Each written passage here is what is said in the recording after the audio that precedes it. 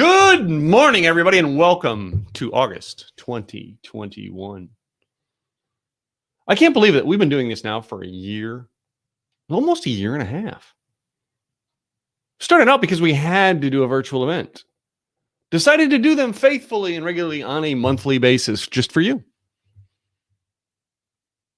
Now, this month here is a prime example that everything you try to do in life is sometimes met, or most of the time met, with opposition. Faced opposition myself this month. For some reason or another, we're not broadcasting on Facebook today because our Facebook channel, it's not, for some reason, the connections just won't work and we don't know why. Still working on why with StreamYard. The point is everywhere we go in this world, you're going to face opposition. If you're in the online marketing business, all right, and you expect everything to be smooth as sailing, guess what? It's not. And most of the time, you're going to get locked into having to make a decision with not all the facts. And you can think you know all the facts. You think you can Google it in 3 seconds and get the solution you want. You think that you know it all. And that is the point where we become failures online, failures in real business. The truth is, ladies and gentlemen, that there's always somebody out there who knows just a little bit more that probably can help you. But let's flip that. Is there something you know that someone needs to know and they need to reach out to you?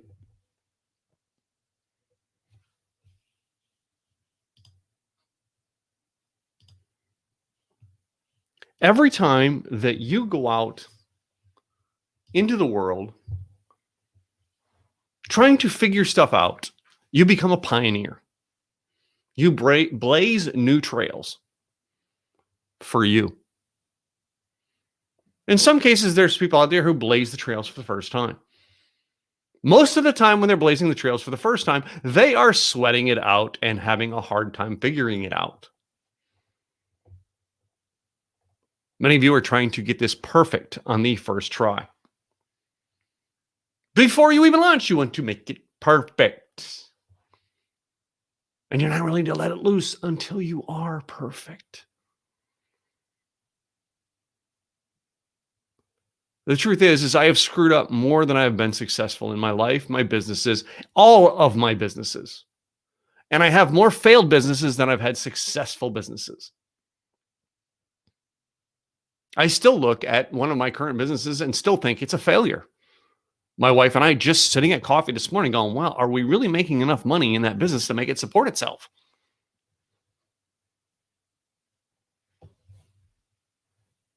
Truthfully, I mean, there's times you sit and wonder, okay, man, you know what I mean? I'm putting in all this effort. What do I do to make sure it works better? For me, one of the things I learned, and I learned it very early on, I was at a conference in 2012, 2 years into my business. And I heard this statement be made at the conference. You can figure it all out on your own. Probably take 2.5 years to figure it out. Or you can hire a coach and figure out how to do it in 6 months. You can hire a coach and turn it around in 90 days. Now, you're not going to be a millionaire in 90 days. You're not going to be a millionaire in 6 months. But you can turn around the actions to start making it successful in 90 days to 6 months. Which means in 2 years, you could be a millionaire. You could be a 6-figure earner. Whatever it is that you are at and where you want to be. Coaching made all the difference for me. And is why we decided to put this month as a theme around coaching, speaking, and why. Yes, all of us want to be speakers. The speakers who are here today, they're handpicked by me to be speakers. They are speakers. Most of them go out and speak about their business, all right, to get clients.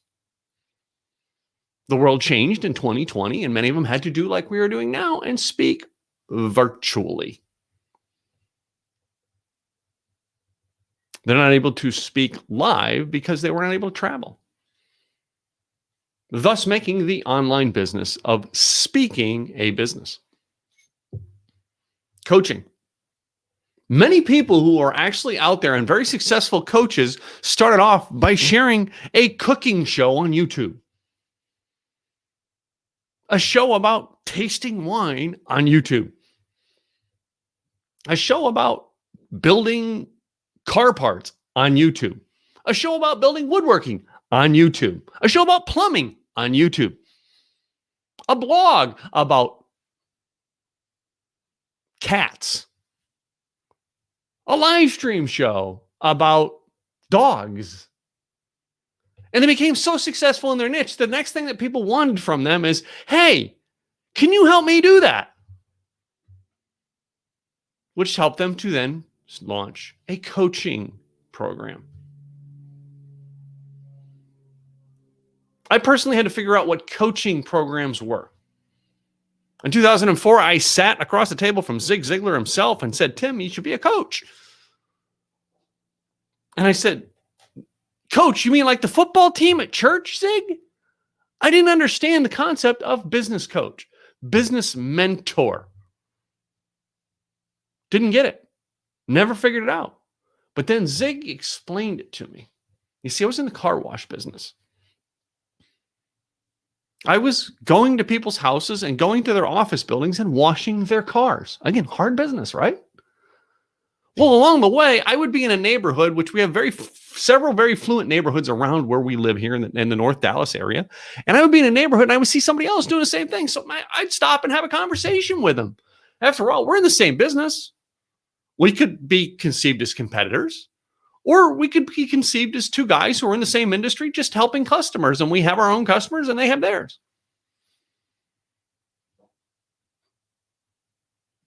And I would start talking with these guys and they would tell me what they were doing. I said, well, have you thought about tweaking this or tweaking that? All right, and make more money? Have you thought about, all right, trying to get people to come to one location and maybe, do less traveling to save yourself some money?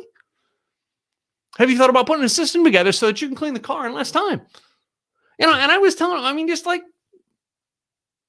dumb things that I had to figure out. But it was helping them. And they would say to me, oh, wow, that's a good idea. I never thought of that, Tim. And then they would start trying to put that into their business. I had one friend, all right, who actually was dealing with the fact that his truck was wrecked and the trailer he pulled, he couldn't pull it because he had his truck in the body shop for months on end because someone hit his truck. And literally, we would stop and talk to him. And basically we come up with a way that he could take his, one of my trucks and run around to use, to do and take care of his customers. But I shared with him how to get around that when he has a problem. Zig Ziglar had to explain to me, Tim, that's coaching. You're coaching these guys. You're helping them be more successful. That's what coaching is. Too often, I think we hear about coaches nowadays and we think, well, I can't do anything else, so I'll be a coach. And I used to make the joke a lot, all right, that people saying on the internet I'm a life coach means I'm unemployed and I hang out at Starbucks with a computer. But the truth is the person who stands up and tells you, well, I coach people, most of the time isn't a coach. Most of the time, it's the people who come up and go, well, Joe, I help you. I can help you make more money in your business. Joe, I can help you get more sales. Hey, Joe, I can help it so people come to you more than you have to go chase them. Would you be interested in learning? That's words that a coach says to make you understand that he understands your business. I never stood up to any one of those guys in the car wash industry and said, yeah, I'm going to coach you on how to be more successful. No, I just went up and did it. So how does that relate to online marketing and what we do? As many of you know, one of my mentors, one of the people I'm plugged into, and I've been in his, his network program now, it was originally called his Inner Circle, was Frank Kern. And Frank Kern's most famous saying is, create content, show them you can help them by actually helping them with your content. Show them you can help them by actually helping them with what you're saying, what you're doing. That's coaching. Because some people just need to hear the words from you right now and go try it. Some people need to see you sharing it and go try it. Some people need to read your screw ups and go try it. And if they get help from whatever you're doing online, maybe you created a video, maybe you made a blog, maybe you made a podcast that helped them. Maybe when they hit their next wall, because they're going to hit their next wall. Again, I started out this conversation today with the fact that I hit a wall this week. When they hit their next wall and they remember that you helped them over the last hurdle, do you think they're going to look up your channel again? Do you think they're going to come to your blog again? Do you think maybe they might now subscribe to your podcast? Chances are that they will. And now we're at the second level of success. You are speaking on a regular basis to help them. How do you convert that? How do you convert that? You convert that now by saying things at the end of actually, as will be taught today in our systems. At the end, say, would you like me to help you with that? For more information, go to, if you notice, every one of our speakers will say that. For more information, go to, and they will give you a chance to go get something from them for free. It's called taking it to the next level. To be successful, you need to take it to the next level. As you listen to our things today, people are going to teach you. We have Virginia's going to teach you about storytelling. Terry Jackson's going to talk to you again about Patreon and how she used that to totally transform and build a community. I'm going to share with you speaking, coaching, and online content. Joe Pardo is going to talk about his Biz Coach Reacts videos and how those videos are getting results. Jill Lublin, publicity expert, is going to stop in and talk about getting more publicity in the online marketing space. And lastly, Scott Schilling is going to share how he started a podcast to grow his coaching business, even though he was already a successful coach. Now, this event, all right, is held every month, and we bring together 5 speakers every month just to help you. Some of you watch this live. Some of you are going to watch this on the replay, and you're catching this next Thursday at 4 o'clock, and it's okay. We faithfully put this together for you, whether you watch it live or you watch it on the replay, because we want to help you. It's about speaking and coaching to help you be more successful. We want to show you that we want to help you by actually helping you. And we realize some of you today can't make it because you have things like hair appointments. You have commitments you've already been committed to, all right, and you can't be here live. So you're watching the replay, and it's probably Wednesday night at 11:30, and you're sitting on your couch with your laptop in hand listening to this, going, man, I'm glad I subscribed to this. It's about helping people. When we put this idea together, we wanted 5 speakers every month to come in and share with you something around a topic. I seek to find some of the best ones out there. Those 5 speakers are handpicked by me every month. At the end of today's broadcast, the next thing will come up for next month. Some of you who are speakers and trainers in your own field in online marketing may relate to our next month's subject and probably could come in and teach something onto it. You can apply to speak. Again, it's a community. We have many leaders in the community, like every one of the people who are today are leaders in our community who've been here before. All except for one have been here before and spoken before and are known as well known as leaders in the community as what they speak on and teach on. The next thing we do is put this together every month, all right? Because of the great people who help us do it, we were able to actually do it at a very low cost. That's why we're able to offer this at $20 for a lifetime membership. We put it together because we have very faithful sponsors who do things and help us along the way. People like Joe Pardo and the Independent Podcasters and Creators Conference. They're actually going to be doing, before our next event, they're going to be doing their event virtually. Joe Pardo will be doing on September 11, the Icon 7 Conference. Great community over there. Joe's one of our speakers today. Our other sponsor has always been and been very much faithfully. He's helped us with a lot of things. Is Larry Roberts with Podcast Boost. Larry Robertson Podcast Boost. All right. There's things that Larry does for our community that helps out. All right. And he wants to help you boost your podcast. And therefore, he jumps into our community and helps out people. And in case it's you, you get to go over and check him out. Of course, we have a sponsor every month that we give money. So basically, if you bought the $20 membership this month, it goes $10 of it goes to Get Shift Done. We automatically take $10 of every $20 that comes in on that thing, and we give 10 of it right over to Get Shift Done. We help them out because we believe in their concept.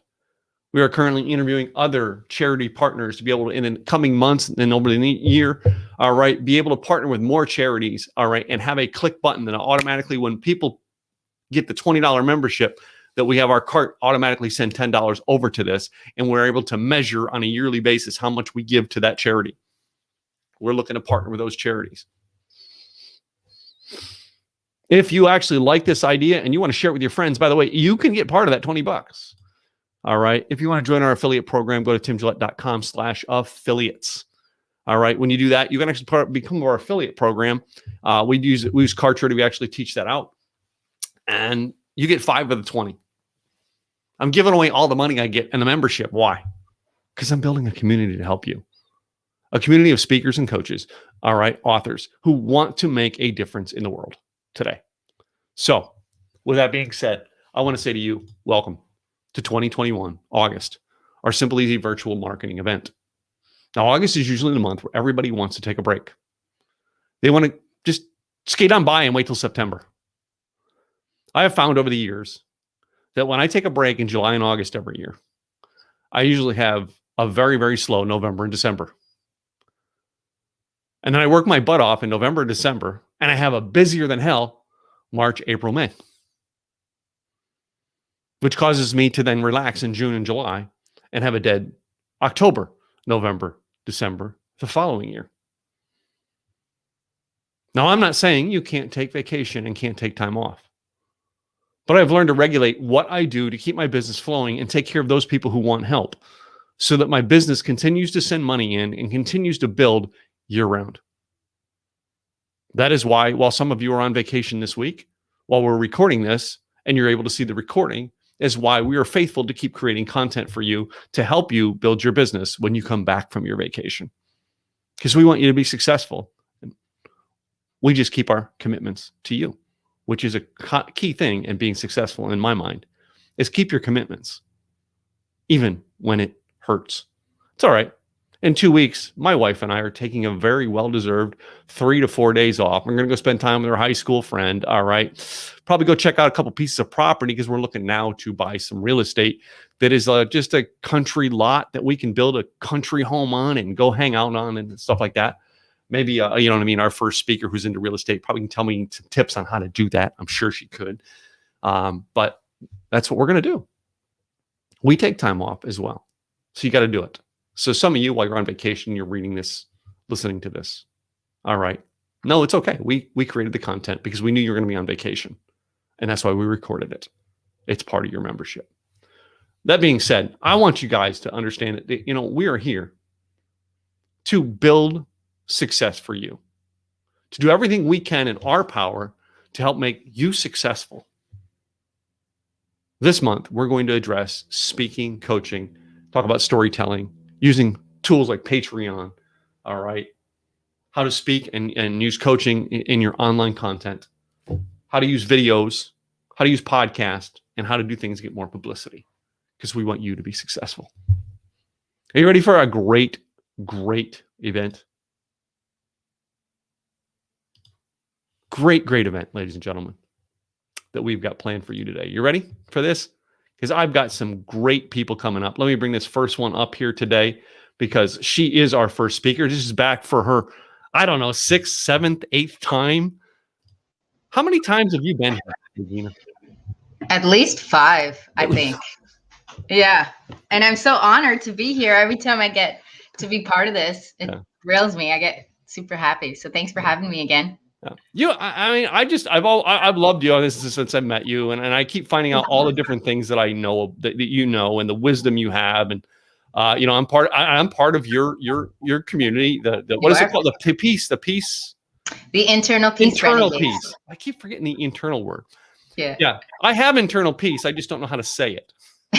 Most important, you have it. Who cares how to say it? I have you to teach me how to have it, but Exactly. I don't know how to say Exactly. it. So, Regina, you want to share some slides today, or I do. all right? Why don't you hit the share button, put them down there in the buttons for me, and I can bring them up. Cool beans. It's been a while, so I forgot how to do this part. Bear with me.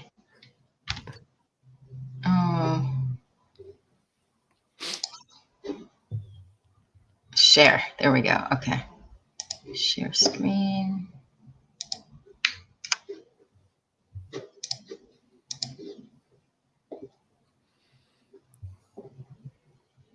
All right. Let's see. That looks like us on screen. How about now? How about Should now? be. It shows your. Oh, there. Now it just opened up. Okay, Yeah, here we go. okay. All right. I'm gonna leave you on the clock. Go, please, girls, share with us about storytelling. Awesome. Thank you so much, Tim. And again, thanks for having me. Welcome, everyone. So, what is the big deal about stories, right? Who cares? And why should we tell our stories? Well, I would love to share with you a little bit about why your story matters and how you can actually speak your truth and then create a revolution around it. Again, kudos for being here. I'm Regina Rosa Celeste, and a lot like you, I love free stuff. Who loves free stuff? Raise your hand.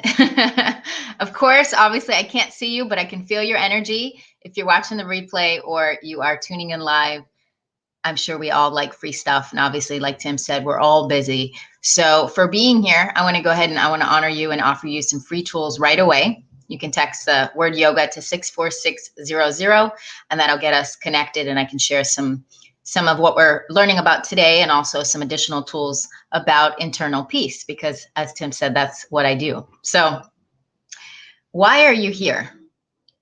Have you ever scratched your head and actually asked yourself, like, what are you up to in the world? What are you doing? What's your message?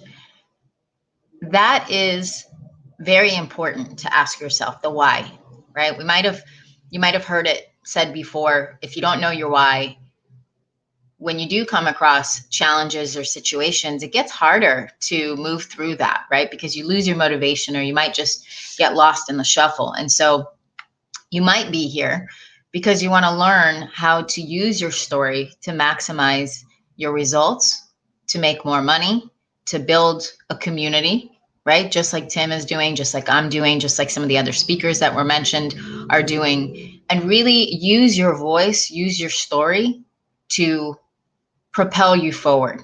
So in today's session, you're going to learn how to speak your truth and share your message with confidence, no matter what the topic of your podcast or your speaking is.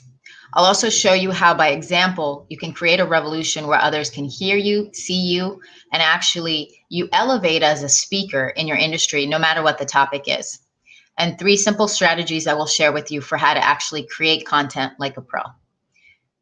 Sounds good? Everybody here and with me?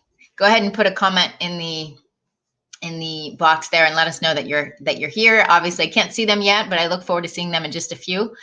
And I just want to take a few moments and share with you who am I and why even listen to me, right? I know Tim shared a little bit about me with you. And yes, my background's in real estate, which I am still very much active and involved in. And I look forward to connecting with those that have questions. And of course, Tim, excited to hear about the country house and talking about that. And, you know, the real thing that I'm excited and passionate about is I'm a woman on a mission to change the way the world experiences peace from the inside out. And the reason for that is my story. I'll actually share with you, by sharing my own story with you, why and how that has actually helped me create a revolution, but more importantly, helped me understand my why and what I'm doing. And it's actually been a journey. You know, I've had over 15 years of sales and speaking experience. I've done over, at this point, about 200 presentations on mindfulness, peace, and balance. I'm the founder of a global community called the Internal Peace Renegades, which is about 5,000 members, certified yoga and meditation instructor, and I'm also a realtor. But what I'm really, really excited about, and yes, I can share with you a little bit about the books that I'm published in and some of my clients that I've worked with, worked with Tiffany and company. I've worked with Ferrari. I've worked with, of course, Nancy Matthews, who Tim and I know mutually, love her, and her community, Women's Prosperity Network, a phenomenal community that I'm part of. And I could tell you all these other things, but what really, really I'm most proud of is this. And it's really simple. I love being a yogi. And I'll tell you why. For me, at very challenging times in my life, when my story at the time I didn't know was going to be my rock, I call it. And as much as I love yoga and I love what it's done for me, I really feel like yoga, meditation, and mindfulness has been like the key. It's unlocked the key. It's unlocked the door and, really opened up the windows to so many things in my life. It's allowed me to have the internal peace that I talk about. It's allowed me to have perspective on things when, pardon my French, shit hits the fan, right? Life is reality. And there's going to be a lot of things that happen in life, and things are not always going to go according to plan, right? AKA 2020, right? If anyone, I'm sure all of us would agree that 2020 didn't go according to plan. And frankly, neither is 2021, right? In my opinion. And, Tim, thank you for sharing what you did just a few moments ago about your businesses and how sometimes, you move, you put all the effort in, still you stand there scratching your head, asking yourself, is this worth it? And that is reality. That is life. And my story has been my moving through challenges, moving through adversity in my life and my businesses, and still coming out the other side feeling this choice of internal peace, because for me, that's really important. And I believe that the more peace we can have in the world, the more of a healthy and prosperous world we can create. So it's really important to understand where you've been and where you want to take people. Why should they care? Right? If I didn't have a story and I didn't have a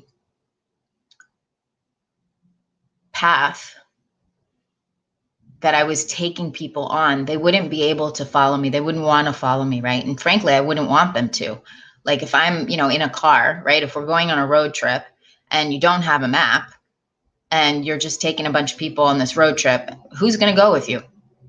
I'm not, right? Tim's probably not, right? Joe's not going to go. Larry's not going to go. I mean, we might, because we're friends and we all, like hanging out. We probably would. But the reality is you want to know where you're trying to take people. And so, in my own case, I'll just share with you, for sake of teaching and sharing, right? My experience has been that we all have pain and we all have a choice. The truth is that we're all in the same game, just playing different levels.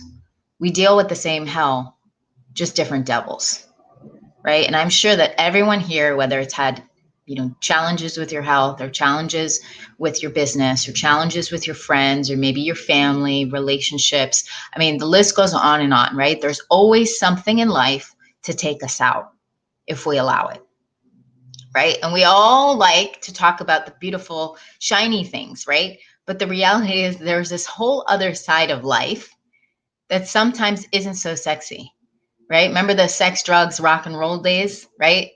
When, you show up and you just want to have a good time, and that's awesome, right? But those awesome good times, I'm sure many of us can also agree, provide some dark nights of the soul, right? So how can you use your story to actually elevate you in a way that you can still create that buzz and that, sex, drugs, and rock and roll essence and make it exciting for people, but without speaking from a place of fear or worry?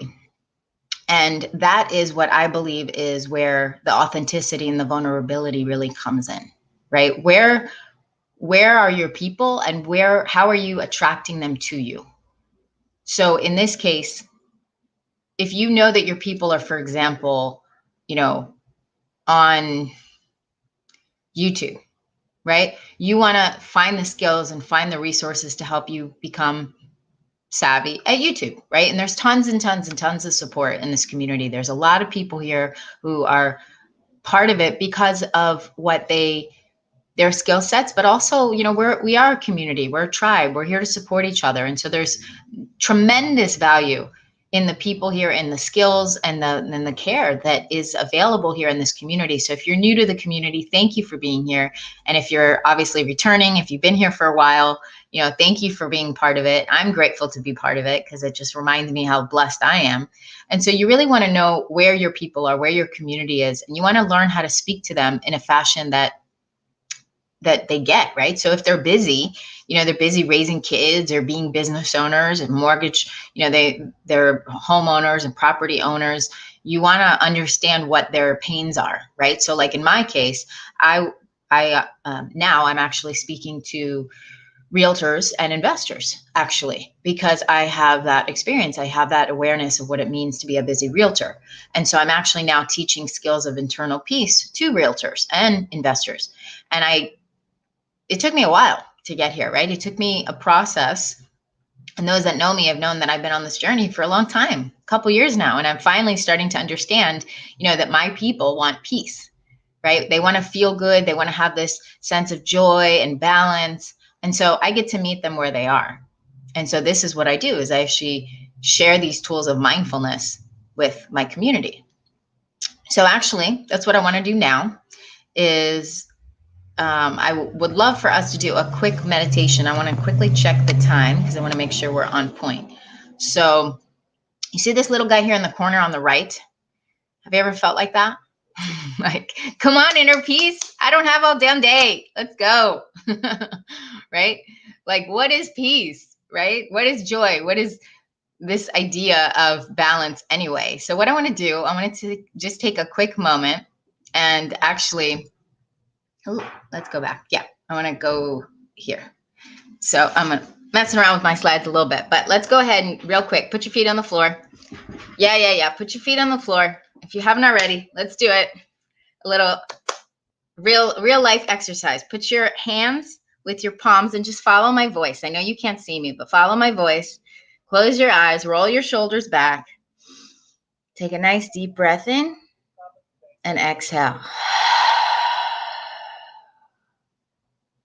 Again, nice big deep breath in. Exhale. Usa. Let's do one more. Nice big deep breath in. Exhale.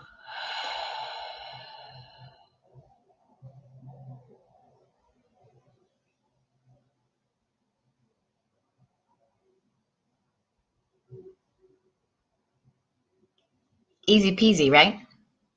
It didn't take much, right? That was simple.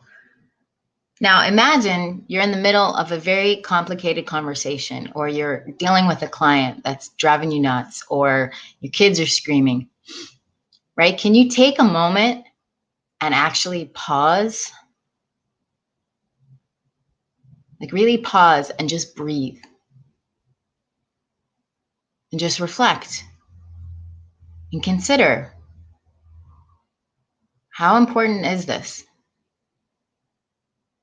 Can I pause in this moment and feel peace? And I guarantee you, you can if you choose to. Because inner peace begins the moment you choose not to allow another person or event to control your emotions. And we all know that right now, this time in life and in the world, there is 1,000,001 distractions taking us out. And so I really encourage you to take the time to just practice that one little thing we just did. And sharing these possibilities, sharing these tools of really just ways of being, right? This is how, in real time, I'm sharing with you how I share my story, right? And the transformation that I take my community on, and I want the same for you. So yes, this is an exercise we just did, but this is also what I teach, and this is how I, take people on these journeys, because the reality is I know that my people are very frustrated and they're very overwhelmed, right? And maybe you are too, or maybe your community is. And you have the tools, you have the skills, and you have the story that can resonate with them so that they follow you, right? Have you ever felt like this hamster on the right where you're like, I'm done. I want to like get off this hamster wheel and just sell it, right? And so that's where I was. That's where I was not very long ago. And I'll show you, I'm kind of, yeah, there we go. This is what I want to say. There was a time in my life not that long ago where I said, I got to, figure out what I'm doing here. I got to decide where the rubber meets the road, so to speak. I was really not in a great place. I was feeling a lot of negativity and just, a lot of shame and doubt and fear and insecurity and all that stuff. And I was going through a really hard time in life, and I'll speed it up just because of time purposes. But at the end of the day, I made a choice and I said, what do I want? I want to feel good and I want internal peace. And so through my story, I've been able to now transform not just my own life, but now I've been able to transform the lives of other people. And Brad's somebody in our community. Brad is an athlete, and Brad and I did a few short sessions together, and he shared that he's just after a few short sessions, he felt much more centered and less anxious. Another gal in our community, Natalie, she was very afraid of video. And so we did some coaching work together, and she has a lot more confidence now. And she's actually done a couple, I think during COVID, she did 20 or 30 videos, which was pretty amazing considering this was a woman who literally had stage fright every time she got on video. And so this is what I've been doing the last few years is I've been sharing with people these transformations, both of my own and now of my tribe, of my community, and the Internal Peace Renegades. And Tim shared a little bit about, his own journey, which has been super cool. And together we create better relationships, we create better lives, and we create a better world. And so my invitation to you is that through your story, you can actually share how you can take people on a journey too, and how you can lead a community of thousands of people, just like myself, just like Tim, just like Joe, just like Larry, just like everybody who's here today. And I'm sure I left out a few people, and I do apologize. I don't know all the speakers today, but I'm so honored to be part of the lineup because I know that every time Tim does these events, he brings stellar people. And so my invitation is you don't need to be better than anybody else. In fact, please don't. Don't try to compare yourself to other people. Just be the best you can be, right? My invitation is be the only person you should try to be better than is the person you were yesterday.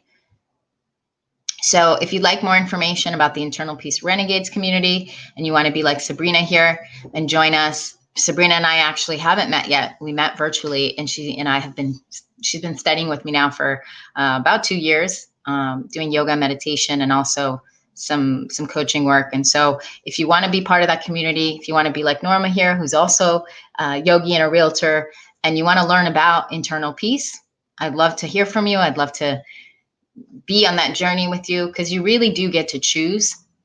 You get to create this life. You get to choose how you want to live. And this is our group here. We're all about peace, mindfulness, body, mind, and spirit, and bringing us all back to the path of internal peace. And this is a little bit about the community. And I will, there's Nancy. Nancy shares a little bit about her journey. And this is a little bit about the program, but this is the best part. This is what I call the Internal Peace Revolution journey.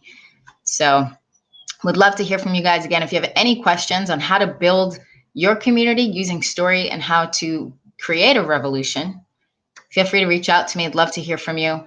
And Tim, thank you so much for having me on today. I'll go ahead and stop the share in case there's any questions. And depending on how much time we have. You still have like another 10 minutes if you want. Do I really? Wow, I breezed through that sucker, didn't I? You're just so fast at it now. I'm fast. Well, that's cool. We can do some yoga exercises then. We can meditate. I think you should. I think you should do something so unique that the people who watching this on the replay miss the experience. Let's do it. Let's do it. I'm in. Yeah, I'm dressed for it actually. I'm wearing my yoga gear. Are you? Very like meditative. You want to see it? It's like my yoga shirt. Hold on. I didn't expect to stand up. I'm trying to figure out how to make my studio more, standing version. Let's do this. I have this desk that makes mine standing version, and I have a camera that can come in or go out. Oh, that's so cool. Yeah. I gotta work on that because that's pretty awesome. So yeah, it's Love yeah, this. we do a camera, and the desk is an expensive tool, but the camera is the Brio, the Brio, which basically has 3 different settings, so I can come out and do this. So cool. Yeah. Awesome. Well, thank you for this invitation, because I would love to do, some real life stuff. So yay, this is great, because we get to interact, and you guys got to hear a little bit. And so this is me in action. And okay, so I love this. This is cool. So everybody, go ahead and put your feet on the floor. And obviously, if you're not barefoot, you don't have to be, but I personally love being barefoot. I just like having my feet rooted into the earth. So I'm going to invite everyone to take your shoes off, or your socks if you haven't, and do what's comfortable. So if you really are committed to keeping your shoes on, that's fine. So if you don't have your shoes on, which is ideal, go ahead and separate your toes as much as you can. So I'm going to really challenge you here. Roll your shoulders back, close your eyes, palms facing out. Just take a few breaths here. And I want you to go ahead and separate your toes like a tree as much as you can. Like, imagine each toe taking up its own space on the floor, not touching each other if you can. And you might even notice your toes gripping the floor. That's perfectly fine.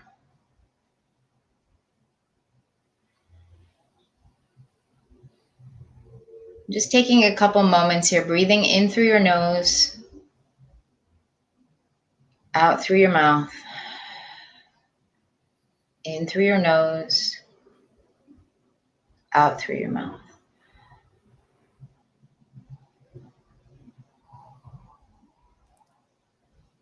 And then take your right hand to your heart. And bring your left hand to your belly.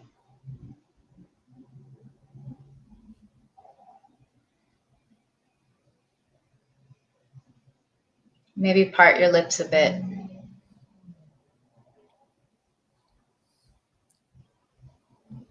And I want you to just imagine everything that is burdening you, anything that's distracting you, anything that's heavy on your heart. Could be whatever, could be a situation, could be life, could be a million things. Just let it pass through your body, and let it go all the way down into the earth, like into Mother Earth. Let Mother Earth carry that burden. Knowing that Mother Earth, and I call it Father Sky, are actually designed to recycle these burdens and these energies. And I really believe that this stuff is just energy. And when we can allow ourselves to just channel these emotions out of our body in a healthy way, we can really renew and revitalize our bodies and our minds and our spirits. So just giving all your burdens away, just dropping them down into the earth. And imagine like all of this stuckness, anything that's bothering you, just go ahead and wipe it off. And if you need to open your eyes, you can just like shake it off. And this is actually, I'm going to teach you guys a little fun thing here in a minute. So you just shake it off, and imagine like, just like as if you were in the woods, and you're just shaking off all that junk. Is this too woo-woo, Tim, or this is okay? This is something that Tim's actually has to open up a little bit too, but I'm okay. Nice. Yeah. Okay. Thank you for being willing, because I know that it's and I'll be super vulnerable here. This is, even my morning started with some heavy stuff, like what's going on in the world, economy, like laws changing. And I'm like, whoa, like this is why we're here, right? This is why we're doing this. This is why Tim's put this together, and so many other communities that we're part of. This is why Joe has his community library, and, all the speakers that are here today, and all of the people that are watching. Like, you're here because you have a community, you have a support system through all this happening, all this, I don't want to say it's trash, but all this stuff that's happening in the world. the noise, you're not alone. And you have a community that cares about you, that wants to support you in your business and in your life. So these tools go way beyond our businesses. They go, I think, internally, like really into our heart space of how can we thrive in our lives without the fear, without the worry, and still make a whole lot of money and help a whole lot of people, right? So these practices can really help support you to do that. So I'll share with you guys one more exercise that I love, and I want to invite you to try this any time of the day. So it's called a chi shower. And what you do is you literally like tap yourself, and you start from, you know, either the inside or the outside, but you want to make sure that you get every part of your body. So you just go across and then go to the inside, go outside of the arms, get your back, your front, your belly, your kidneys, your legs. And you do that usually like 2 or 3 times. And you go through, and what it does is actually, it does a few things. It actually like moves the chi, right, which is energy, out of your body that's stuck. And it moves the energy that's positive into other areas. And it actually elevates your mood. So it's kind of funny. So like sometimes when I do it, I just start giggling because it's funny, right? So let's do it one more time. And I just invite everybody to see how you feel when you're done. And just see if anything shifted for you. Was there something kind of bugging you before we started? And if there wasn't, that's awesome, even better.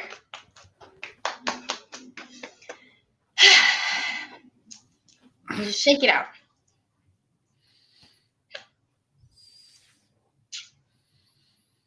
So we got some movement in there. And, you know, remember to have fun at the end of the day. So I have a question with you on this, Regina. Yeah. You know, a couple of years ago, I was at a function in California. I don't even say it was Los Angeles, because it was north of LA at the time, like closer to Santa Barbara. And I got sick, and one of the ladies who was at the event came in and said, you know, I've got something that I can do to help you. And literally, she did this whole tapping exercise with me. And I don't understand tapping, and it's a good thing I don't understand it, because it got me out of my head, and she had me do it. And it was like a stomach bug I had and a fever. Mm-hmm. And basically, through her tapping in a matter of minutes, all right, when you say release, I literally, at that moment in time, whatever it was that was holding the stomach up, I ran to the bathroom and released it. Wow. And I felt better because I had to do a radio interview at the time. I felt better. All right. The fever, it took the fever about 3 hours to go away, but still, it released all the crap that I was basically making me feel sick. Yeah. All right. So when you talk about the tapping, all right, and releasing, could it actually release your physical ailment and help you start healing from it? It may not cure you at the moment, but help you start healing from it. Yeah, great question. So I'm a firm believer that whatever dis-ease we experience emotionally shows up in the body as a physical disease, like cancer, right? It's an extreme one, but there's something happening where the cells are obviously mutating on a physical level, but something happens emotionally before that. Yeah. And I believe personally that it's also spiritually connected. So absolutely 100%. Like I'm very, very convinced that science and personally spirituality merge. And I think that when people are able and willing to lean into the woo-woo, as I call it, like, even though, like you said, you don't understand it, that's the cool thing. You don't have to, right? Yeah. If you get the result, it pretty much sells itself. It's like there's not much you have to do. So the tapping, absolutely, because you're getting into the psyche, you're getting into the psychology of the unconscious, and it's releasing areas of stuckness. And even something as simple as what we just did. And, you know, I love what you shared, that story, because that goes to show whatever was there for you, by letting it go, you physically let it go. Yeah. And it's not to be afraid of it. You know, like that's the thing. Sometimes our bodies, like for example, when for the speakers, right? When we speak, sometimes we get nervous, right? Especially when we're in big crowds and there's thousands of people. Like there's something called tinnitus, where like I know it happens for me. Like my fingers actually look like like crawlers. It's really weird. And my body, I get nervous and I get like the shakes, and I have to be really mindful to remind myself like, oh, okay, to breathe. And then sometimes I'll do the tapping stuff. Like I'm a certified EFT tapper. Yeah. So I don't know if that's exactly what she did, but whatever she did worked. And yeah, it did. And it, you know what I mean? Again, it didn't heal me, but it took away what I needed to go away. Literally, I mean, there was like, I'd say, but I mean, it made me throw up. I couldn't throw up. All right. And that's what it was lodged, but that released it. It made me throw up. And I'm like, okay, I feel better now. You know what I mean? And that's it. And I don't want to ever claim that, you know what I mean? Yeah, you do this and gosh, you're going to be healed from cancer. No, but I think the spiritual realm that is holding you down in the sickness, you will release the spiritual realm, which will cause the physical realm to then heal. Totally. Yeah. So, and truthfully, I mean, I'll be honest with you. You see me speak at Nancy Matthews' event. It was one of the most nervous speaking engagements I've had in years. And I don't know why. And Nancy, I went out in the hall with Nancy for 5 minutes, and I said, I don't know why I'm feeling this. And Nancy most people don't know that. And it does, it happens. All right. It happens to all of us. And I was so glad I'm friends with Nancy to just go, okay, so I've never felt this. I don't know why I am. And she basically pulled me out in the hall, gave me a talk, gave me a listen to. All right. You know what I mean? We took a spiritual time out. And I walked in, and you know what I mean? It didn't, after that, what happened didn't matter to me. The results didn't matter to me because I was there to do what I came to do. And that was to help the people in the room. Well, and I love what you just said, because on two levels. One was you were cool as a cucumber. Like I had no idea you were nervous. And number two, that's the key, right? Is like, it's not about us. Yeah. None of this is about us. Like, yes, we could get the rewards, and hopefully we get, there's Zig Ziglar, perfect example. Zig Ziglar used to say, if you help enough people get what they need, you always get what you need. That's right. That's right. And that's a prime example. Like if we take ourselves out of the equation and our attachment to the results, it doesn't matter what happens. We're there to serve, and you're just having a conversation with a couple people in a room. You're right. So, well, Regina, I thank you for coming in and sharing with us. It's always great to get your wisdom. Thank you. So great to be here today. Thanks for letting me do that impromptu thing. That was fun. That was good. I'm glad you did it. All right. And I'm glad you were here to share with the audience. And some people are going to catch this and get results from it next month because we recorded it. Yay. Awesome. Right. I'll see you soon, girl. Thanks. See you soon. Bye. Thank you. All right. Yeah. Regina Rosa Celeste is just, guys, I just love her. All right. She has become a great, I've become a great fan of hers, be truthfully honest with you. And we met through Nancy Matthews and then reconnected more through Joe Pardo. And now she's become a very faithful member of our community. And you know what I mean? You can become a part of this community too. All right. When you get in and start, once you learn something, you then go out and speak on it and teach on it. And that helps you then go back and learn it more. Seriously, that's why we're doing this thing today, speaking, coaching, all right, online marketing.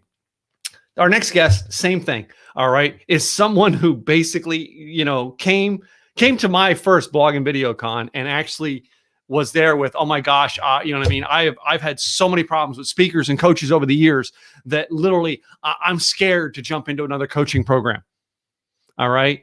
And when I showed her that she actually had a coaching program, she just had to put it together and do it.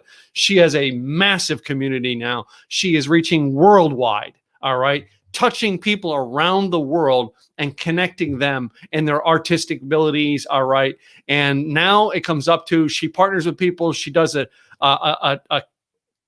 community event, all right, and she sells it out because everybody in the community wants a piece of it the second she releases it. And I'm sure she'll talk about that. But she actually delved into an area that I don't fully understand yet. I don't have to. She's my expert in my community. She's in my mastermind. She's the expert about it. If I need help into it, we bring her in and she teaches. I don't. I really, this is why we're bringing this in, because it was huge. Terry Harden Jackson, all right. legendary Disney Imagineer. All right. Legendary Disney Imagineer. All right. Someone who's behind some of the greatest things that you've seen in puppets and online movies and, all right, and stuff like that. She actually has a community using Patreon, and I'm sure she's going to share a little bit more about it. So let's bring her on. Hello, Terry. I made it. You Woohoo! made it. Cool. How'd your speaking gig go last night? Oh man, I blew his wig off. Oh wow! I figured gotta that, tell right? you, I was very excited about speaking in front of people who don't know me.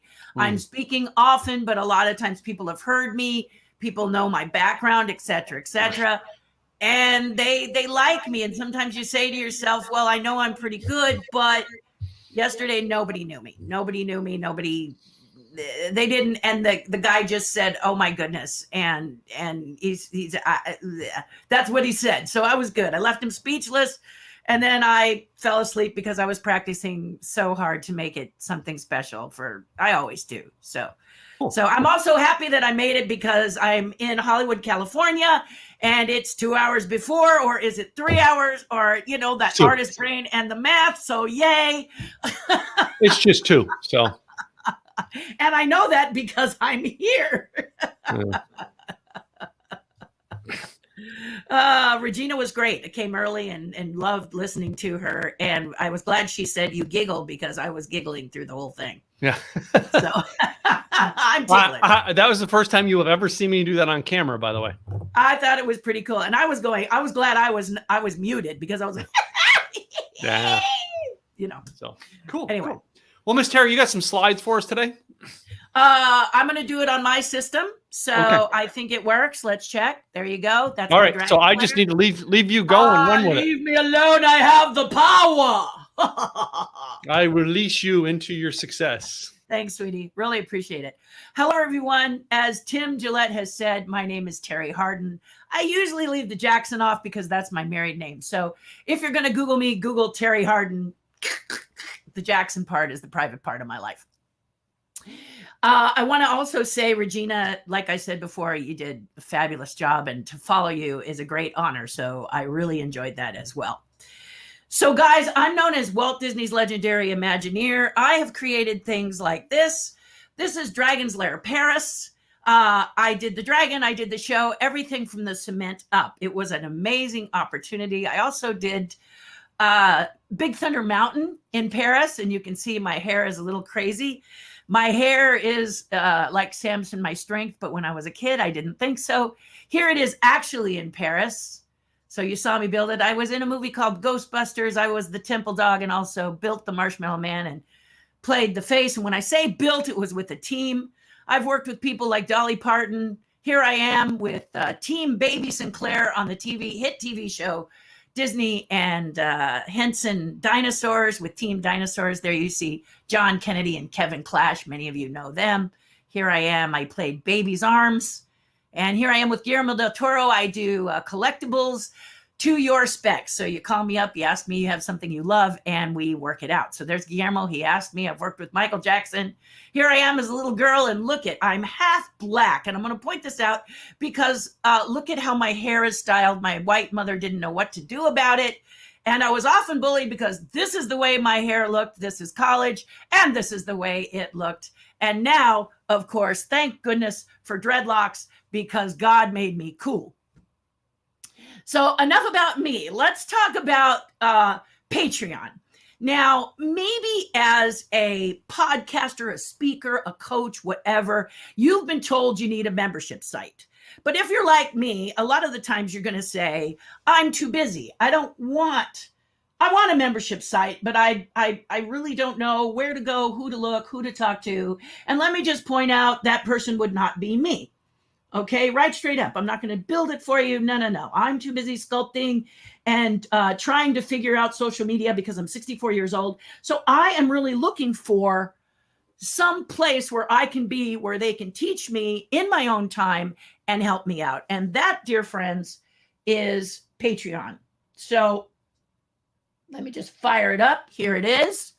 And I'm going to show it to you. And then I'm going to be in the lower corner.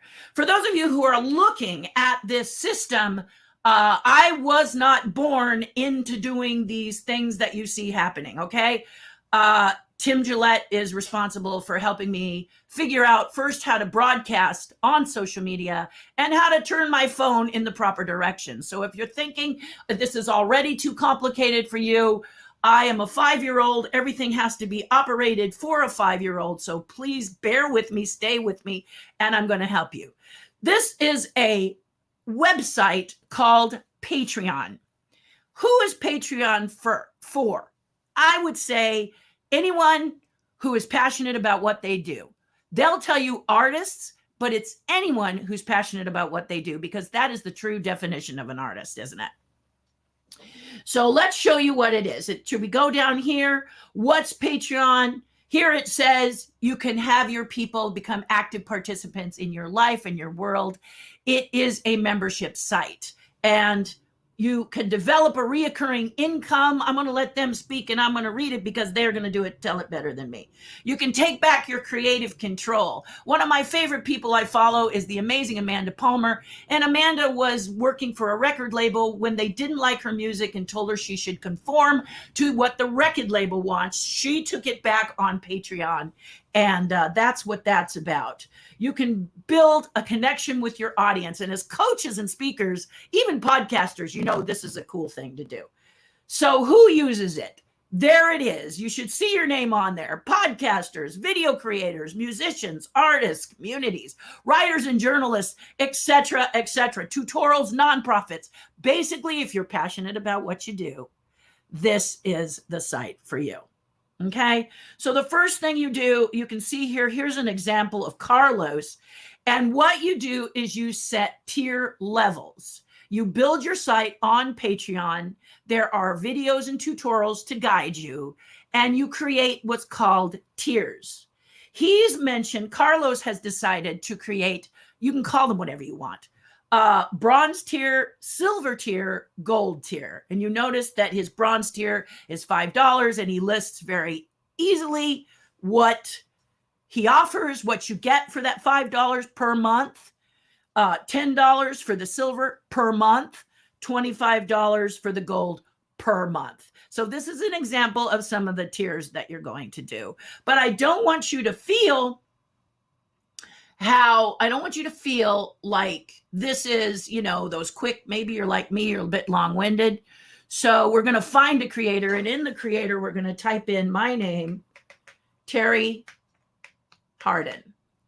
And then we're going to search for me, right? Okay, so here's mine. And let's see if we can go to me, tap on me. And then here are my levels. I call my levels portals. You go in with your big comfy chair, you sit down, and you experience the portal. You'll see I have a $5 portal, a $10 portal, and a $25 portal.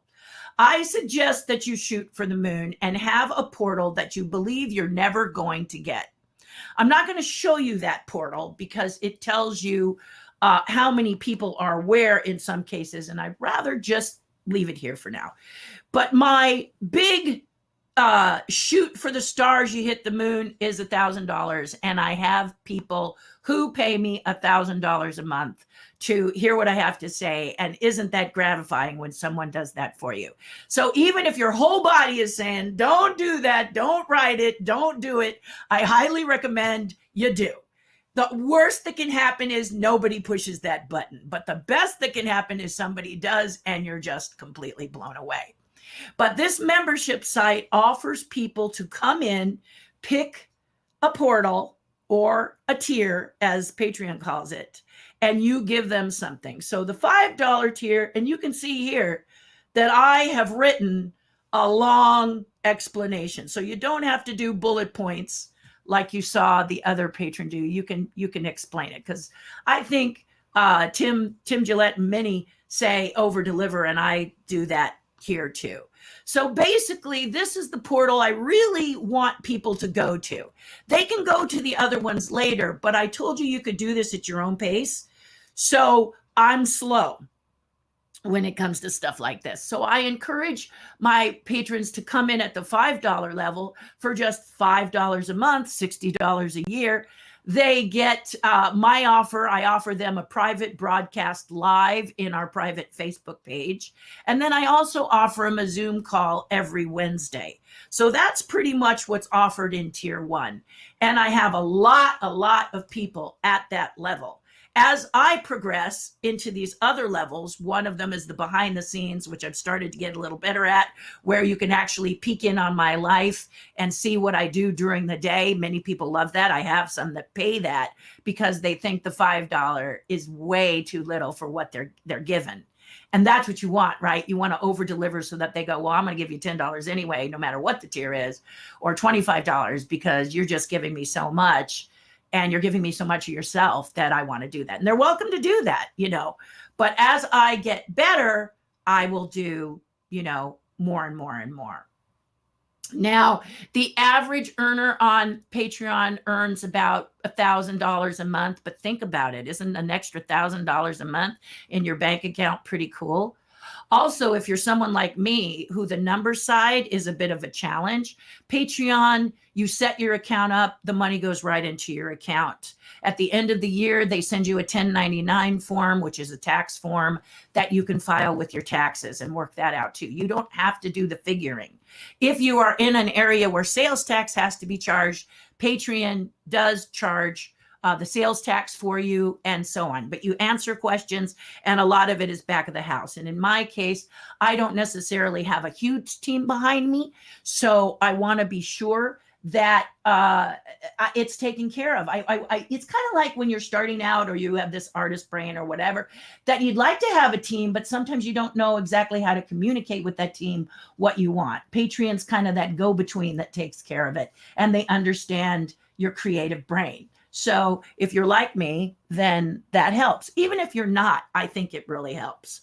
So let me go back, and then let me go back again. There we go. See? You see what I mean? Yeah. So, okay. All right. So at the top of this, coming back, beep, beep.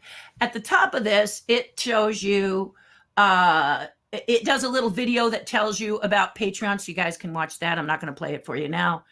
And then it explains to you just what I told you it said. And then you can say, create on Patreon.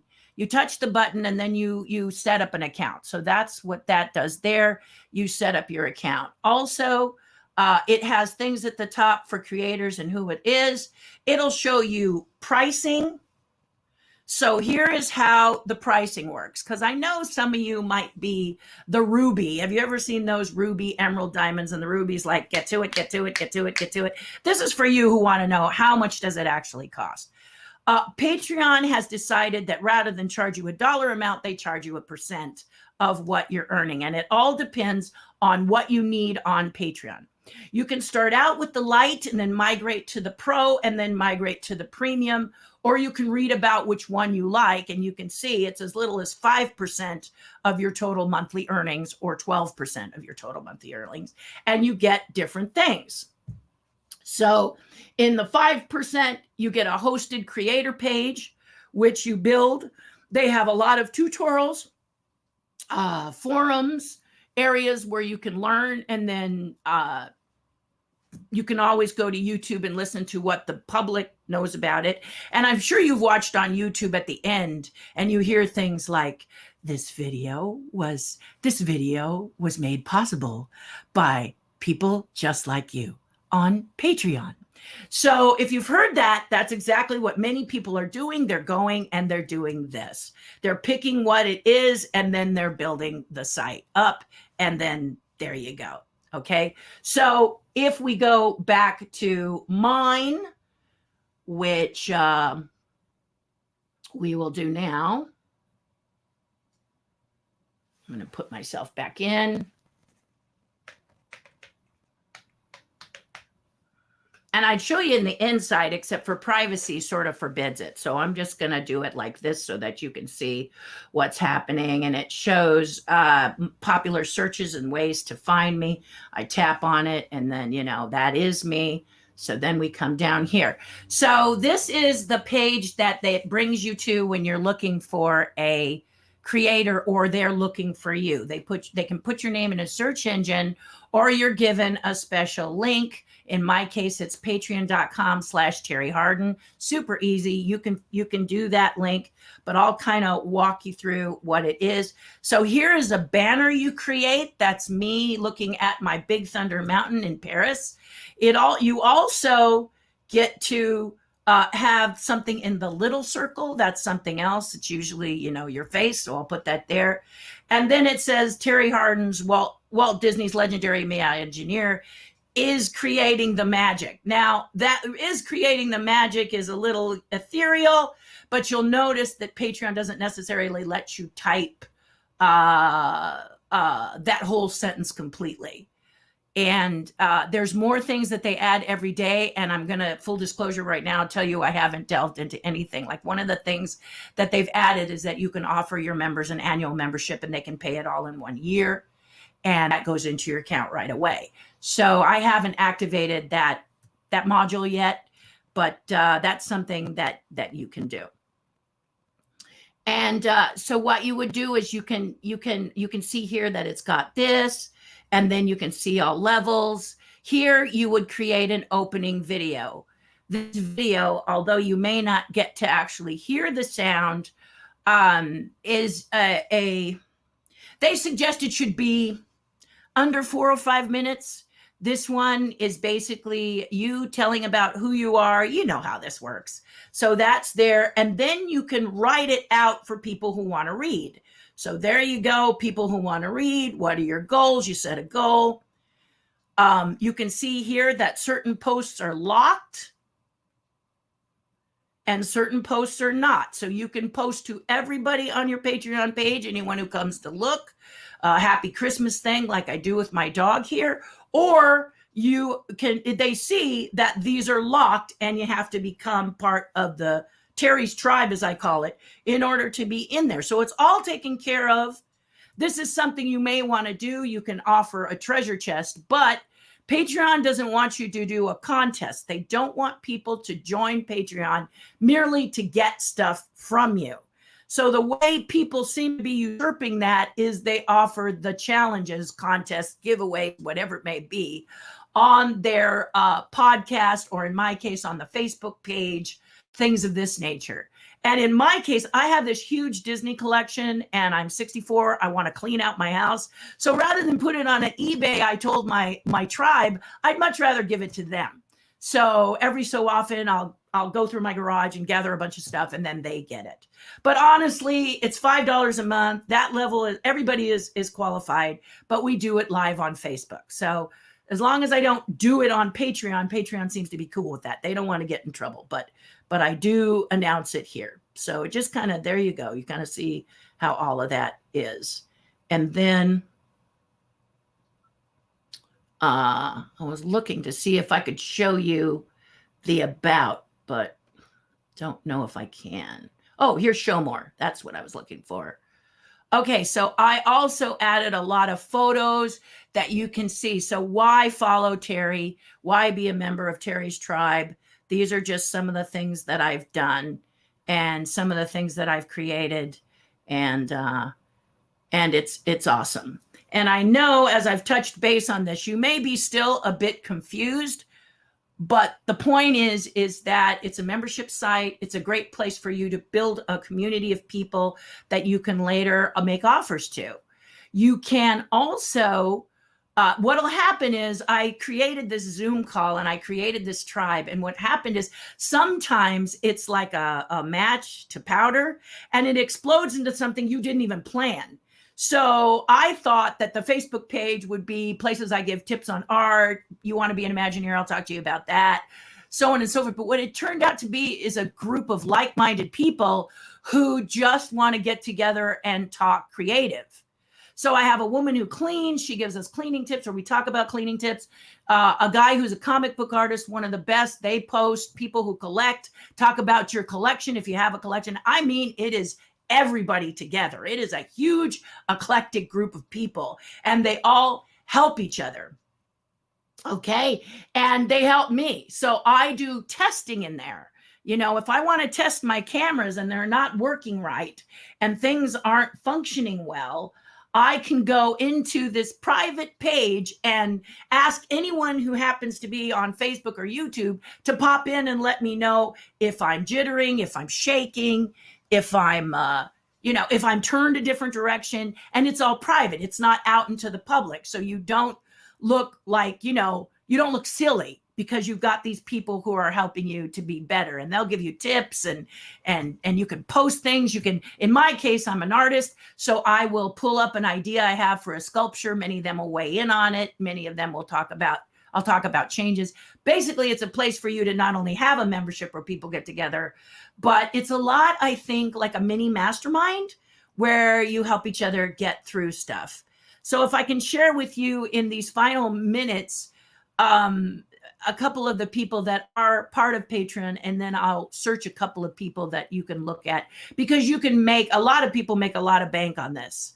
I am pretty average with around $2,000 a month, full disclosure, but there are people like Amanda Palmer. Amanda Palmer is married to Neil Gaiman, but that is not her fame. Her fame is just that she's a rock star, and she has over 30,000 followers. And even if those followers are only paying her $1 a month, per month. And it's a heck of a lot more. It's a heck of a lot more. She now has a team. She has meet greets, all this stuff. As it grows, you can grow too. And it's just exciting. Hi, Luana. That's really sweet of you to say that. So basically, I have this Zoom call where I also have created what's called the spotlight, where each and every member, if they want to, can take the spotlight for the hour on our Zoom call and tell us about themselves. And it's amazing what I learned. Many of them say, oh, I don't want to do it because I don't have anything to say. And I met a woman whose sole dream in life was to be a good wife and mother. And she played it down. She said, I'm just a wife and mother. Well, excuse me, if you're a wife and a mother and you are raising the next generation, this is not a just. This is a rock star. This is a rock star career, right? Wife and mother. I mean, come on. I'm not going to do it, but my goodness, if you do it. And she's also a black belt in karate. Who knew? So I'm just this, nothing else. And then she points out she's a black belt in karate, and you just go. And these are the kind of things you realize when you ask your membership about them, because people do like to talk about themselves, right? Well, just recently, you may have noticed we had a pandemic. Something called it's after a beer, coronavirus. That's it. Okay. So people were very depressed and upset. And I mentioned to Tim Gillette that many people on my public channel said, we'd really love it if you do one more, because I'm not getting to Disneyland and I'm feeling a bit suicidal. True story. True story. And you may be saying, what? Disneyland? But are we judgmental? So how did I help them? So now they're in the membership, and sometimes we'll talk them down off a ledge. Okay. So let me take you here so you don't have to look at that. Maybe you want to look at my dragon. I'll put it up if you like to. But in any case, here's the situation. I have a wonderful young man who worked for Disneyland as a cast member, and he was laid off. One day we found out he's usually bubbly and upbeat, very, very entertaining on our Zoom calls because he's a cosplayer, he's a photographer, he's got all kinds of good stuff. But the point is this: one day he's silent and he's quiet, and I say to him, hey, what's with you? What's going on? Now, the cool thing about having a membership site of any kind, and on Patreon, because it's easy and simple and easy marketing. It's simple and easy, and I like simple and easy, is I pop up on a Zoom call. I send an email through Patreon to everybody to let them know it's going to happen. It's all really, really in one spot. I guess that's what's really the good thing about Patreon, is it's in one spot. And Anyway, he said that he was very sad because he didn't know if he was going to get called back to Disneyland, and he was going to need to make some money. The situation was this, that he didn't want to take another job because he was going to have to disappoint that employer as soon as Disney called him back to do his job at Disneyland. So we all, as Terry's tribe, on the Zoom call from Patreon, got together and gave him suggestions. By the end, we had got him not only stoked and have a plan, but also gave him the steps to get started. So for example, a step in any direction creates momentum. And so we said, even if the step's the wrong one, once you step, momentum happens. So the next time on the Zoom call, he came back and told us he had actually done what we said and got his first client. And while we were on the Zoom call, he got the call to go back to Disneyland. So we all got to witness his mom hugging him, his dad jumping up and down, him full of tears because look what happened. It happened that fast. So you're a coach, you're a speaker, you can inspire week to week to week to week, day to day to day to day, simply and easy on the Patreon page. I hope that you will take a look at it. I'd like to offer you a free 20-minute chat with me to talk about your questions from Patreon specifically.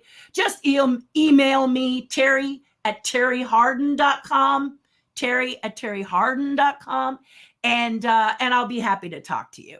All right. I hope you enjoyed this. I hope you're as excited. I've been with Patreon for over, 5-7 years now.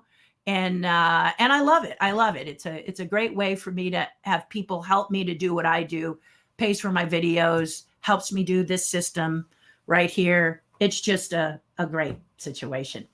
So thank you. Look at all that.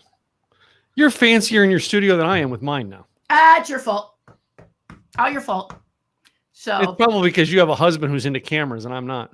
Well, you mentioned the beginning that Yeah. I mean, you were very sweet about it. Terry was reluctant to hire another coach. Terry was actually like this. Tell me why I should follow you. I mean, honestly, guys, no catalytic converter on my mouth. And Tim just took it in stride. You know, you're 3 feet from a person and the person has got the body language that just tells you as a coach or a speaker, we don't believe you. Even if they go, yeah, the body language is telling you the difference. And Tim just took it in stride. And I told him not to break my heart. And he hasn't. I've been with you since I'm a, what do they call it? A first. Yeah, well, we're calling it. We'll put a name onto it, and I forget what we were calling it. But those people who started the first I year, call it an inaugural member because at Disney, when you do the inaugural, it's the first one. So I was an inaugural member, but I've never been disappointed. And I went from turning my iPhone the wrong way to this camera system you see, and to learning about something like Patreon and having the confidence to just jump in. I really attained that. To you, Tim. Others that went before me, other coaches. I'm still with one other coach. But the point is that I'm really honestly so grateful because simple and easy is what you make it. Yeah.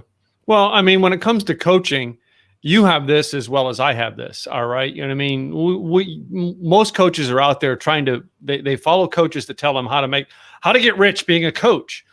You and I both know, well, you know, I know I got what you need to help you. I'm presenting it to you. You take it, you leave it. I'm going after this. Bye. You know, and you're the same way. I've seen you. You're like, I'm going to keep doing what I'm going to do. You want my help? Come join me. You don't? I'm not going to chase you. Yeah, I have but you know, I have to build, you know, so I've got these ghosts that are giving me trouble that need to be delivered.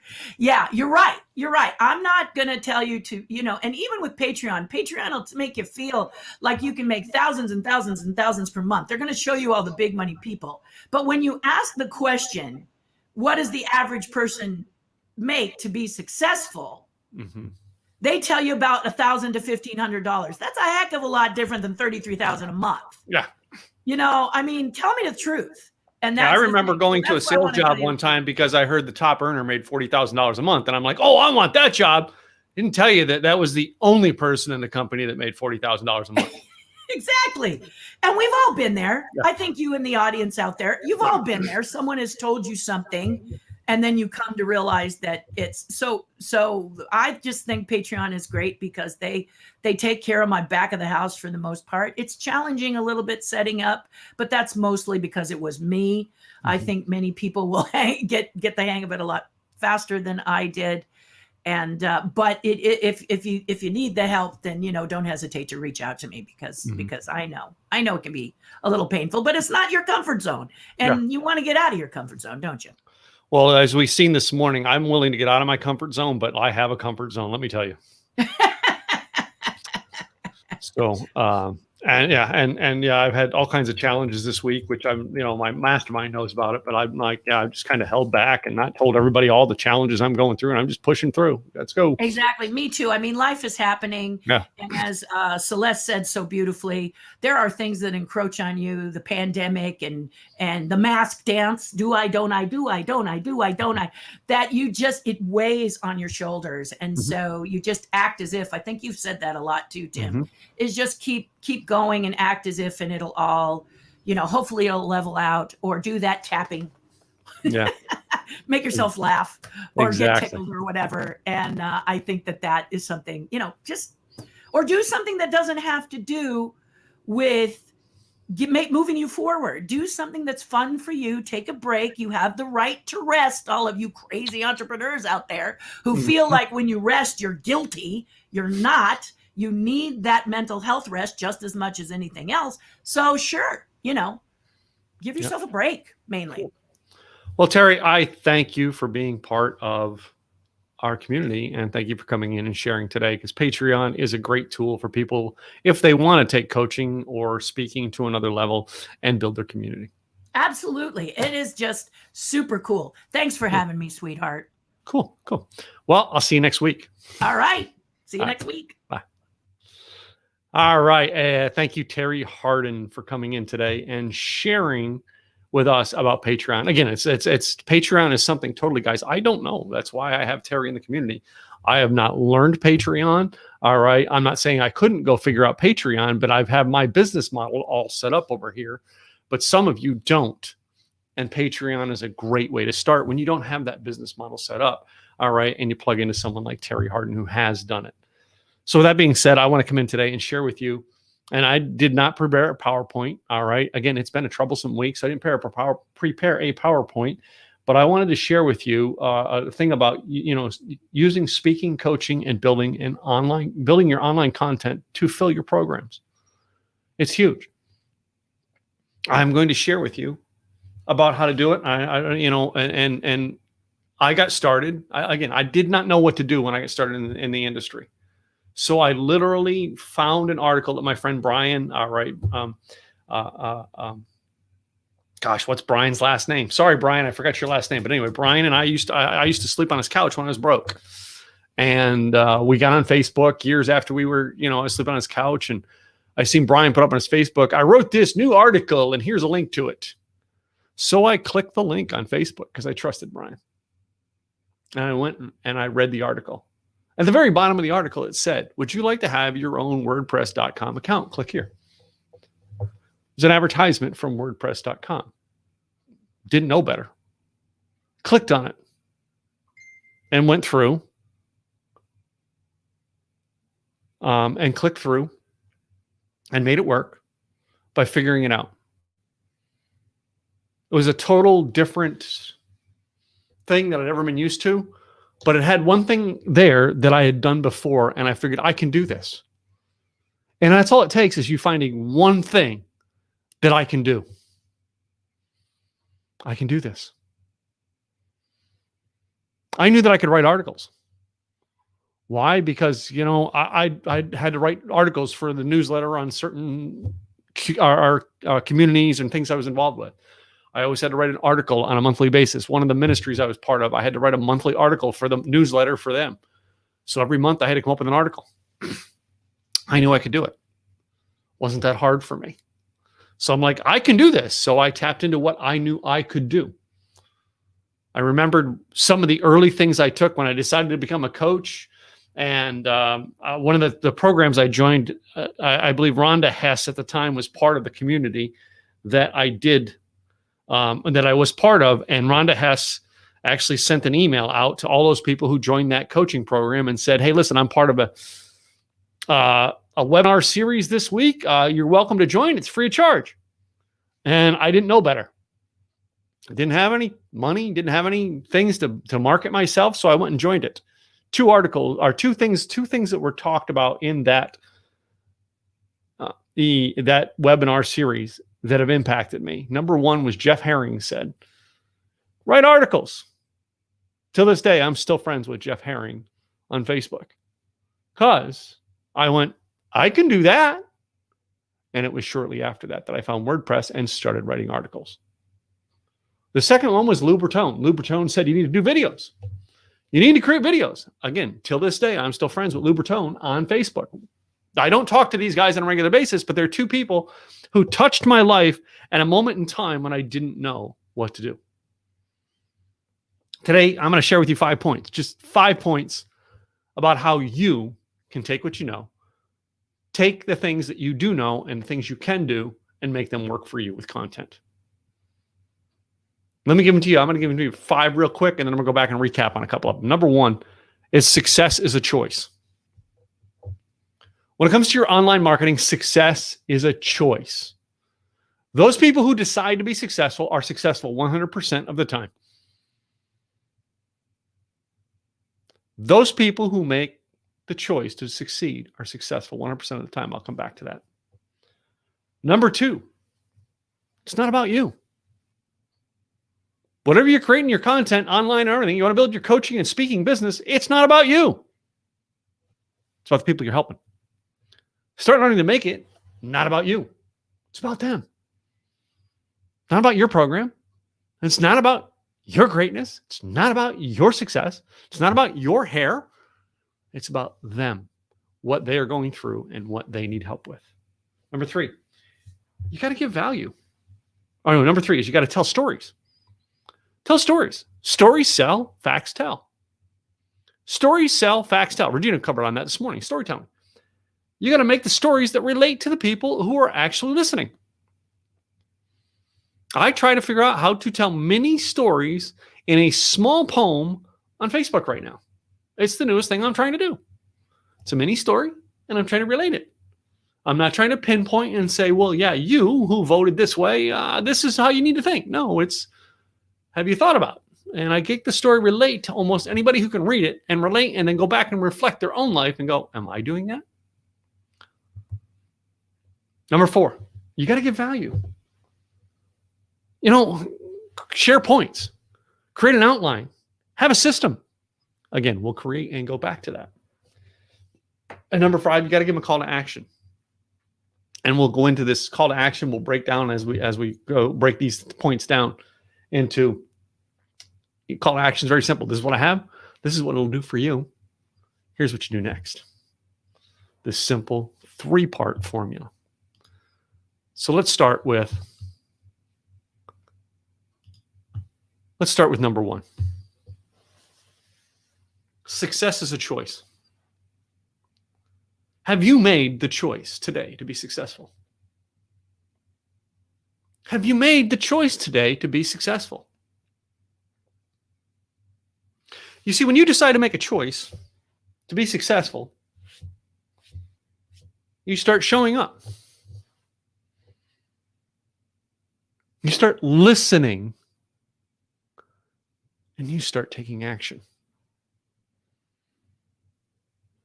I've been working with my coach, and he actually the same thing along the lines is like, we're starting to get this, like, I want to work with serious people from now on. I don't want to work with the people who don't want to get serious. So you see, you create your online content for those people who need to actually watch it, look at it, face it, all right. But when it comes to getting away from the reading stuff online and coming to meet with you in person, I don't want to meet with the people who just want to, hey, let's hang out and have coffee. I don't. If you book a time with me, all right, we're going to talk business. I'm going to give you points and ways to help you. In person is going to take you to another level. Showing up. I show up to those meetings because I want to be successful. Everything I do online is for the masses. For anybody who's just not ready to take action yet, they can read. They're just not ready to take the next step, so they can watch the video. Some people are trying to take the next step and figure it out, so they watch the video, they pause it and do the step. Just restart, stop it, do the step. Restart, pause, stop, do the step. So I create content in the two ways, video and audio, or video and written. So number one, they can learn from it when they're on their level. Number two, if they're watching the video, and as a step-by-step process, I learned to take this computer apart last year and change out the hard drive and change out the RAM into it by myself. Why? Because to replace the computer was and do it right. All right, I could buy another computer just like it, very cheap and very inexpensively, and it'll work great for a year. But after a year and a half, it's going to give me the same problems. Or I can take the computer apart and put the proper upgrades into it that will last me 3 to 4 years so that I can buy the right computer next time. I was limited on my budget. So what did I do? I actually found the video of someone who took my computer apart and did it. I had the video over here on my separate desk. No, it's raised, but it was lowered. The computer was on the separate desk, and I was playing the video on there. Well, I had this one here laid out on a clean sheet so no dust would get inside. And I would watch it. I'd pause, come over here and do the step. Go over here, play, watch it, pause, come over here, do the step. And it's because someone created that content out there that I could do that. Now, when I'm ready to get a computer and have a major thing done, do you think that probably I'm going to call that person who created the content? When I get stuck and screw something up in the computer, who do you think I'm going to call? Probably the guy on there. Success is a choice, ladies and gentlemen. You decide to be successful and you start creating content. You start making them all about your mission. You decide to start using things to funnel. And you start investing both time and money to make you successful. Number two, it's not about you.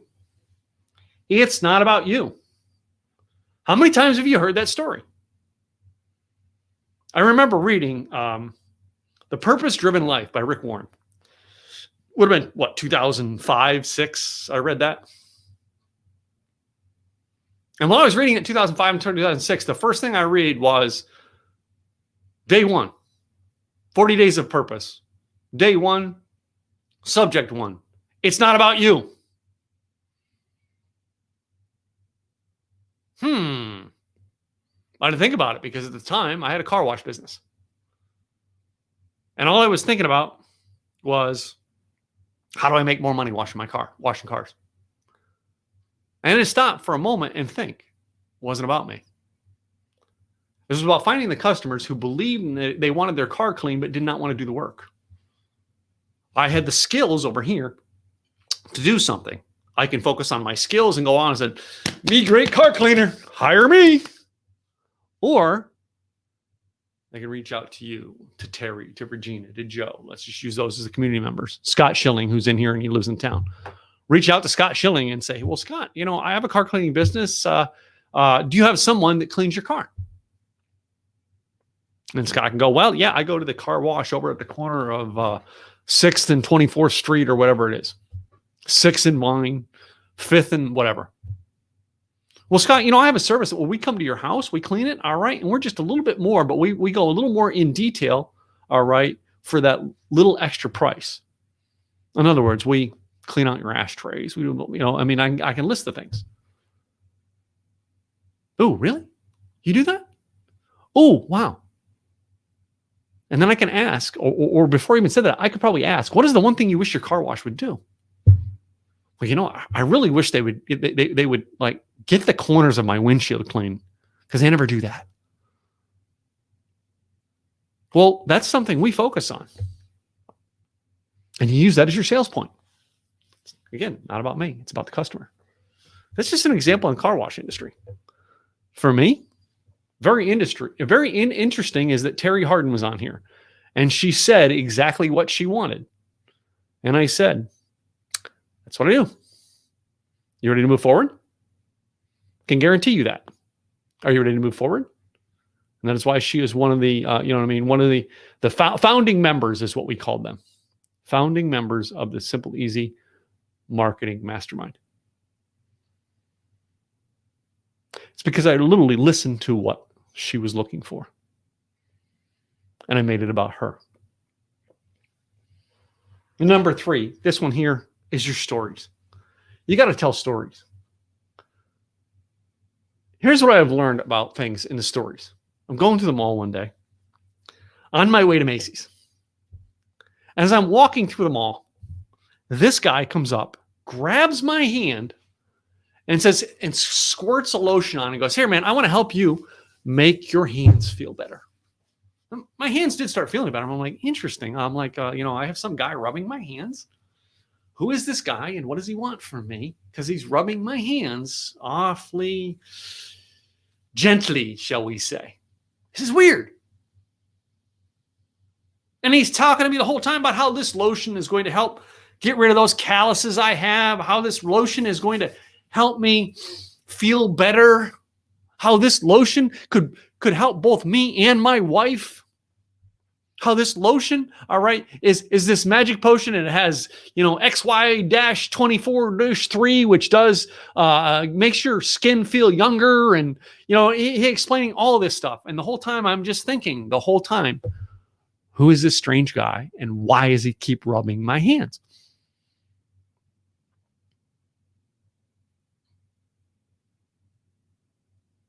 You see, he had traffic coming by his thing all day long. And I talk about it all the time when I talk about blogging, videos, podcasting, getting traffic to your websites.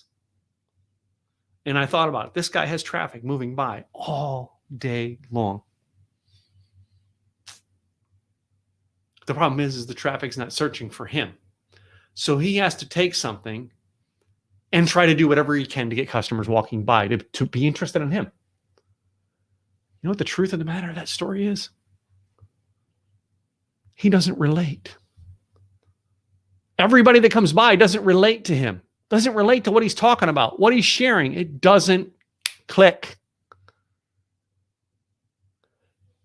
Every day you have stories that are happening to you. Some relate to the success that you're about to have. I can turn on a movie on my TV right now and probably within 15 minutes can find a life lesson in it. Because I'm always looking for stories that make Tim get better. 2 months ago, I was watching the movie, the movie with Brad Pitt, and it was called Moneyball. And I am not a baseball fan. I am not a baseball fan at all. But that movie intrigued me. All of a sudden, I watched, and I watched, and I watched, and I watched, and I watched. Because it started to relate my business to what they were doing. Started to relate the idea of having a dream and going after it. Started relating of, what does it really take to be successful? When you actually are sharing your stories, they have to be something that makes the people out there relate. Don't be like the guy at the mall who basically squirts lotion on anybody who will stop for a minuscule second and squirts lotion on their hands and makes them feel uncomfortable to try to make a $20 sale. It's funny because I was in that mall just last week and he's not there anymore. Macy's is still there though. Funny how that works. When your stuff relates to the people you're trying to help, again, it's not about you, it's about them. When your stuff relates to them, you can actually help them. When your story is just about this one time at band camp, for Terry's friend. When your story is just about one time at band camp, yeah, it's a funny story, but not everybody can relate. Not everybody went to band camp. Stories. You've got to make your stories matter. The next thing I want to tell you about your stories is whenever you teach a story, you've got to make it put them in your shoes. Put them in the story. I learned this from Dr. James Key.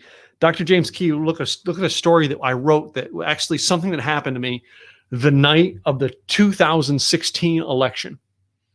I was sitting in a bar in Los Angeles, California at LAX airport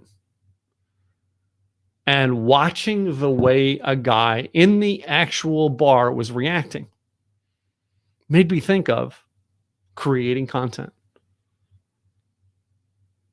building an audience. Because based on this guy's reactions as to what was going on, and some of you might remember that night. For some people, it was a night of joy. For others, it was a night of sorrow, which every election happens, that somebody's happy and someone's depressed. But this guy here, and the way he was reacting, let me know he doesn't have a community. He has no one to share his world with. He was in a bar. Maybe he was drinking, maybe he wasn't. And I try to take that story and relate it to people out there in the world who don't have a community to talk to. A community to talk to when you're depressed, when you're down. That's why we plug in to Regina's community. We're down, we have someplace to go and get that internal peace. Creating a community or being part of a community so that you want to be an independent podcaster. You connect with Joe so he can show you how to be an independent podcaster and not have to try to work your daylight, work your little tiny tushy off to get a job at a radio station being a podcaster. How to be independent in doing it. Building a community because you want to be an artist. So you join Terry Harden and you actually learn by watching her be an artist and getting feedback on your art with her because you're part of the community. Community matters. And that night watching it, I wrote the story, I put it down on a piece of paper and I told the story, and James Key looked at it and he said, Tim, great story, but it's being told the wrong way. I wanted to say in the whole thing, I'm sitting at a bar in LAX and I watch this guy. And he said, no, here's how you tell the story. Imagine this. You're sitting at a bar the night of the election. You have high hopes for one person to win, but that person's not winning right now. You begin to feel depression coming over you.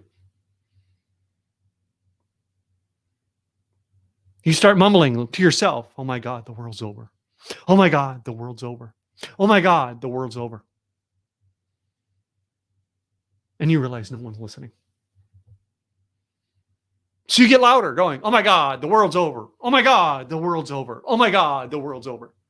Still no one's listening. So you get louder and start going, oh my God, the world is ending. And it's at that point that you get attention. Now everyone in the bar is staring at you because you're the weirdo in the corner shouting and ranting things.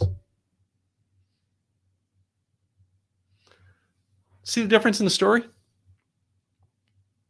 I now put you in the bar instead of me in the bar. Make your stories matter to the people and put them into it so they can picture themselves. Like me watching the movie Moneyball. I pictured myself in there.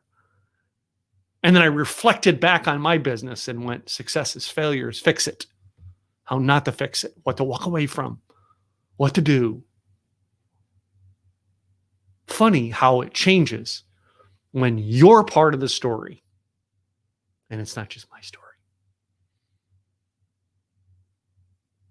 Make your stories matter. The next thing I want to share is number 4 in this. This is a huge thing that I want to share with you. I'm going to really highlight on this point for you guys because this one here is the big one for you. Is you got to be able to give value from your story. You got to be able to teach from your stories. It's great to tell a story like the guy hanging out in the bar and getting louder and louder because he realized no one was listening to him. He had no community. He was depressed. He was upset. And all he knew was he wanted attention because at that moment in time, he was hurting.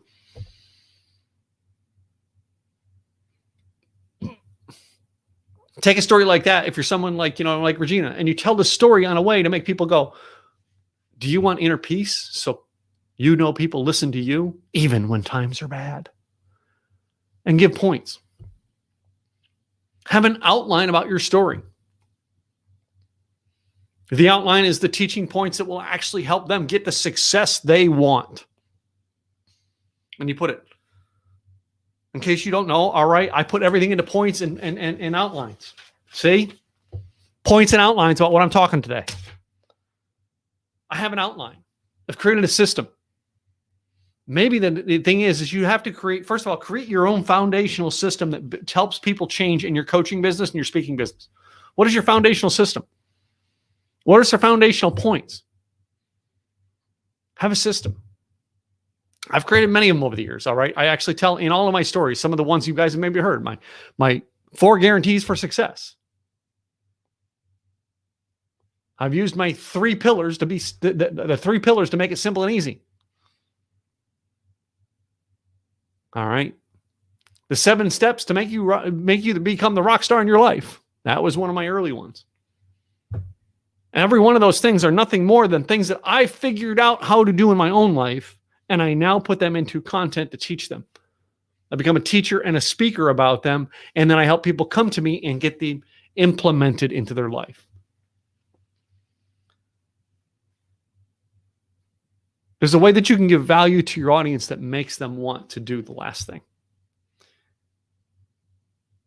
Some people have never thought about this when it comes to creating your content and sharing your points, sharing your outline, sharing the value you give. Make it so valuable that they can go home. Being there by itself, they can get it. Just like the guy shared me the video to fix my computer. I know plumbers. I know electricians.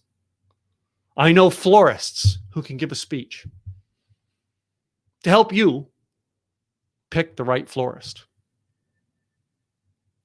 Now, I know some of you have never thought about this in your coaching business, but imagine, let's just take us out of the coaching business for a moment, and let's just put us as a florist, because I don't know anybody in my community who's a florist. It would be great if you are a florist, let me know. A florist. And the florist comes out and says, the 7 things you need to do or need to check off when you hire a florist to do your wedding. And that's his speech, her speech. And she can go do that at the local, at the local networking functions, the local chambers, the local meetup groups, the local networking, and she can give that speech everywhere. And she can talk about the 7 things that you need. I don't know, well, what are the 7 things I need in my business? Well, why don't you Google it first and see? Google it and find out what are some things that people say that you need in my industry. I'm going to give you a key right now. This is a key. For those of you who are watching this live, you're going to be a big one right now. You ready? This is the whopper right now. Of the 7 things, 6 of them, everybody does, or some other people do. But there's one, and only one, that only you do. So here's what happens is, when you go give that speech, you go create that content, you talk about the 7 things. They take their piece of paper out and they write that down, the 7 things. So if they are actually working to plan a wedding in the next 6 months, they start taking this when they go into every florist. This is a checklist. Do you A? Do you B? Do you C? Do you D? Do you D, E, F? I used it. I actually listened to someone talk about when you're picking out a church, and something I've used as a guideline for a church for years. The fortunate thing was the guy who told it was not part of a church anyway, but he was part of a way to find it. And I found that 9 out of 10 churches did not have the things he taught. But when you see that person in the audience, they go into every florist shop in the country and check that out. Better yet, their cousin in Virginia decides to get married. I do have a couple cousins who live in Virginia. One of them's married, one of them's not. But your cousin in Virginia decides to get married. You go, hey, before you pick out a florist, I heard this in a speech. Somebody at my Networking function. You should have this. It'll help you pick out a florist. So now my cousin in Virginia is double checking the 7 things to be a florist. And what does she find? Every florist she comes by in Virginia only has 6 of the 7. Why? This is the biggest key in giving value. You want to give value so they can go out and do what they want to do. But you want to have something to make them come back to you. Something that when they need you, they will come back to you. Wayne Gretzky is famous for saying, I did not become successful because I went and chased the puck. I decided to be where the puck was. How do you know where the puck was going to be? Wayne says, because I put it there. Think about that. Start your marketing and your online content by putting people where you want them to work with you. It might take a few games to get the puck in the right spot.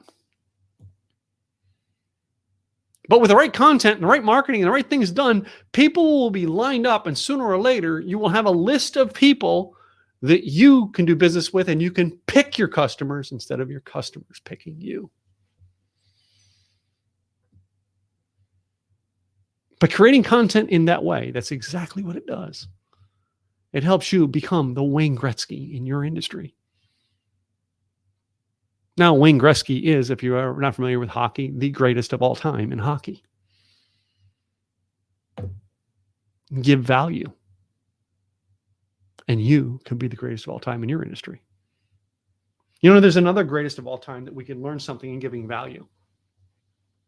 There's another greatest of all time that we can learn from in giving value. And I know Tim Gillette is not a sports guy, but he's using 2 sports analogies in one day. He's got to be desperate for content. I don't know. But another great that we can learn from in giving value is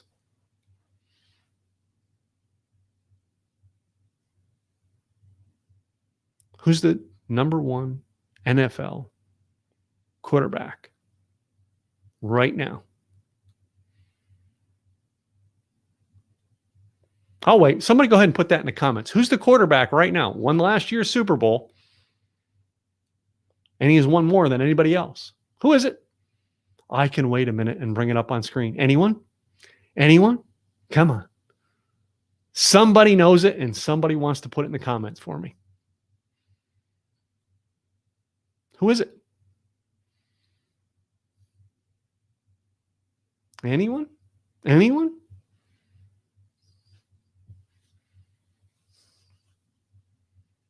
I'm wondering why the people in the comments are afraid to put this guy. Who is it? No one. Tom Brady, ladies and gentlemen. Tom Brady. What can we learn about value from Tom Brady, a quarterback? I don't know Tom Brady personally. I only know what I can read in the news about him.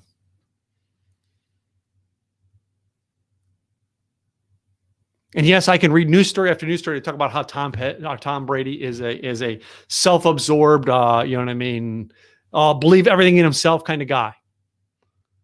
But I choose to read the stories about Tom Brady and value because I want to learn from Tom Brady how to be more valuable in my industry.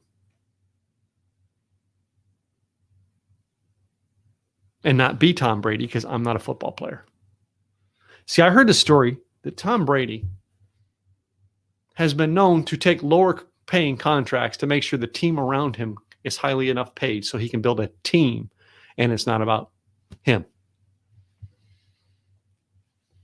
You want to give value? Put the right people around you.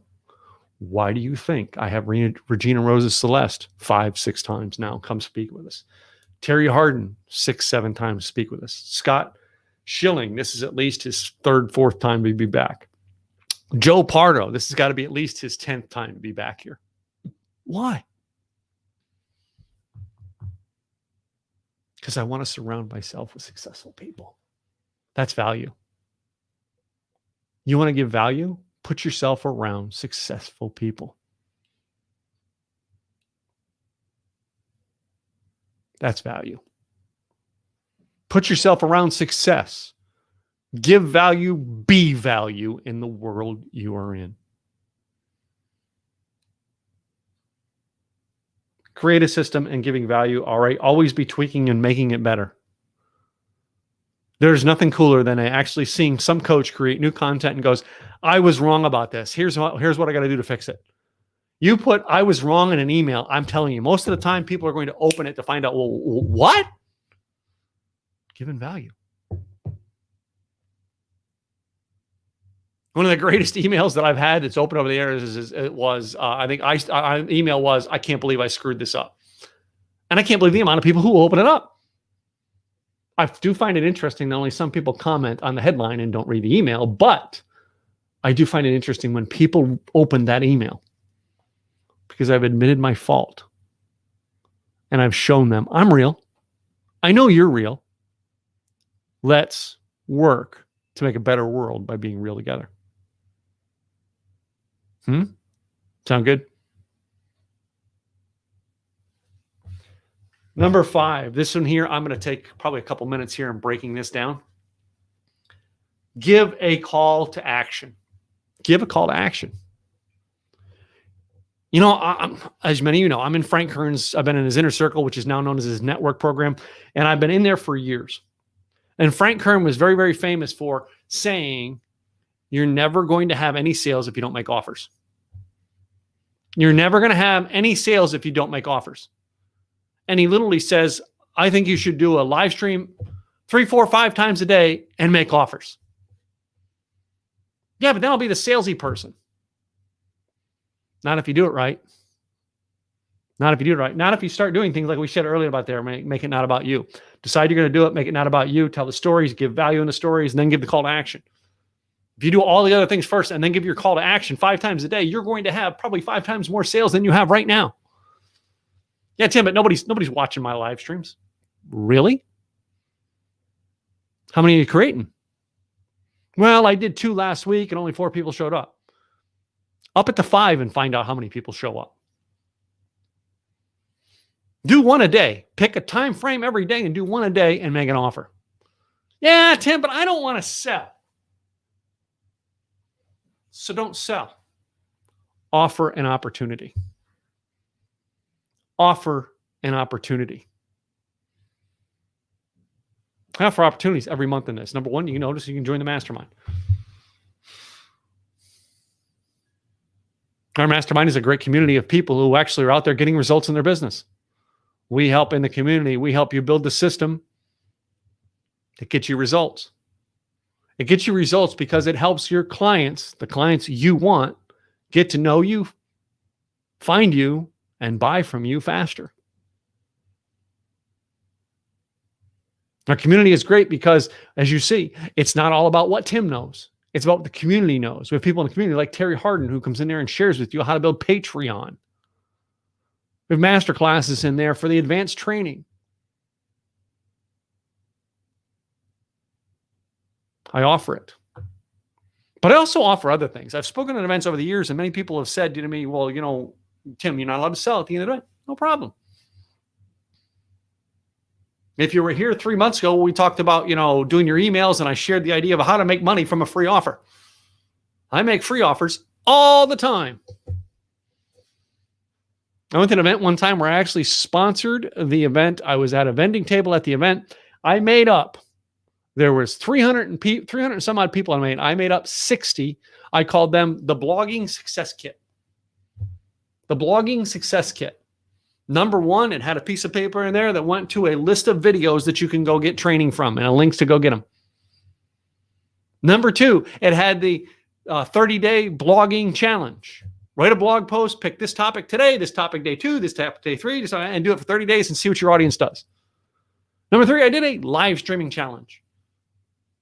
And number 4, I did how to write and create. I did a training on how to write and create content that will get you known in the industry. I took all of them, put them into one of those little folders. All right, a sticker on the outside that had my name on, and I went to the event I had 5 minutes on stage to share with people tips. I got up and gave them 3 tips on how they can be a better blogger. And I says, I'll tell you what, you stop by my table before the event's over, drop your business card with your email address inside the little fish that you'll see on my table, and I'll give you this kit for free. Or you can not get it today, all right? You can go home and you can email me, all right? And I'll charge you $25 for it. You decide. If you want it for free, come by my table and just do that. Or you can come and pay me $25 on my website to get it. All 60 of them, gone. Boom. Room of 300 people, gone. Why? Because I made a free offer. Gave value. Added 60 names to my email list. All right. Made sure they got the videos. Fed them some more because they gave me their email address. And I said, hey, did you go check out the video? By the way, here's a video that we use to take that to the next level. That's all I did. Give them value. But I made them an offer. Right? Got something from giving me an offer. Another one I was famous for doing is you can speak, but you can't make offers. No problem. At the end of the event, I look like Tom Petty. So I put this whole thing on. Hey, guys, you want to take this to the next level and find out more about me? Go to my website, and I have my picture on there that made me look like Tom Petty, and the website, nottompetty.com. And here's the key to that. Because they look at me. At the time I had long hair, I look like Tom Petty, and the picture comes up, and it says on large print, nottompetty.com. And I say nottompetty.com, and the room laughs. You know what happens when you can get a room to chuckle? The half of the room that wasn't listening now looks up. What did I miss? What did I miss? Oops, what did I miss? What did I miss? And my free offer now works big time. That's a free offer. The key is you got to be making offers to get success. What does it take to put in an offer to get people to take action? What does it take to make an offer for people to take action? Go back to what we were talking about earlier. It's not about you. It's about them. You got to tell a story and make it relate to them. You got to give them value. Otherwise, they're not coming to the offer. Here's the best formula I have found for making offers. So this is what I have for you today if you're interested. I now outline 5 things. This is what I have. I have a mastermind program where you can actually join. All right. You can get direction in your business in the next 12 months.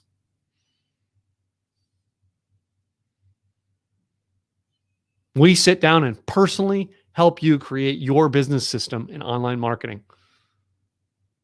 We do that through a 5-hour in-person training event where we sit down with no papers and we design what you want to do with your business. And then we go find the tools to put into action. I also have for you training on how to update things on a monthly basis. Helping you tweak the things that you want. You get to submit, hey, put this into the training. I'd like to see this the next month or 2. All right. And then we go find the expert to come in the advanced training for you.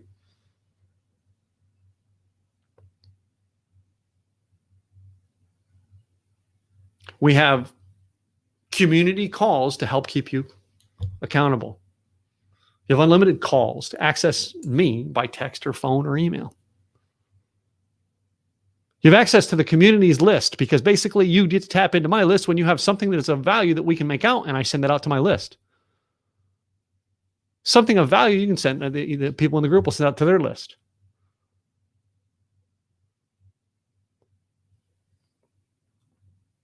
I have all that and so much more. You can go check it out, timgillette.com/mastermind. Let me tell you what this is going to do for you. Number 2, you tell people what it's going to do for them. What this is going to do for you is you're going to stop buying things based on the fact of what the marketing is and how good it looks and how sexy it looks. Instead, you're going to start getting the things that make you money instead of the things that cost you money. You're going to enjoy your life more because you're going to actually build a business finally around the life you want, about the system you want, not what Tim Gillette says, Tony Robbins says, or Zig Ziglar says. No, it's going to be what you say. For the first time in your life, you're going to build a business that works for you and not just follow the Tony Robbins method.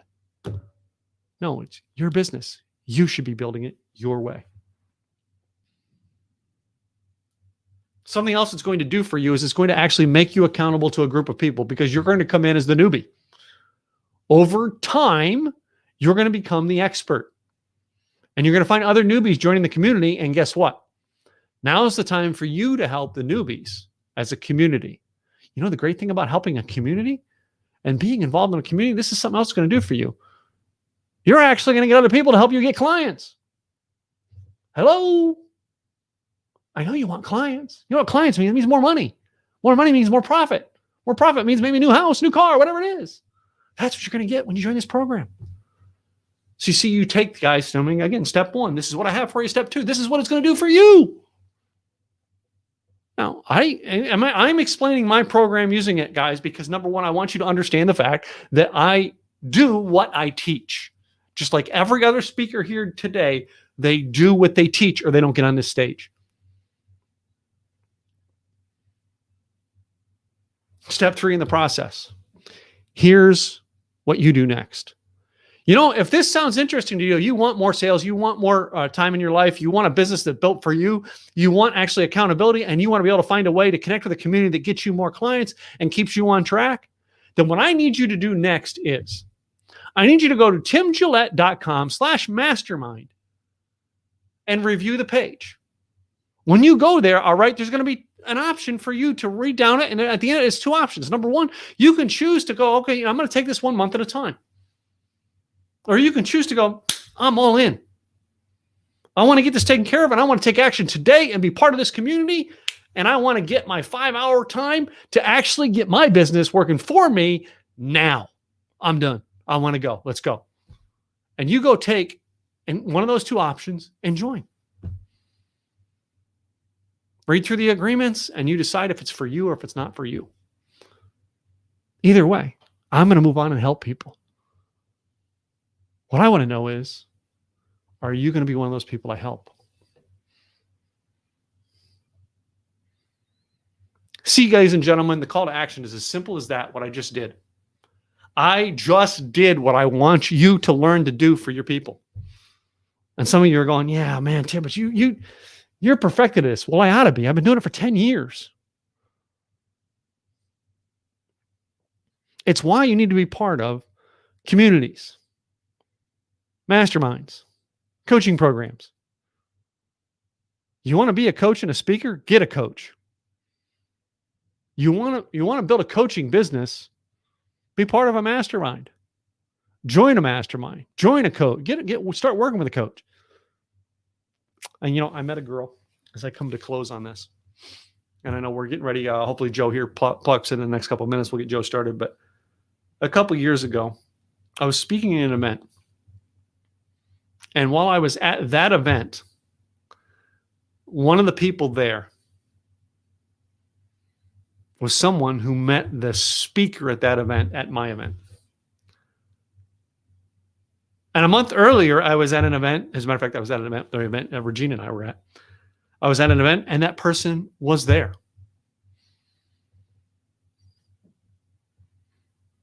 And here this person was, a very indecisive person in their life, in their business, in their world. Very indecisive. And when you see indecisive people, here's what they do. They jump on the shiniest star at the moment, but they never jump on what's right. Because usually what's right is not a shiny, bright star. It's not sex, drugs, and rock and roll, as Regina said. Usually it's, oh my God, I have to do some work.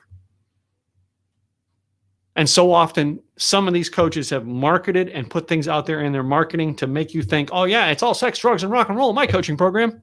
It's not. And the ones who get results are the ones who actually chase what they want and find the people who can help them get it. And this young lady, I'd seen her at 2 events. And after the second event, they were about 45 days apart. I'd seen her at both events. And literally, she met both of those speakers by being at my event where both those speakers spoke. And she grabbed me and said, hey, can I have a minute of your time? I said, sure. She goes, well, you know what I mean? I went over to this guy here and I was chatting with him. And, I like this and this and this and this and this and this. All right. And then I went over here. I was looking at her and I did this, and this. You know what she did? She came to my function. And she bought the cheap package that Speaker A had. She bought the cheap package that Speaker B had. And she keep going from cheap package to cheap package to cheap package until she's out of money. And she kept asking me, I can't understand why I can't get everything right. I'm taking one, I do. And I said, well, how many people have you gone to events before me? And before me, there was somebody else who introduced me to her. She met me at an event and she bought my cheap package to come to my event. And I said, I'm going to give you the advice today that I'm going to give all of you today on the camera.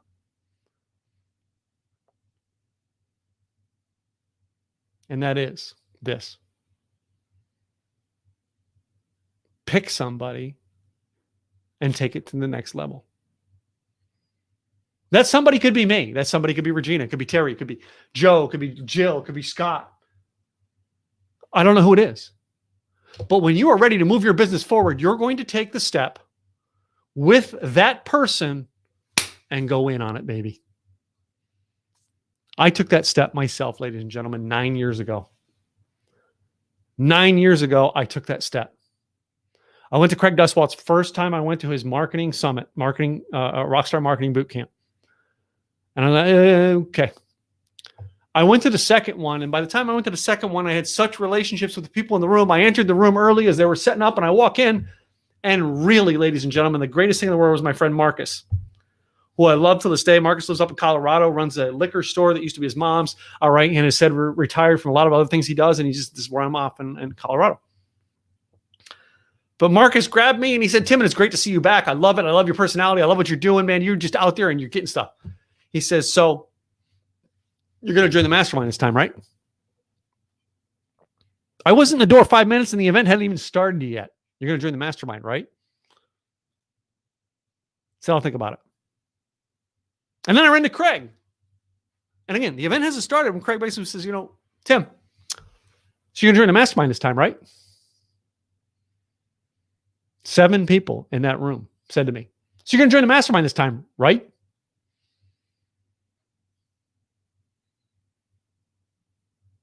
What many of you don't know is, I've said this before and I'll repeat it again on my broadcast.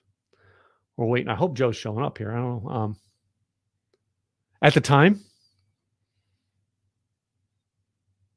I didn't have the money for the down payment, let alone joining the program. I called my wife at the time, and that was just after we got married. And I said, honey, I think it's the right thing for me to do to join this coaching program, this mastermind program. And I know we don't have the money to do this, but I have to find a way for us to do this because I think this is the right step. It's going to change my business and make a difference in my world.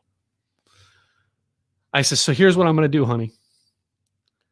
I know we can make the payments on this event, on this mastermind, if we didn't have my motorcycle payment.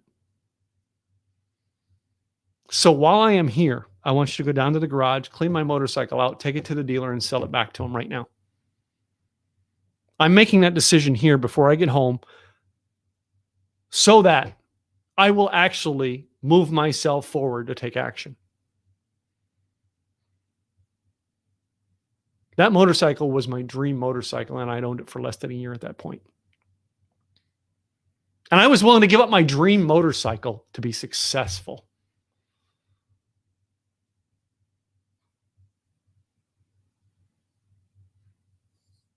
That's a truth about me. And I joined that program. And the first thing I learned was I was marketing to the wrong people. I was saying the wrong words. Change that.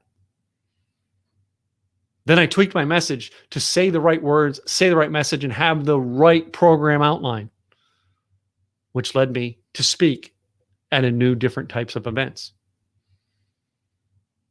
Caused me to write a book, which got me in front of more audiences. Refined my talk and created my own event and programs. Refined those programs and came up with a better program. Refined the better program and came out with a legendary event. Refined that and have a trademarked program now. It all started with taking that little action. And starting to take that action was what many people need to do. You want to build a coaching and speaking business, start with working with coaches and speakers that work. Joe Pardo, I'm going to actually text you to see where you're at. You're not here. Joe Pardo. Joe Pardo.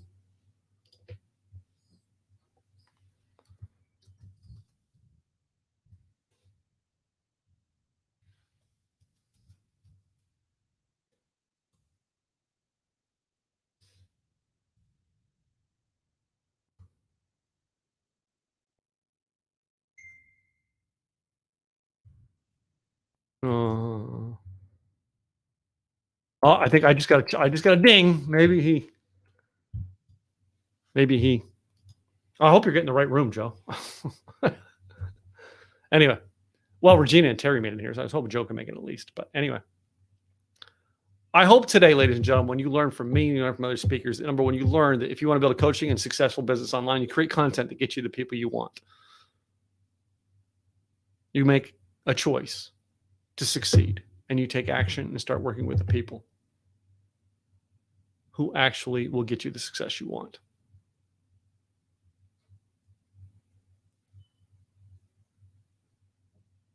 And I hope you find someone to get you to take it to that next level.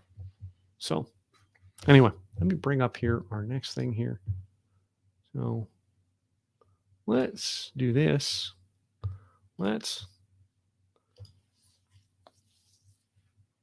Ooh.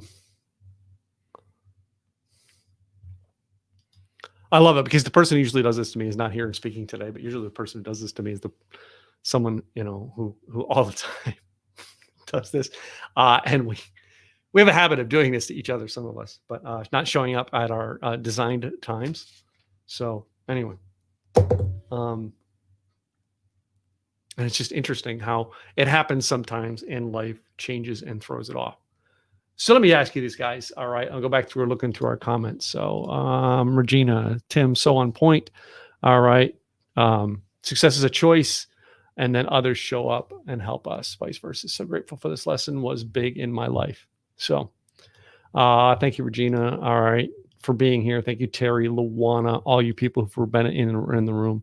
And with that, I get to bring up today's featured outrageously cool speaker.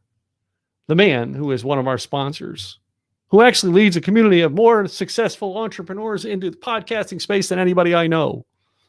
He's not afraid to take single leaps with a double bound. I don't know. You said I was With cool. the shades, man. Is it too sunny there? A little bit. It's 100. It feels like 100 degrees out there. Okay, so it's about to rain here, and if you notice, the shadow in my room got darker, right? Because there's no light coming from outside; it's dark. Yeah. Anyway, man, yeah, I was working, I was sweating it out there that you weren't coming. I thought you were pulling a Ross Brand on me. No, oh God, no, he didn't make it. No, Ross Brand and I, for years, Ross would show up at the every time Ross had it, he would show up at the last minute. And then he did his conference and I showed up at the last minute. And I didn't do it on purpose, but his text to me was, "Are you doing this to me on purpose to make me know what it feels like?" I'm like, no. So anyway. So Joe, you got slides today and you got a talk? Talk. No slides. No slides. No, right. No slides. No slides. No, I thought we could have an open conversation here about, because you want, I wanted to talk about the Biz Coach Reacts videos and stuff. Yeah. I'm noticing now, I didn't notice this before, but this is the first time I've worn this shirt. Yeah. And the Super Entrepreneur is way too low, so I need to raise. Wait. Let's see what we do when we have solo layout. Nah, all right. Doesn't matter. Nope, it drops even lower on solo layout. Wow. Yeah. Yeah, it's good to know. Unless I sat even further back, which I can sit further back, but I'd prefer to be a little more in frame. I always feel like I get shorter the closer I get, even if I sit up real tall, I still feel like I get shorter. I don't know. I went with, and I think I started toying with it, on your call this week, was my camera, because I had to change my whole studio around to give myself more space. Right. And I went with the larger thing, but like I was always trying to keep that the doors out. But anyway. Yeah, well, you're always adjusting, always changing. In fact, this week I spent the better part of a day working out a new layout for my videos on YouTube. So, so it's very much a thing, and it's a thing that we want to be creating all the time, but at the same time we need to make sure that we are pushing the boundaries of what we have to offer. You have been pushing the boundaries, though. I noticed with videos, because I know it's a topic we're going to talk about. With these reacts, like, oh my gosh, they are pushing bounds, man. They are. I mean, look, it's and I try to keep everything in perspective and all that, regardless of what sunglasses I may or may not put on my face to joke or have a joke about. But I always look at things in two ways, right? So like starting that from that point. One is you can hitch your wagon onto another star, right? On something that's already like known, identified, people understand it, and they've done they've done the work, the marketing hours and everything to make it go. Right? Or you could build your own, star effectively and try to get that up into orbit and get it so that people understand and know and know and love the brand, right? And know and love and understand exactly what it is. And that's hard. It's very hard to do it. In fact, I personally know how hard it is because I've worked at it for 6.5 years before deciding, maybe I need to just take my expertise and pair it to something that people know. Yeah. And while not everything is as peachy keen as it may seem from like a numbers perspective, right? Like my YouTube channel is growing and it's bringing in people. It's bringing in people because they like Shark Tank, right? Yeah. Not because, and I get plenty of comments, and I share these comments. I share these comments out because I want people to know that this is real. These are the kinds of things that I'm getting, and I do post positive stuff as well as negative stuff. But the part of that is because I get this question a lot, like, why do you post all negative comments? Like, well, first off, they're not all negative comments. It's probably skewed a little more negative because people get a good laugh out of those. Oh, yeah. People are getting the reminder that, hey, Joe has a YouTube channel, and hey, Joe is getting these numbers, and Joe is putting in the work to make this happen. And Joe, is, but through osmosis, it reminds people that, hey, Joe is a profit growth strategist. Joe is a business coach. Joe is a content creator at heart, a creator at heart. So to me, anything that we can do to become top of mind is powerful, right? It's absolutely powerful. And when you look at some of the most biggest household names, not all of them are known for good things, right? They have, some of them go through these dips of, we know them because they said dumb things. Like I was thinking, I was listening to a Kanye West song the other day, and he references in the song, when he was on TV with Michael Myers and says that George Bush does not like black people. And so my mind, because I'm out running and listening and I'm thinking and digesting all this content and digesting all these thoughts, is it's that moment was so big for him, even if, because it makes people think one way or the other, right? Yeah. They hate him for saying that. They love him for saying that because they agree or they disagree, but they're not in the middle. And the next day, everyone's talking about it, right? Yep. Kanye once said, and not to make it all about him, but like Kanye once jumped up on stage and said, like, I'm gonna let you finish. We still talk about that today. It's still referenced today. While some people don't want to admit that it very much helped Taylor Swift gained more traction and more popularity than she already was on track to get, or at least got it a lot faster, because all of a sudden she got to go on all these interviews, you know, because this happened to her, right? And people don't want to see, a lot of people, and some people might hate me for saying this, but it helped speed up the star power that she had. She already had that. He didn't create that for her. He created an opportunity for her to go and talk about it. Because, like, let's face it, how many of those people that receive those rewards go on interviews the next day? Yeah. Every one of them. No, none of them. Almost none of them. What I'm saying is they interviewed her because she had a problem. Yeah. Right? Kanye created that controversy for her. Whether intentional or unintentional, there's debate about what was said and all that. After I'm sorry. When I'm thinking the interviews the next day, I'm still thinking of the Van Halen fiasco in 1996, where David Lee Roth comes on stage with him, and then the backstage interviews are like all over the place next year. But again, it was a problem that created the interviews the next day. Exactly. Now that I think about it, yeah, it was like, because it was a fiasco backstage that, like, the band's getting back together and got torn apart all in one night. Yeah. Exactly. And it got people talking, and it brought things top of mind, and it sold a bunch of albums in the process. Just like when Queen, the Queen movie came out, Bohemian Rhapsody, right? Yeah. The streaming for Queen went through the roof. I mean, that wasn't a controversy. It was a reminder of, like, hey, remember that? Remember that band that you probably already knew, but you might not have listened to as much as, on repeat because of a movie that just brought it top of mind. Yeah. Yeah. So my point is that creating those types of controversies doesn't have to be how you market, but it can be just keep that in mind at all times, that's the thing. A great example is, so I went to the Guns N' Roses concert the other night, which was incredible. I'm so glad I went, because I had not been to one of their concerts prior.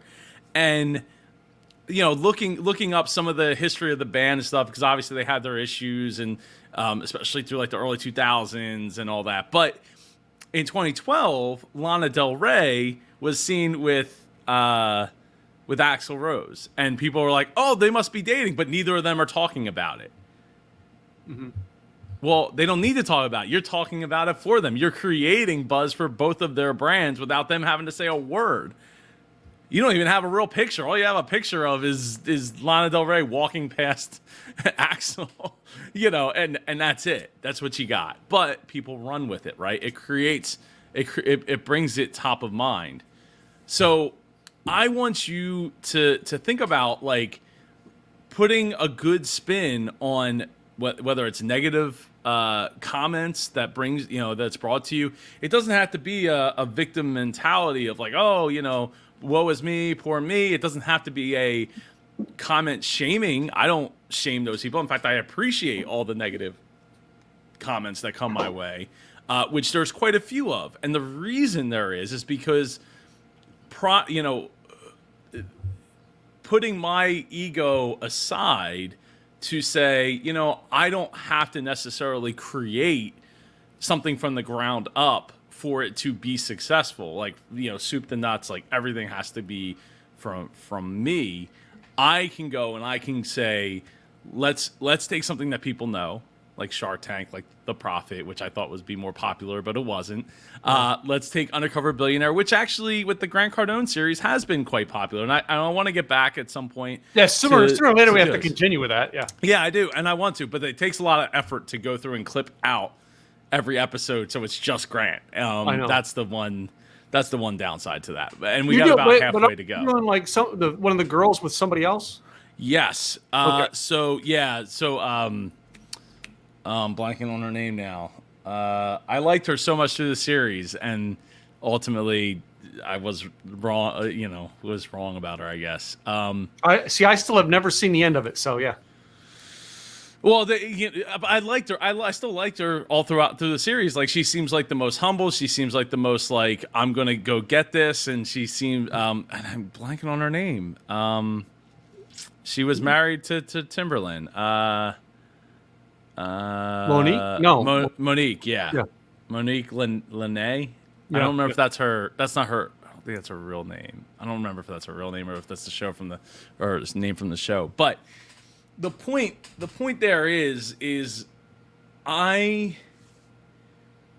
I decided I'm gonna go and do these reaction videos, and because there's not many people doing them.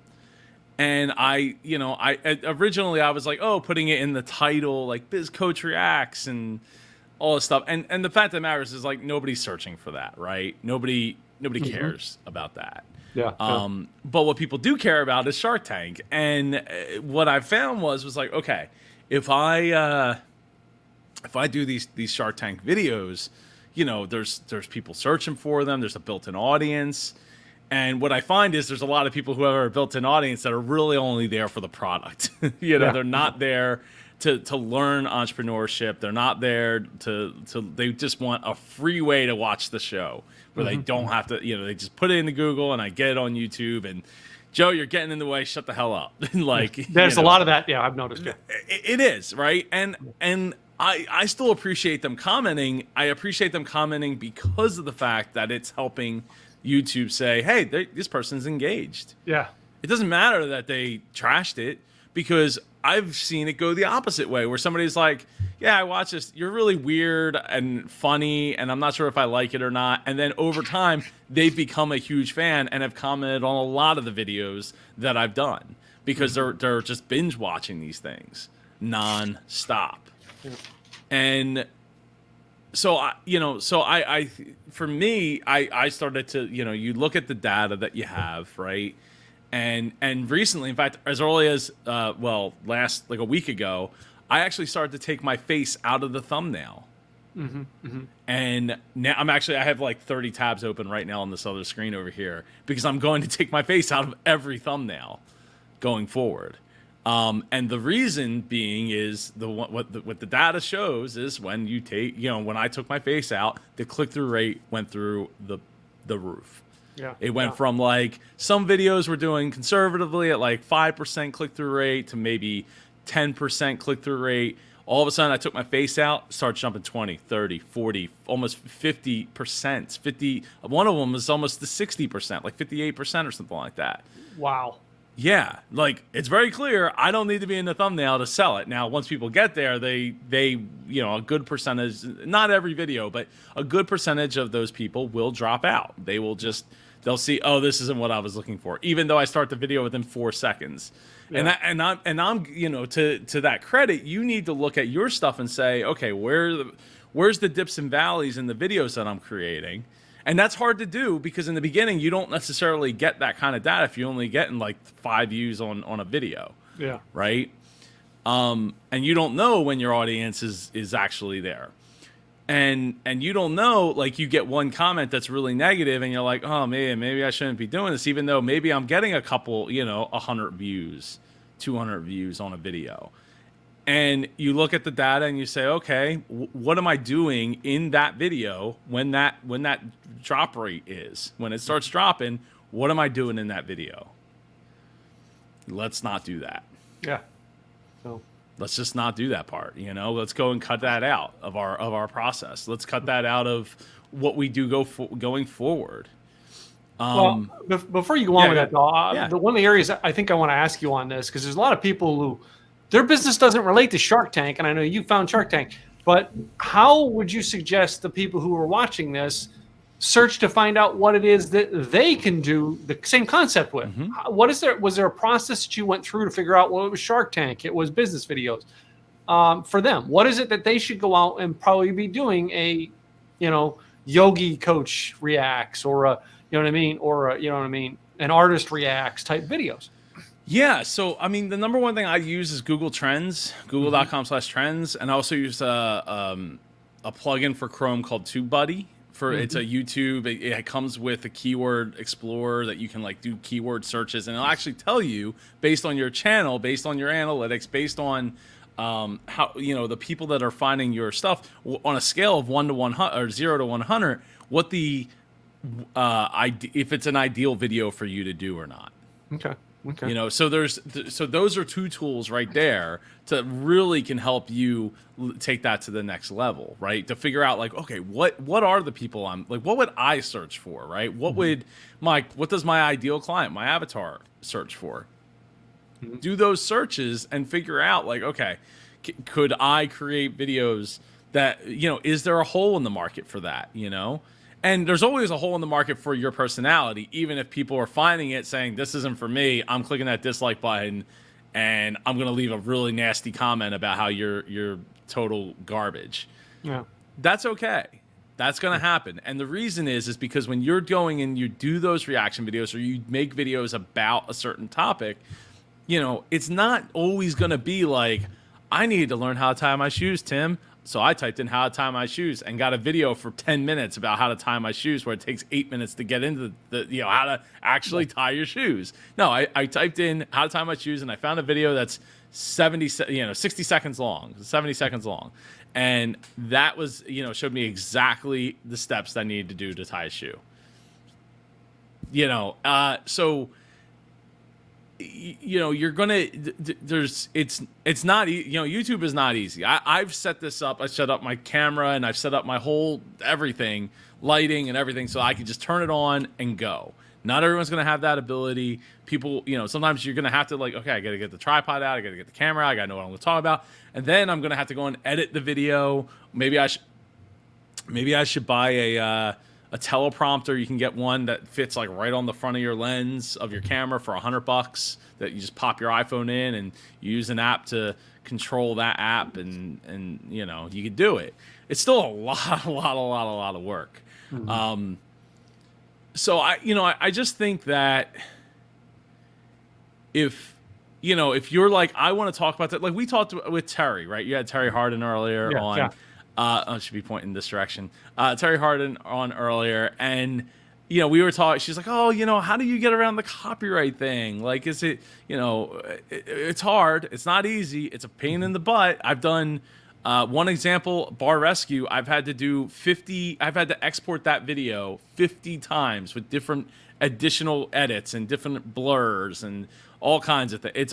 It's a real big pain in the butt for some of these things, and I'm still trying to figure out some of this too, like how I can simplify that process. And that's why I spent the other day just retooling how I show the videos, going forward. And so, but I told her like, hey, maybe what you need to do is when you're talking about a scene, doodle the scene. She has a camera above her desk, so she can show her drawing out the scene as she's talking about it, right? Yeah. And it's like, oh, just take your picture. You know, take a picture when you're watching the movie. Like, ooh, I know someone I want to talk about. Take a picture of that scene, and then you just start to draw that scene while you're talking about it. And you sell that as an NFT, that picture as an NFT, and you know, laugh your way to the bank. Well, I mean, I used a picture of my TV screen to do a blog post many years ago, the year that Jennifer Lawrence fell going up the stairs at the Oscars. I paused the TV, took a picture of it, a picture of my TV with my iPhone. Yeah. And then I had a photographer friend of mine just enhance it and play with it a little bit. And then I used that picture, and I had people come back and go, were you there? I'm like, no, that's a picture of the TV screen. It's being able to do things like that. I mean, that was my way around it without having to video it happening. Steal a video. Right. So, yeah. Yeah, no, absolutely. So there are ways around it. I've played around with different ideas and things like that, but I think the format that I mostly have down now is the format that I'm going to continue to go to bat with. I have thought about making a few minor tweaks and changes here and there, but you know, for the most part, like you're only going to get that by doing it, right? You're not going to figure that out by just holding on to it and trying to create it all in your mind and writing it down on a piece of paper and until it works out. Like that's just not how it's going to work. Well, let me ask you this because, you know what I mean? And I'm going to use an example here in a minute. But have you made some mistakes along the way to make you go, man, I wish I wouldn't have done that? And the reason I ask that is because when you mentioned Guns N' Roses, I reached down here and grabbed a book about Guns N' Roses called Welcome to My Jungle that my coach, Craig Duswalt, wrote as his. All right, the subtitle says, and and unauthorized accounts of how a regular guy like me survived years of touring with Guns N' Roses, Pet Wallabies, Crazy Groupies, Axl Rose's Moth Extermination System, and other perils on the road of one of the greatest bands of all time. Craig was Axl Rose's manager, and this is a book that he wrote that he regrets writing. And the reason he regrets writing is because Craig is a very positive, very upbeat, you know what I mean? His positive attitude, his willing to work and get the job done is what got him that job. However, the Guns N' Roses community don't want the uppity stuff. They want the garbage. They want the trash, and he refuses to print it. So have you ever made a mistake that you go, man, I wish I wouldn't have done that? Wait, but he did that though. He did it, but yeah, he's, you know, But he regrets it because it's not in line with him and how he feels. Yep. He basically, and it's like every one of us get to a point of, you know what I mean, of snapping. And all of us in his community, we loved it because we wanted to hear the stories. All right. And we're positive people. But he was on TV interview, radio interview, and he says he got sick of it, like one right after another, that one day he just snapped on him. And literally, you know, when, you know, because they were asking him questions that were just rude and crude, and he just snapped on him as like, you know what I mean? You know, well, what makes you so good? You know what I mean? He just flipped out on the radio host, right live on air. And, you know, but that's it. We do things sometimes thinking it's a great idea until we do it. Like, oh, crap, I wish I wouldn't have done that. In your case, you're playing with the negative comments. In his case, it was all negativity that made him go, man, I wish I would have done that. Have you ever had anything that you've done that you went, you know, man, this is just sinking me. I'm out. I mean, yeah. Well, when I left my family's business is the big, you know, that's the big one, right? I got burnt out in a massive company that I, you know, was poised to take it over in some point in my life. I don't know when exactly, but I got burnt out and got very frustrated with the situation, and you know, ultimately decided to leave. Do I regret it? No, I don't regret it. I don't regret it at all. You know, I think I'm more I regret not being able to do more for it. But I think ultimately the writing was still on the wall that, I mean, a year after I left, it was sold. So, you know, a multi-million dollar company sold. It was probably inevitable. I remember being really kind of shitty during that time that it was being sold. Because I was really mad and felt, I mean, it was, you know, probably mad at myself a little bit, but just mad that like all this could have been avoided. All this could have been very different if, you know, if only we had treated the issues that we had over the course of many, many years with more care. You know.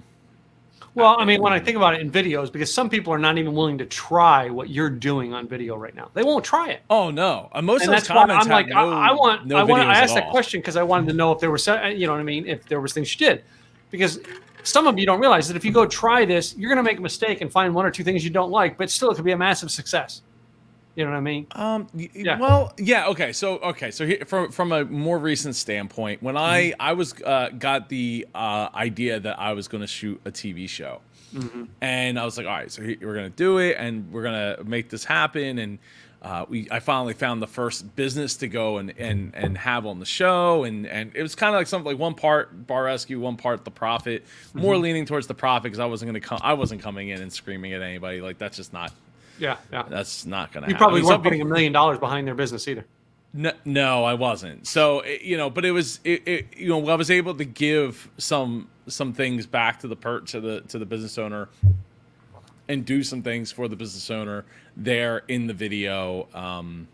That was all real. Like it all really happened. So, but I think at the time I bet too big on how much I thought that it was going to make it like move the needle, and ultimately I couldn't get the funding to make it happen more. Right, so like it was on me. Like I shot it. Well, I co-shot it with somebody. I co-directed it. I starred in it. I set the formula up. I edited the whole thing. I promoted the whole thing. I did all the promotion to the potential sponsors, trying to get like a Fortune 500 company behind it. Cause I'm like, hey, if we just get one big fish, it's all good. Like, hey, we get Staples on board. Like, hey, it's the top of Super Joe Pardo, brought to you by Staples. Like, makes total sense, right?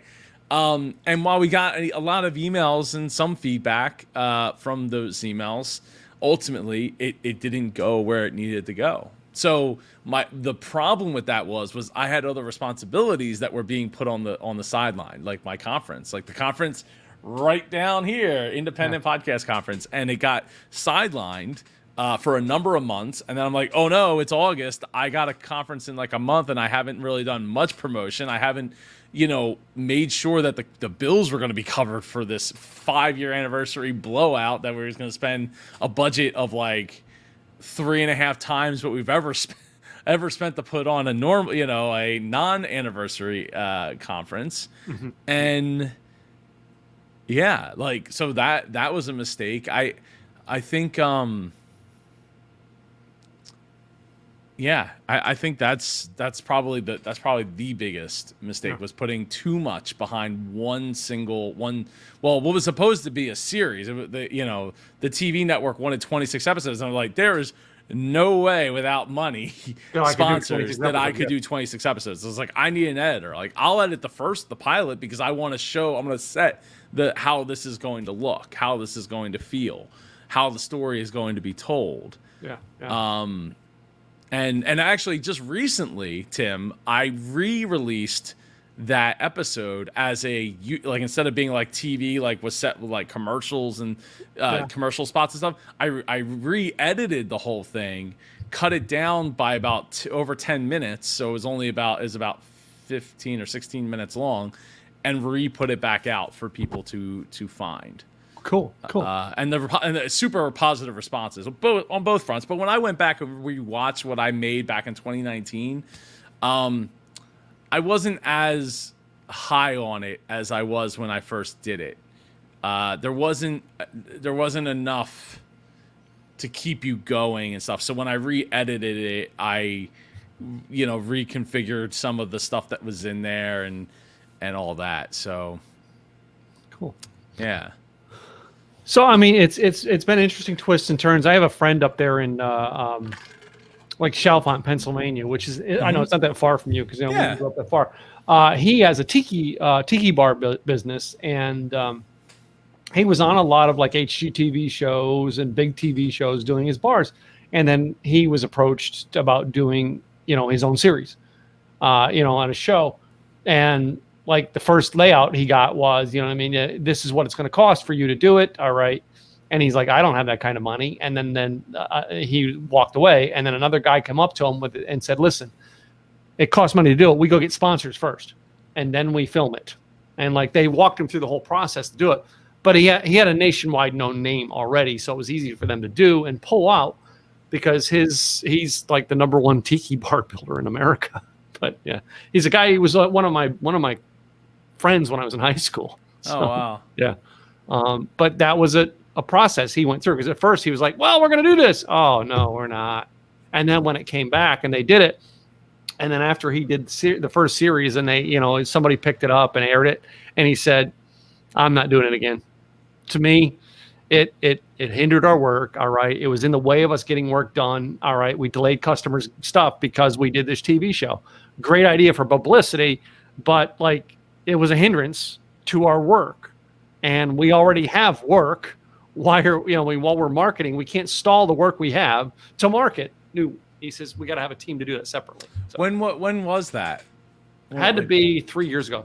Okay. It was that recent. Okay. I wasn't sure if it was like in the early 2000s or something, where it's like they were still shooting on film, and it was like, oh, we got to wait for this or that, like, versus like just get the, like, literally, hey, just pull out your iPhone and like get the shot if you have to, Yeah, and in there. It's funny because I watch interviews of those people I've watched on a reality TV show now, and I remember in the like 2008, 2009 timeframe, before I started this business, I was at a biker function. It's kind of going to give away who it was. But I was at a biker function, and there was someone who was filming in the biker industry was filming a reality TV series at the time, and they just happened to have the place that I was working for at the biker rally.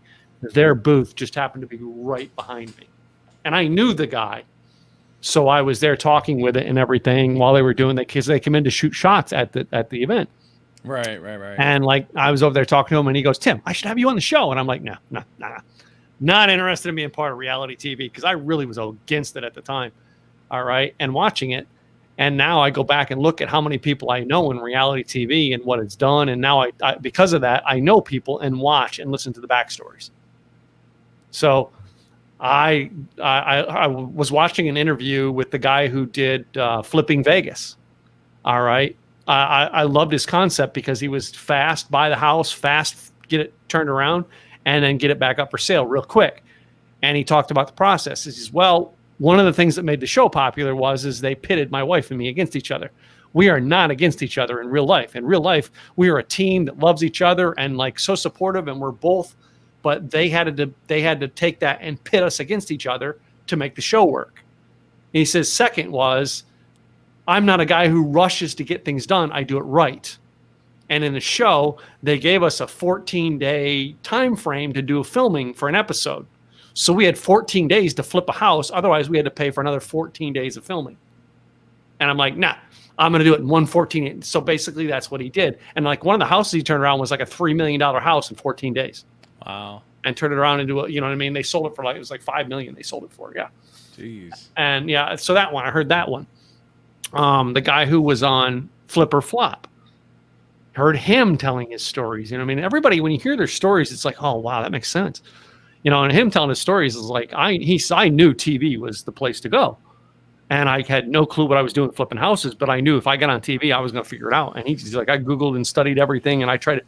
Once I got the TV show and I studied to make myself better, studied to make, better and better. And he says, what the funny thing is my wife didn't want to do it. And now you look at the couple's divorced, and she's more popular on TV than he is.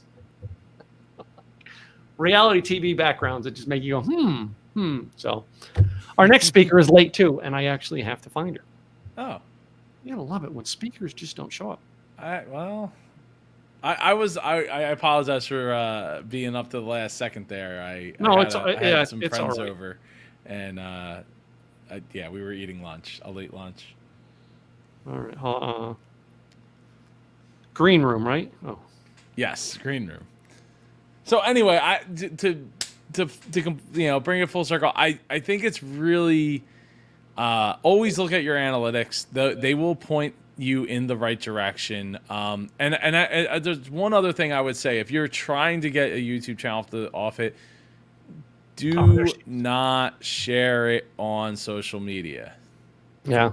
Do not share it directly to social media. Like your Facebook friends and stuff like that, because they will just look at it, they'll click on it, they'll watch for 30 seconds, be like, oh, there's Joe, and then click off because they're like, I know Joe. It's all good, right? Yeah. And that tells YouTube, oh, they don't like it. Somebody didn't like it. They clicked out. That's another person that's clicking out of your channel, right? So try not to share direct links, talk around the channel, share the thumbnails of things. Don't share the direct link. If somebody asks you for it, send it to them, but make them ask you for it. But the idea is to get them to go to YouTube and type your name in. Cool. Type your name and tell YouTube, hey, somebody wants to see this, and this is, Super Joe Pardo is somebody. So now we know we're finding out that he's somebody, and we want to, and we want to promote it more. Yeah. Yes. So, ding, cool. ding, ding. Yeah, the bell is back. Yep. All right. Well, Super Joe Pardo, I appreciate you coming by. All right. Show them the Super Entrepreneur shirt one more time, man. Let them see that Super Entrepreneur shirt so they can get it. Those will be available in the store soon, right? Yes. As soon as I figure out if I can go up higher with it. And maybe I might not have been able to go any higher on this side of that might be it. So. But we do have a Ding Ding shirt and a Super Entrepreneur hat that's sitting behind me over here sitting next to Nicolas Cage and a banana. So they'll be available. I know we're doing virtual for podcast independent podcasters. So they'll be available on the virtual store. Yeah. They will be, yes. Okay. Yeah, the store is almost ready to go. It's like this close, so I gotta get that wrapped up soon. I know. I got to finish my speech. It's okay. You got a month. I got a month. Yeah. Well, Joe, I thank you for coming by today, man. I will see you next week, man. See you later, Tim. I'll see you next week. All right. Bye. Bye. Thank you, Mr. Joe Pardo, for another great information. Yeah. You know, Biz Coach Reacts videos are very, very insightful, and the way he did it. But that is a way that you can actually find content creation to highlight your coaching business. Cough comes in the afternoon on me. Is finding things that you can do a reaction type video, which has been really great. As he says, Joe said he did the Undercover Billionaire with him, and I did it with Grant Cardone, and I'm sure you can go check those out. They're on my YouTube page as well as his. So go check them out, and check out that idea. You can find a way, and again, that's why you plug into a coach, to find something that gets you creating content that gets you clients. Anyway, so thank you, Mr. Joe Pardo, for coming by today. Our next speaker, all right, is someone, it's the first time here, all right, is someone that I've known for probably, I want to say 8 or 9 years I've known Jill. And we've always talked about, hey, is there ways we can actually, be each other's events? And half the time our events were local, and hers local to her is not Dallas, it's LA or California, and mine's Dallas. Now, when she's been in Dallas, I've picked her up from her hotel and driven her to the airport before, because it was a way to get time with her. Anyway, Jill and I are both connected to many, many successful people in the industry. Jill is known in the publicity space, and I'm sure she's going to give us quite a lot of tips of how to use publicity in our online marketing. Let me bring up Jill Lublin. Hello, Jill. Hey, great to be here, Tim. I am so glad that we were able to work it out for you to come today. And you know what I mean? Do you have slides, or are you just talking today? I think we'll just talk. All right. Well, you're going to do that. I'm going to go down and hide in the corner and leave it up to you. You're on the clock for 30 minutes. Perfect. Thank you so much. So I am just delighted to be here with all of you today and really support you to get your message out there, right? To create that visibility that gets other people talking about you. Because here's the thing, in digital marketing and anything you're working on, the more people find you, and publicity is a super powerful way to do that, the better off you're going to be. So one of the things I really want to encourage you is to do this beautiful thing called publicity. And I want to inspire you with so much that it will do for you. Number one, it'll give you increased prospects. It'll give you more sales. It'll give you increased trust and more credibility. It'll give you more visibility and more clients, and it'll save you a ton of money. And here's the super great thing. It'll also save you money. Why do I say that? Because I know a lot of you are spending a lot of money, and maybe, whether it's Facebook ads, Google, whatever you're doing, that's great. And I believe in it. But I'll tell you, publicity is free. And the more you get it, the more you're going to be showing up. And that means more exposure in the marketplace. And I only mean the good kind. So the power of publicity is that it magnetizes you. It multiplies you. It monetizes you. And that, my friends, is the things you want to be. So I'm going to help you today to blow your own horn. Even if you feel like it's a kazoo. Well, this one is, but hey, who's counting, right? It's what I had available. And I think for all of you, you got to create that ongoing connection to others. And you know what's super about publicity is it creates that ongoing connection to others and gets you in front of them. So write this down. Publicity equals influence equals impact. I wrote the book on it, Guerrilla Publicity. I'm going to share with you lots of fun things and real tips that you can use today. And the first one of them being that you must plant your publicity garden. I want you to plant your publicity garden now. I'm going to give you some super ideas and themes for how to do that right now. And then I want you to plant your seeds for 3, 6, and 9 months ahead. Why do I say that?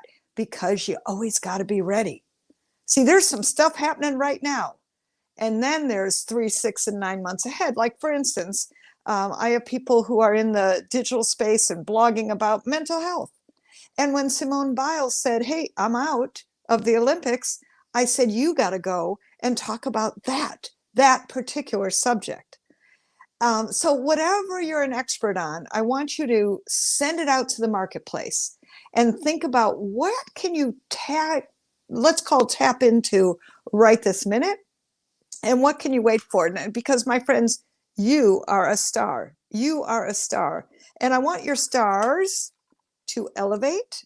See, they're elevating up. I want your stars to elevate. And I want you to shake, rattle, and roll in the area of publicity so that people are paying attention to you. Now, here's some super great ways you can do that. Number one, I want you to focus on your message, right? What's your message? Well, you might be thinking, I don't know, Jill, what's my message? And I'm going to say to you, if that question is in your mind, I'd like you to think about, well, what is it that's the problem out there? Like, what problem do you solve in the marketplace? So we start there, because let's just take a moment and look at the word message. The first two letters are me. The last four letters in the word message is sage. And in fact, my friends, in the word message is me, sage. So point yourself right now. Come on, give yourself some love and say, I'm a sage. Yes, I'm a sage. You are an expert. Experts are sages. And you have a great message for the marketplace, whatever you're up to, in all topics that you're in the marketplace with. So then the question is, fill in the blank, what's the problem today? So all experts, you know what? Besides giving problems, you're giving them solutions. Let me give you an example. So state the problem, give 3 solutions is what I like. So I'll demonstrate this for you by actually giving you one of mine. Are you ready? I would say the problem today is 4 out of 5 businesses will go out of business because you have no clue how to create publicity without spending a fortune. I want to give you 3 guerrilla publicity tips today for how to get your message in the marketplace. The first way to get noticed is to create your ooh, ah factor. The second way is to create the I've heard of you somewhere syndrome. And the third way is focus on networking magic and show up in your communities at least twice a month for name and face recognition. Now, my friends, let me just share with you that what I did in my message was gave you really, true publicity tactics, literally thousands of dollars advice. Simple language. Please keep your language really simple and like 5-year-old language. Yes, keep it really simple. And then what did I do? Now, this is a really hot tot. Listen up, listen up. Here's the thing. I want you to create your digital programs, your services, whatever they're called. I want it integrated into your message. Yes, into your message. So let me show you how I did that. I said I'm going to give you 3 guerrilla publicity tips today for how to get your message in the media. Now, my friends, I didn't, say in my book, Guerrilla Publicity, right? Then I said one of the ways to get noticed, that's my book on McGraw-Hill about how to create referrals and get noticed. You notice I didn't have to say the whole title or the subtitle or any of that, right? And my third tip was, check it out, focus on networking magic. And so do we have to say everything? Like one of my clients has a blog called Beyond Marketing, right? And so we just give Beyond Marketing tips. We don't say in his blog Beyond Marketing. Got that? So you want to keep looking at how can you create that recognition factor. You want to be in people's consciousness. You want to be top of mind. That's why they call it top of mind. And the way to do that is powerfully create a message that does solve problems in the marketplace, gives people real value and benefit, and gives them real things to do. But here's a super good tip for you too. And that is, I want you to give appetizers, not full meals. In other words, give them something to chew on, real sound bites, right? Things that work. Like I said, create your ooh, ah factor. and make it memorable. And so speaking of memorable, let's talk about your ooh, ah factor. What is it about you that makes other people pay attention, lean in, their eyes widen, right? What is it about you that creates that visibility factor that's interesting and connected? And that is worth talking about. So for instance, let me just tell you, you got to use everything you've got, right? So it doesn't even matter what your business is right now as you're listening here. I want you to use everything you've got. My Hispanic clients will go to Hispanic media. There's a woman I was working with who's a coach. She's got all kinds of digital programs and seminars, all kinds of blogs she writes. Guess what? When Black Lives Matter happened, I said to her, you're going out as a strong Black woman speaking in today's times about what works, not her communication coaching, not the other things that she was doing. And that's what got her into all kinds of publicity, including, major media, newspapers, radio, TV, podcasts, blogs, and the list goes on. So I'm going to really suggest to you, use everything you've got and take an inventory right now. Like, what haven't I been talking about or using? What could I be using much more of, right? And that makes such a huge difference. One of my clients, Ryan, he's Asian American, and he actually doesn't speak Chinese. However, he's Chinese. You know what we did? We translated his article, put him into the Chinese Times. Do you know that from that one article, he got $7,000 worth of business? Yeah, now that's something to cheer about, right? And so with that, what I know about the power of publicity is it will continue to bring you return on investment, ROI, that you stay out there, you stay in front of people, you stay out there with every message you can. That's called use everything you've got. And sometimes you'll find it through the oddest ways. Like, write this down. Great resource for you is called nationaldaycalendar.com. Nationaldaycalendar.com has all kinds of holidays. In fact, one of my clients, he is a speaker, and he said, well, hey, listen, I'm also a dad and I make my son hot dogs. Well, on National Hot Dog Day, guess who got in media talking about great hot dogs to feed your kids? Now you might go, but Joe, how does that feed his speaker business? Because they always say your website, right? But you're always driving people to where you want them to go. Because when you're in media interviews, you are going to drive people to where you want them to go. Yes. And I think that's really a key. So that's a powerful message to get your name out there. Yes. And it's a beautiful way. And in fact, by the way, when I am on media, and I'm just going to send you there now, I send people to publicitycrashcourse.com/free gift. Always have a free gift, have a way that people can get there. And when you're in an interview, make sure that you repeat it. publicitycrashcourse.com/free gift. You need to make sure that people can hear it. Make sure they're spelling your name right and saying your name right. You have the right before you go on any interview. Make sure they know how to say your name. And that's a key. So here's the thing. I've done some super cool research, and I found some great topics that are really good for all of you right now. And I'm going to tell you them right now so that you can be the star that you deserve to be. And by the way, celebrity comes in all kinds of ways. It could be getting an article. And medium.com would be a great place to be published, right? So I want to give you some, we'll call them hot topics. Remember, you're planting seeds now, because the truth is your publicity is an evolutionary process, my friends. You will grow, your publicity will grow. I want seeds blooming in all different times so that your publicity garden blooms and grows just like you do. Here's some great topics for right now: health, mindset, transformation, weight loss, goals, and then activism. Like a woman recently in my virtual publicity course, hey, and I'll let you know about that in just a moment. She, as I was watching her in the Zoom, I said, she's 28 years old. She runs a digital marketing agency. And I said to her, why don't we get you out on #StopAsianHate? And, that's the very thing that got her 5 interviews in 1 week, that got her 2 speaking engagements, that got her 8 clients. I'm talking all in the space of 1 week. Picture this. Would that mean something good for you? You bet it would. And that, my friends, is what built her digital marketing agency, her speaking career, and has gotten her the presence she deserves and the, shall we say, the interest that has people connected to her.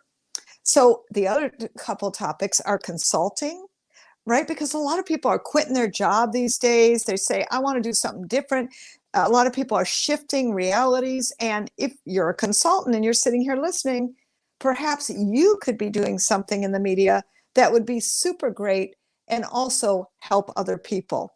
And then anything in the money area, also alternative healing. Very hot topic. Why? Because everybody needs a little more healing these days. So I want to encourage you, if you're in any of these areas, start using your publicity now and generate attention, right? And then jump to the next spot where you can create that visibility for another topic. So, publicity is like you kind of keep, well, let me just say you climb a ladder, right? You get to a first rung and you're there and you're shouting from that rooftop about whatever it is that you can get in the media because of. See, I want you to get in the media whatever way you can. It might be the front door. It might be the side door. It might be underneath the door. It might be on top of the door. But the truth is, get in the media whatever way you can, because that's going to drive that visibility factor that gets people talking about you. I like to call it the I've heard of you somewhere syndrome. And that, my friends, is what you want to create, the I've heard of you somewhere syndrome. And so with that, you want people repeating your name and resonating with, oh, yeah, I know what Tim Gillette does. Oh, yeah, I know who you are. And that's the power of recognition. Remember, it's called the I've heard of you somewhere syndrome. Now, I want to give you some super great visibility building activities. And maybe in about 5 minutes or so, if Tim's around, he can ask me some cool, super cool questions and see where else we can go from here. But what I would love to do before that is give you some, what I like to call visibility building activities. Okay, now these are all free, super easy to do. And are you ready? I hope you're taking some notes, because it's always my intention to give you lots of great value. Super easy things to do. First of all, I want you to network in your community. Virtual networking is so easy now. You've got tremendous opportunities to show up and show up well. I want you to follow reporters on social media. So, great news is there are lots of reporters in different topics who you can follow, and then start talking to them. Tell them you saw their article about X and you want to talk to them. You want to be a resource for them. So that's a really easy strategy and completely free. I want you to sign up for Google Alerts. I want you to put your name in Google Alerts and your topic. So for instance, I was actually on ABC in Dallas, ABC TV in Dallas, Texas. And guess what? They had me on because the largest ad agency, the CEO made a racist comment. And well, that's not a good move. So next thing I know, I'm on this wonderful TV station. And here's what I want you to hear, because what I want you to be aware of is that there are so many ways that you can shine in media with just great ease. And so I remember when I got on the show, I said to the producer, I said, boy, it's not a great day for, and fill in the blank of the ad agency, right? By the way, they were the largest ad agency and had clients like Home Depot and Diet Dr. Pepper and Motel 6, right? And so he said, Jill, I want you, as soon as we put you on air, which everything was on Zoom. So you can do all media on Zoom now. It's super easy and super fun, right? He said, I want you to repeat that comment because that's important. Oh, it's not a great day for them. And you know, it's funny. It's not like I'd done a lot of research. It's not like I had all these huge, like, wow, super amazing, like wonderful things that this ad agency could have done better. But what I did do was I read the quick story. I had an opinion. Do you all have an opinion? Yes, you do. Leading with your opinion, sometimes being confrontive, sometimes being sympathetic. My point is, it all works. So we did this great interview. I probably filmed for about, maybe 12 minutes. Most media interviews are 4 minutes, my friends. For 4 minutes, you have to sound great. Now, I know you all can do that. I know you're all smart enough to do that. And you can riff, really. You don't have to be, well, I like you to be, what I like to say, overly prepared for an interview. But if you haven't had a moment, just give your great opinion, right? And do a little bit of Google research quickly, because media is a lot about opinion. And so when the wonderful interview was over, the gentleman had to edit it together. And then the truth is, of course, I want an ABC TV affiliate TV interview on my website, etc. But I couldn't find it. So you know what I did? Next day popped up Jill Lublin, featured on ABC TV, Dallas, Texas. And there was the nicely edited, beautiful piece that I could then use. So why do you sign up for Google Alerts? That's exactly why. So that you have anything that shows up with your name as well as one key word about whatever you're up to. Which leads me to, for instance, well, I'll save that for just a moment. But let me give you 2 other great, simple visibility building activities you can do. One is go to Blog Talk Radio. They also have wonderful people who need people just like you doing interviews every single day. You can be a great guest. And then I want you to go to helpareporter.com and absolutely sign up. Put your blinders on. What does that mean? Only focus on the queries. They're called queries that would be best for you. Okay, so that's going to get you some attention. That's going to get you in the marketplace. These are simple, easy things to do, all completely free. Super. We love that. That's going to power your publicity. Now, here's the thing. I want to demonstrate for you how I actually did this and actually put in motion publicity for the profit of kindness. All right. So as much as I'd love to say to you that I got on 7 Fox News interviews, literally in the first 8 days when the book came out, it wasn't because the book came out. See, most of my clients don't have books. They're people just like you, entrepreneurs in all kinds of businesses. And, but what I did do was I pushed the right button. Yes, I pushed the right button. In this case, pushing the right button says, yes, this is my emergency affirmation whenever I need it. You are awesome. You got to push the right button and find what's going to get you into media. So, for instance, the one that did was the divided states of America. And my friends, that was the powerful message that worked. And then what happened was I got in Forbes and Inc. magazine because I was talking about how to use kindness in business. Yes, it's possible. And in fact, people who use kindness in business are actually more profitable. Now I'm running a conscious kindness community, and we're many hundred strong, and we're proving that kindness in business actually works. Yes, yes, yes. But the point is that we made it work because we, pushed the right button. And that is what I want you to find. But here's the thing.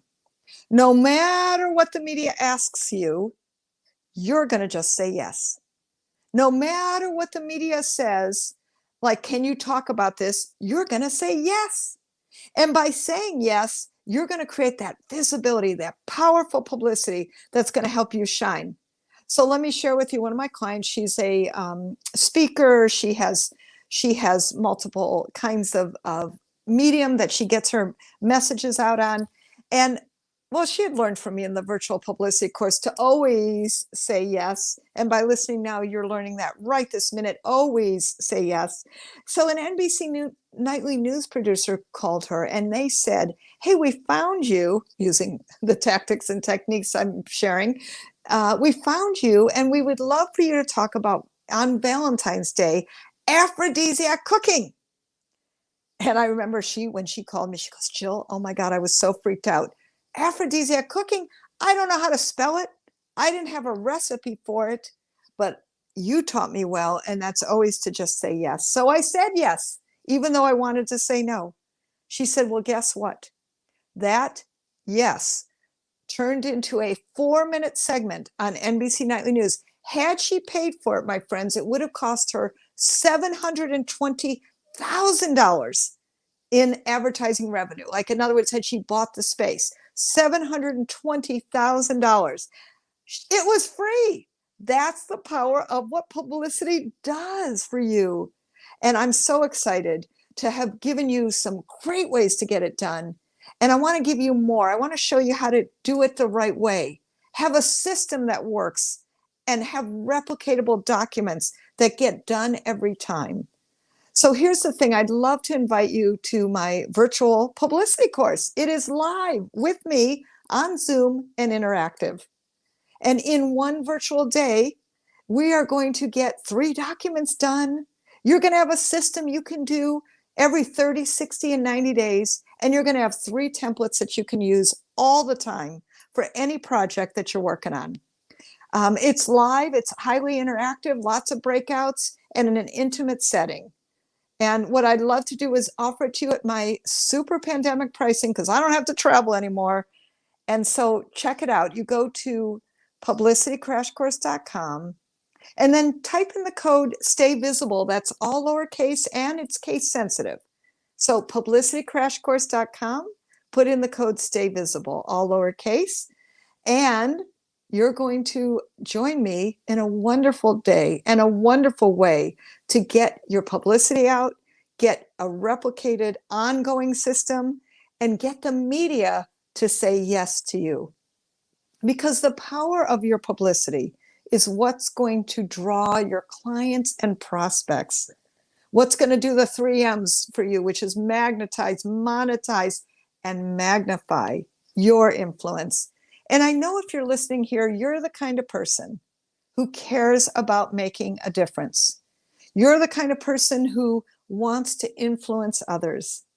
And that's why I love publicity. Can you tell? So I'm excited to lead you on this journey to give you some great ways to power up your publicity.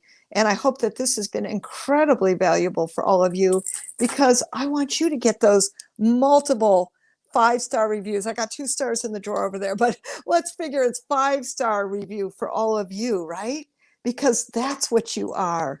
And you know, the power of that message multiplication is going to take you to the moon and back. And if you don't get there, at least we're going to hit the stars, right, Tim? That's right. Right. So, well, Jill Lublin, I thank you for coming in and sharing with our audience today. Oh my God, it's been a blessing having you here. And go check you out, publicitycrashcourse.com. Is that right? Yes, and use the code Stay Visible. Maybe you can type that in with all lowercase. All right. So, and we just appreciate you. And Tim, I so appreciate you. I just want to give you check it out. You are awesome. And to all of you, your message matters. Your message matters. Thank you so much, Jill Lublin. All right. And thank you for being part of our community today. Bye-bye. No, I've had problems with the throat today, so I'm sorry. I'm trying to clear it just before I know it's coming back from Jill. Thank you, Jill. All right. And our next speaker is someone who's a regular, as you guys have known, is someone who's very prominent in my life. I was on his show this week.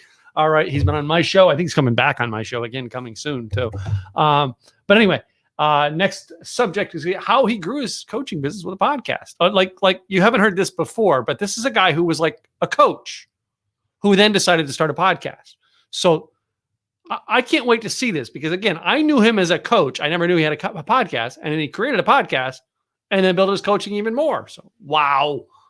We're going to find this out today. So you ready for this one? This is Mr. Scott Schilling. How are you, man? I'm doing great, Tim. How are you? All right, man. Man, awesome. What fun to be involved in this opportunity to share simple, easy marketing. And you're right. I actually started the other way. I was outside the podcasting area and doing coaching and training and everything like that. And then saw the wonders. And you're such a great example of it. Everything that you've done with podcasting and vlogging and all the different things.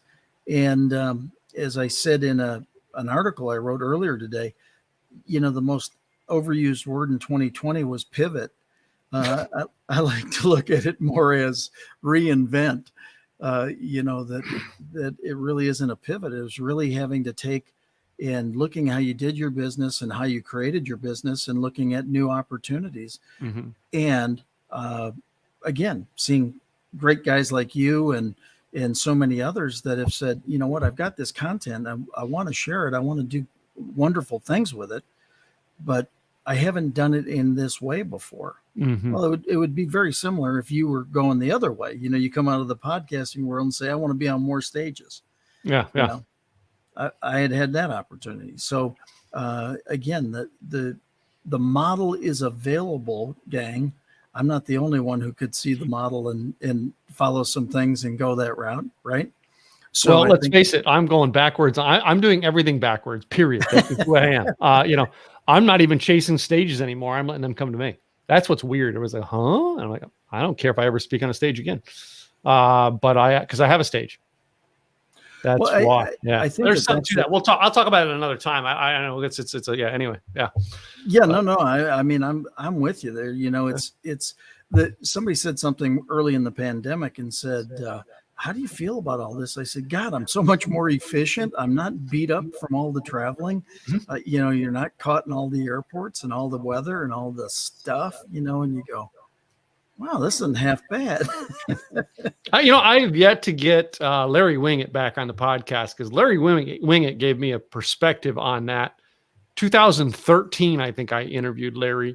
And I said, Larry, do you enjoy what you're doing? He said, no, I hate what I do. And I'm like, what? And he goes, what I do is I get up at the crack of dawn. I drive to the airport. I fight through security to get on an airplane, to fly cramped next to 60,000 other people, to get off the airplane, to get a line for a rent-a-car, to get through finally get the rent-a-car in a car I hate, to have to drive to some hotel that doesn't always check me in on time. And then I get my room booked, all right, to go back downstairs to the conference that I'm speaking at for the 10 minutes I enjoy. And I'm like, wow. Exactly. He says, but I'm willing to do all the stuff I hate for that 10 minutes or 1 hour that I enjoy. So do I love what I do? No, I don't love what I do because it's reality. This is what I do. Anyway, I'd love to get him back on. Yeah. Interesting. And I know Bob Berg told me when he was on the podcast, 6 months ago, he said he's not traveling to speak anymore. He's done. He's going to do it all from home now.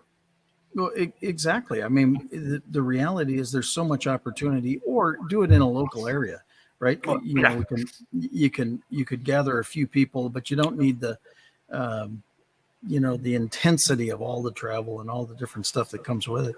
Look at a day like today, just think if we were trying to get out of here right now, not with these storms coming through here, know what the airports look like today. Nope, I'd hate it. So. Well, Monday, I had to drive downtown to be on a recorded TV show. I hated it. The worst part of my year, I had to drive downtown for work. Exactly.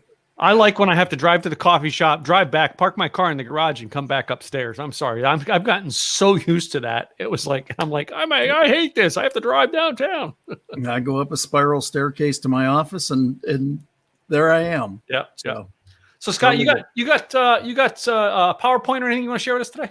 No, I'm just gonna, share, just share what it's all about. All right. I'm going to leave you on the clock for 30 minutes. I'm back down here in the background if you need me. All right. I appreciate you, Tim. Thanks all. And thank you everybody for being here today. Really excited to have this opportunity to share. As Tim was sharing, I kind of came at this a little bit backwards in that I realized after after COVID and after the pandemic hit and everything started to shut down, all of a sudden, I mean, literally one day I was in Colorado Springs doing a training, and the next day, the entire training business, the entire everything went poof, and it was all shut down with nobody knowing exactly how long it would take to open up again or any of those kinds of things. And so it's like, well, wait a second, you still have messages, you still have things. And so I'm going to do a little bit of training here up front, because I think this is so foundational to help everybody understand why having a podcast and utilizing it to grow your business is so important. I train on a thing called the 3 absolutes, and these are absolute in any presentation, anything that you do going along. The first is WIIFT. What's in it for them? You got to come from a place of others orientation. You've got to walk a mile in their shoes. And so that's one of the foundational pieces of presentation. The second part of the 3 absolutes is that people do business with those they know, like, and trust. If I don't know you, you must assume that I don't like you. And if I don't like you, you must assume I don't trust you. But I have to do trust to do business with you.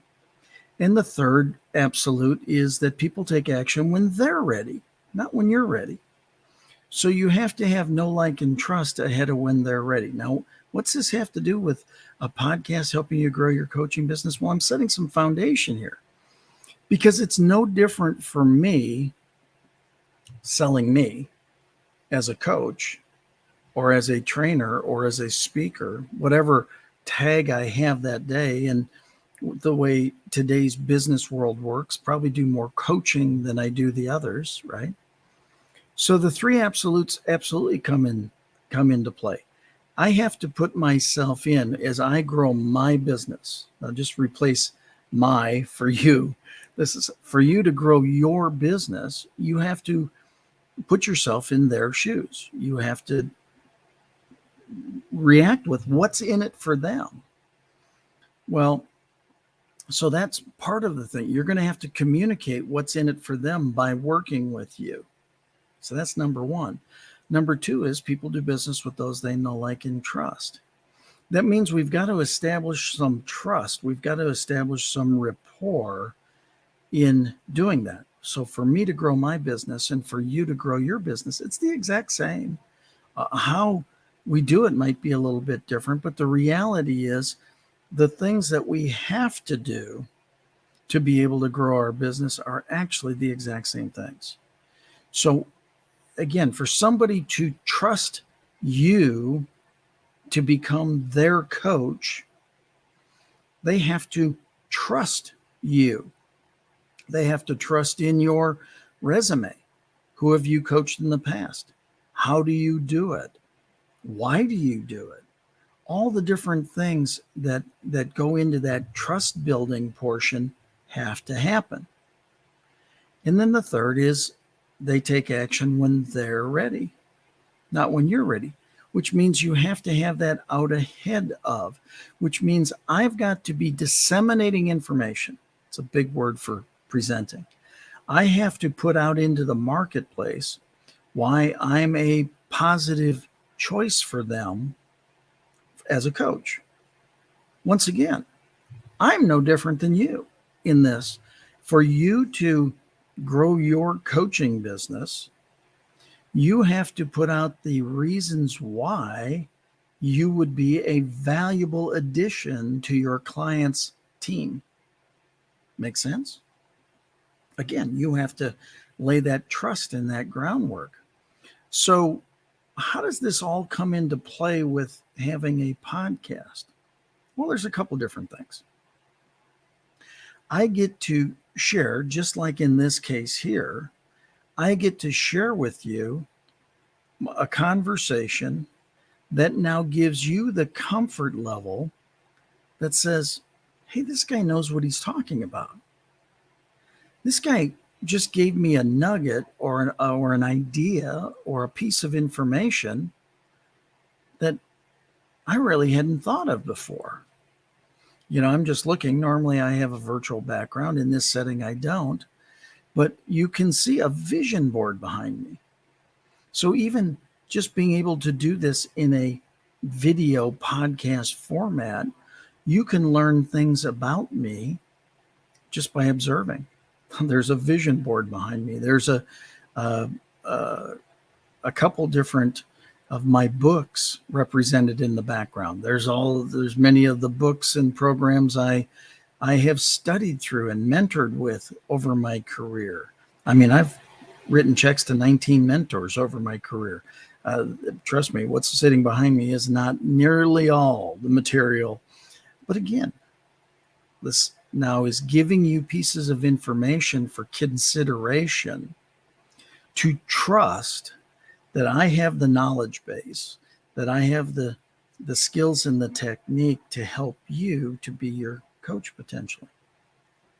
Again, so personally, I do a video podcast. I do both a video TV show like arrangement and a audio podcast. Pull the audio and take it to the audio channels to disseminate. Why do I do all this?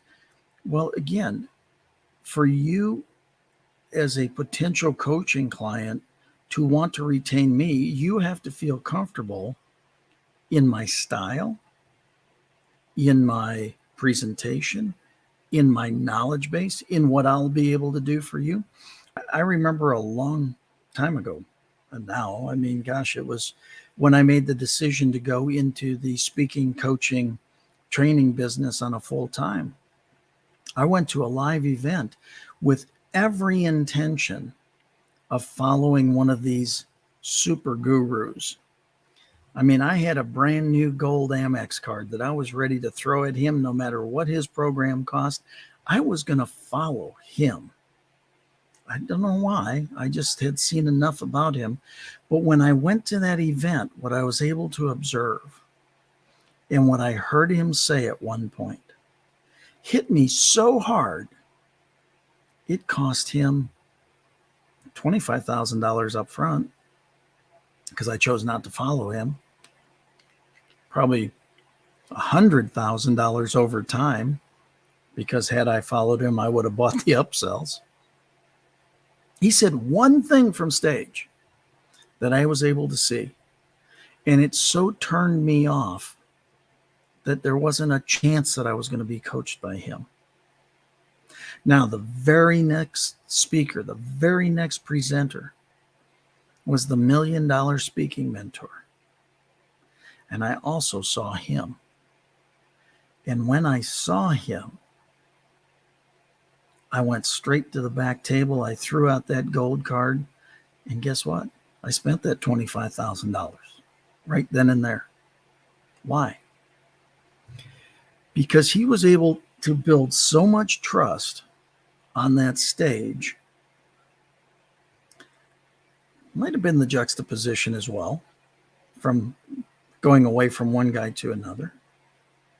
One of the best things I ever did is I spent a whole lot more money with him over time, but I also made a whole lot of money because of him, because of what he taught me. See, I made that decision in a live situation because I could see I was working to build that trust and do all those different things.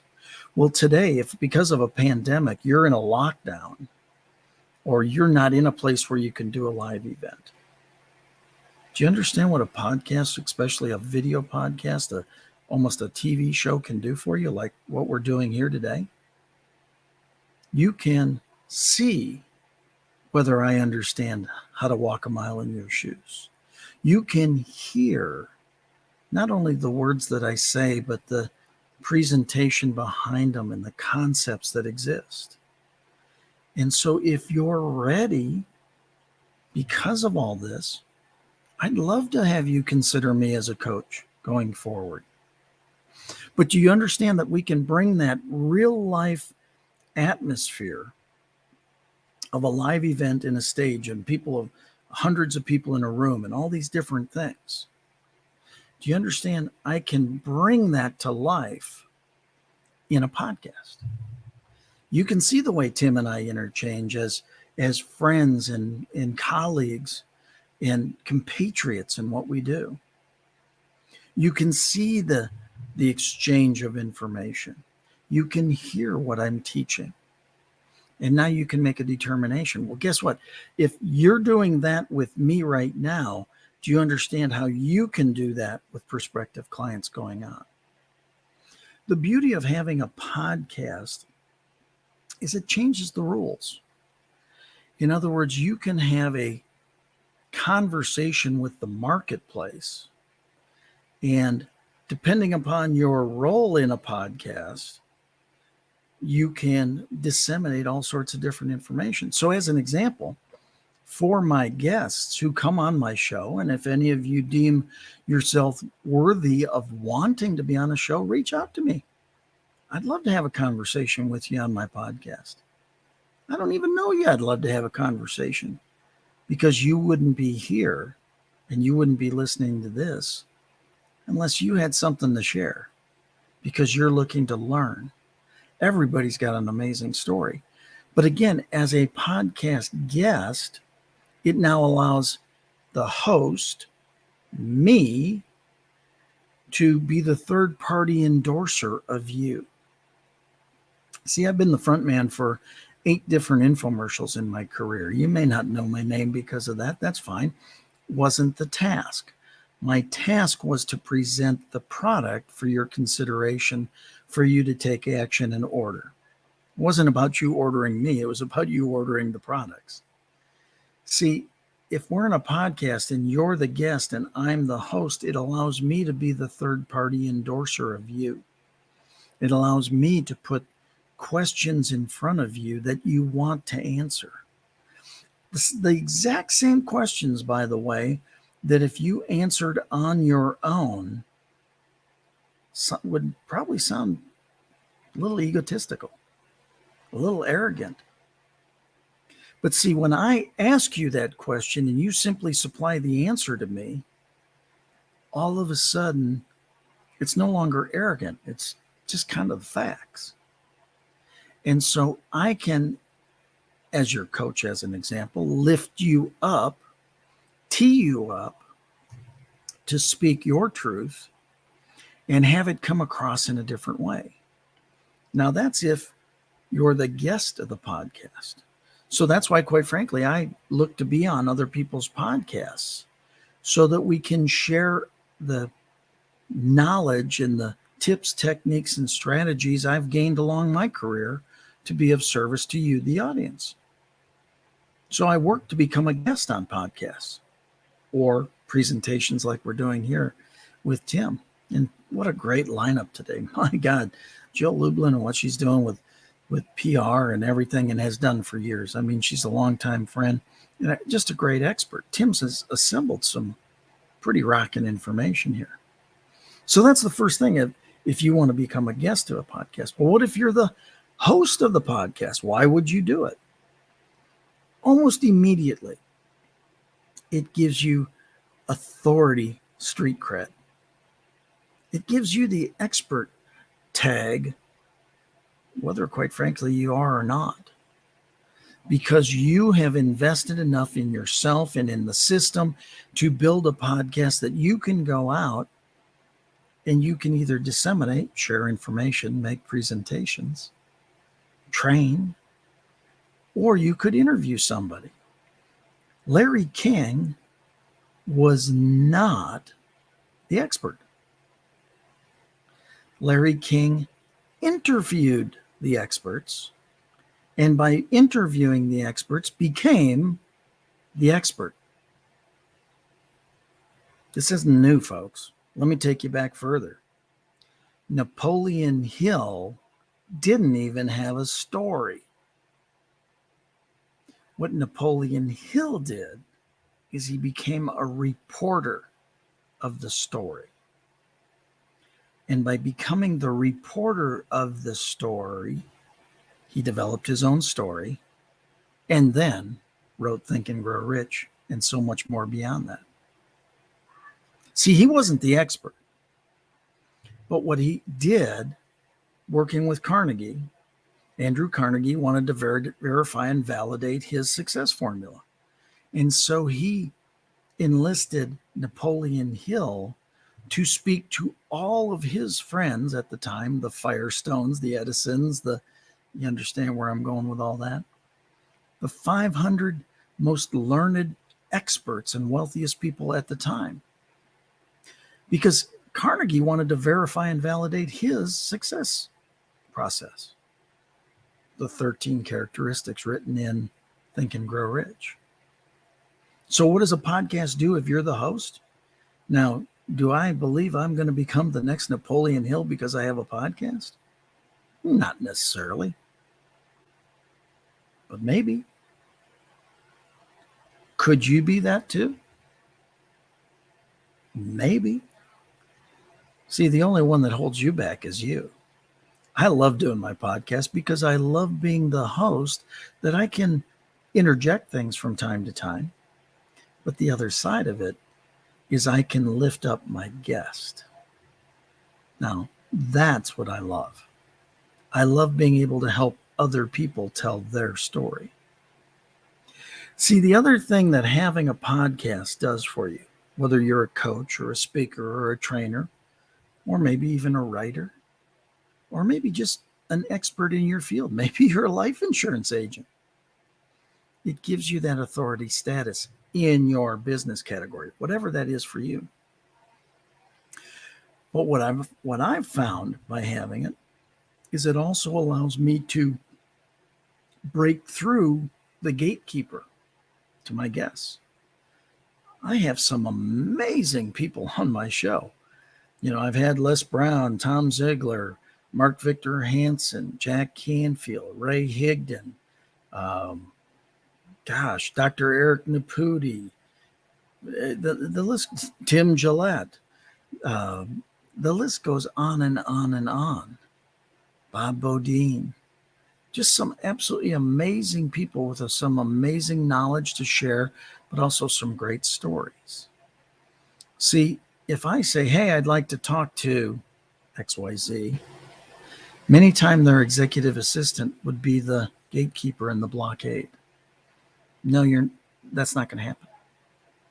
But if I go to them and I said, hey, I've got a podcast and I'd really love to feature them on the show, and I would love to share their initiatives with my audience, let me put you through.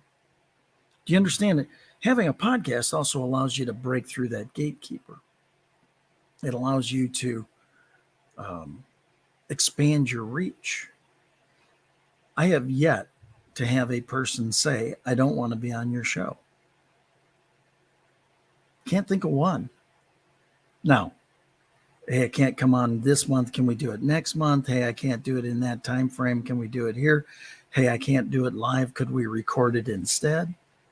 Yeah, I might hear those kinds of things. But what I don't hear is, no, I don't want to be on the show.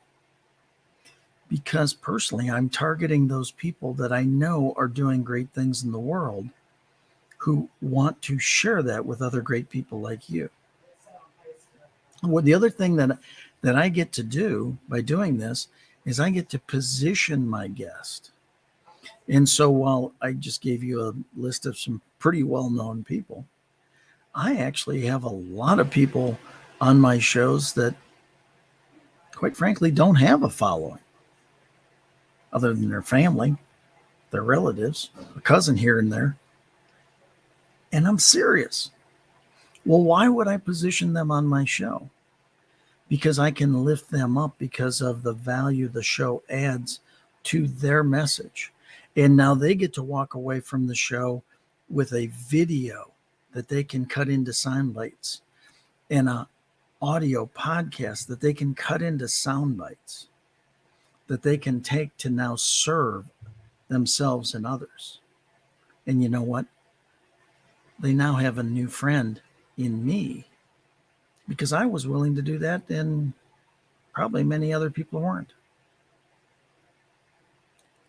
It's an easy enough thing to do.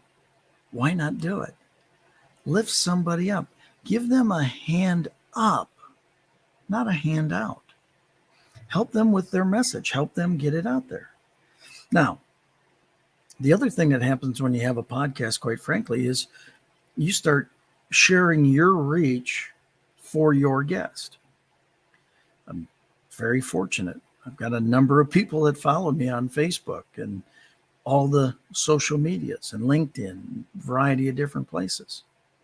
So in the example I just gave you, if I have somebody who has got a great message but doesn't have a following, by having a podcast, automatically I transfer my following to them for a period of time. Now it's going to be up to them to deliver content worthy of keeping that, but I get to share audience with them. That's of service to them. How about the other way around? How about if I'm the guest on somebody else's? Well, they're doing the exact same. They're sharing their audience with my message. Or what if they're a lesser known podcaster and I'm able to share my audience, because even though they're interviewing me, my audience may want to hear what I have to say. And now I can share my audience with that podcaster. It works in both directions. It all depends on kind of what you got in your heart. Do you want to help serve people and you want to allow them to get their messages out? Do you want to get your message out? Do you want to create a mutual society of wanting to help each other? Amazing what those things can do. Why else would you want to have a podcast for your coaching business? Well, quite frankly, and this just happened a week ago. On Tuesday of last week, my guest, when I asked the question, what's your greatest challenge in business today? They said, our greatest challenge is ... Wow. Thank you for sharing that. And we went on and it was a great interview and we created a relationship. 2 days later, I had a different guest on and I said, so what are the greatest challenges you solve doing what you're doing? And they said, well, we solved ... It was the exact thing that 2 days earlier, somebody told me was their biggest challenge that was holding them back. Well, what happened was both sides retained me to be the go-between to put a deal together between them. And that deal is starting to work and take some pace behind it. And I never even knew it was there.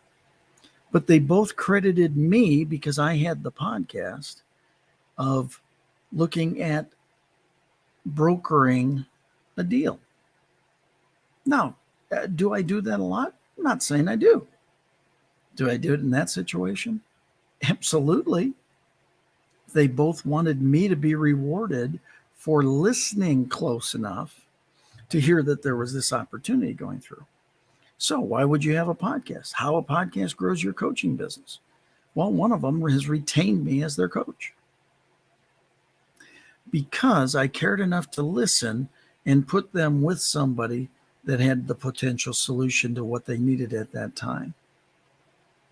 See, when you do this and you have a podcast, you move from that person or prospect being part of your cold market to the minute you start talking to them through your podcast, they start warming up. Because what's the definition of a warm market? It is those who have now had experience with you or your expertise that now have greater knowledge of you and your process that might consider purchasing your offering. Cold to warm. So why should you have a podcast? Just to warm up your audience, if nothing else. Or unless you love cold calling. Now, I've done a lot of cold calling in my career, and it's okay. I don't mind it, but I love warm calling a whole lot better. I'd rather just talk to friends. It makes the process easier. And then one more reason, and it fits in some people's model and it doesn't fit in other people's model, but another reason to have the podcast is to create affiliate relationships. again, because I've been able to do a variety of different things over my career, I've met a tremendous number of people. And they will from time to time call me and say, hey, Scott, I've got a new launch going with this, or I've got a new program coming out here. I'd love for you to be an affiliate and help share the word. Would you do it? Well, if they're friends of mine and they have something of value that would be worthwhile to present to my audience, of course I'll do that. I want to help my friend and I want to help my audience. And because they have an affiliate program, there's a potential revenue opportunity. My point is, if I've got a podcast, I've got greater reach and I've got long-lasting reach. What do I mean by that? I've got greater reach in that I've got an audience to share this with. But because they're recorded and because they're posted, that's where they're going to be for a long time. I just got a check from somebody for something that we talked about a year ago. Now, I'm not going to say it was a big check or anything, not going to change anybody's world, but it's nice to have. And it happened because of a recording that was done a way long time ago. So let's pull this all together. How do you grow your coaching business? I'd encourage you to have a podcast. How do you grow your life insurance business? I'd encourage you to have a podcast. How do you grow whatever business you are in? I would encourage you to create your own podcast and then build your audience, build your tribe, because your tribe will become and stay loyal to you as long as you provide them value and you keep on pulling things together. Again, you're going to have the opportunity to offer your services on your show. I coach, I speak, I train. If you need one of those, reach out. Scott@scottschilling.com. It's no more difficult than that. Again, if there's ever anything that I can do to be of service to anyone in my audience, I welcome them to reach out. Just as Tim does. He does an amazing job of giving you the opportunity to find the knowledge necessary for you to grow your business and go forward. Again, if there's ever anything I can do to be of service, reach out, Scott@scottschilling.com. With that, Tim, I'll wrap it up and just say, again, if you don't have a podcast, dang, you better get one soon. What do you think, Tim? Yeah, that was one of the things Craig Duswalt did to me. And gosh, it was 2012. But I mean, we called it an internet radio show back then. And basically he had an internet radio station, which I know we have friends here in Dallas who have those ideas. And, I like them. I'm not against them. I'm against when people join something like that when they don't have the money and they don't have an audience.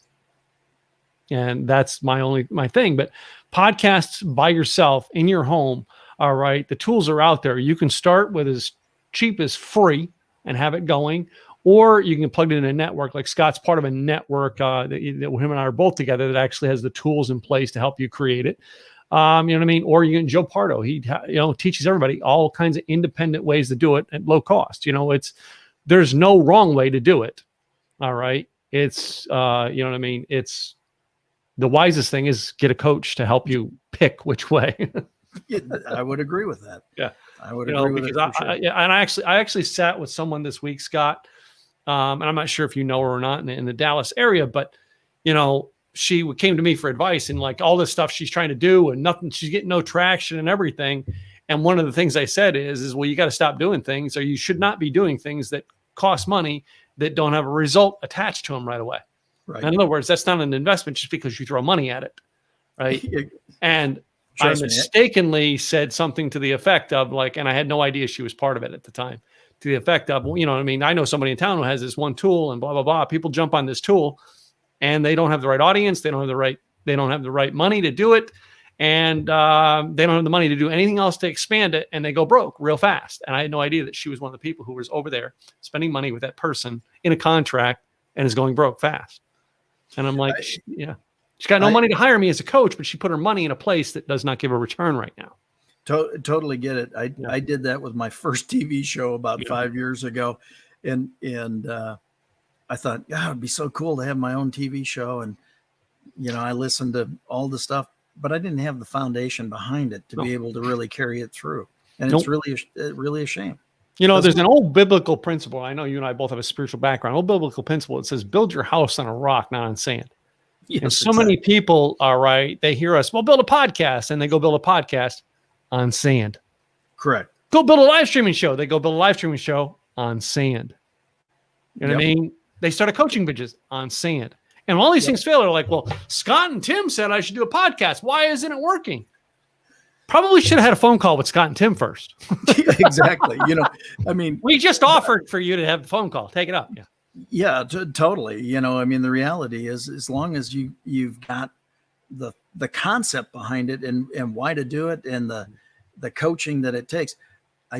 I did say I've written checks to 19 different mentors over my career. Mm-hmm. That's because when I wanted to do something, I found the person that taught that Yep. and got that knowledge, novel concept. Well, do you remember 2018, the beginning of 2018? Now, I did this, and I probably went back through my social media. I said, well, it's time to look for my next coach because I need to move to a new level. All Yep. right. And I can tell you the people in you and I's world, the people we know, how many of them just reached out, not even, hey, let's have a conversation to talk about what you're trying to do. Reached out and immediately trying to sell me on their coaching program. You Yep. didn't. You know No. why? Because you always just, let's have a conversation. Yeah. Other people, all right, they're in the Dallas area, all right, they're in the worldwide area. Most of them that are here or there, you and I both know them. And they Yeah. immediately go into a sales pitch. Two people and two people only, all right, that reached out to me. None of the people who didn't, like him, because you didn't. You just basically went, Tim, I'm here for you. Let me know. I think that's what you said. But most of the people who reached out and got a phone call with me, one of them sat down, had a 30-minute conversation with me. You know him, Casey Everhart. Oh, yeah. Great guy. Great guy. He's on my show next week. Yeah, that's it. I mean, he's a great connected guy. And Casey had a great conversation with me, and I just about went with Casey. You know what I mean? The other person that prompted this, that I didn't have the conversation with, I did at an event, was James. All right. And the third that I didn't have a conversation with, but I was already in his program.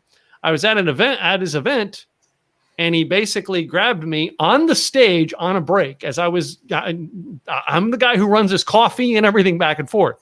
On the stage on a break, he turns to me and goes, Tim, why don't you get into my elite program? Here's what you go do, and I'm going to do this for you. Now, I'm not going to tell you the deal he gave me. I'm not going to tell you the ways he helped me. But he went over and above, and he said, Tim, you do a lot for me. Allow me to do a lot for you. That was his sales pitch. Yep. That's Craig Duswalt. Yep. Good dude. And you know what? Here's why.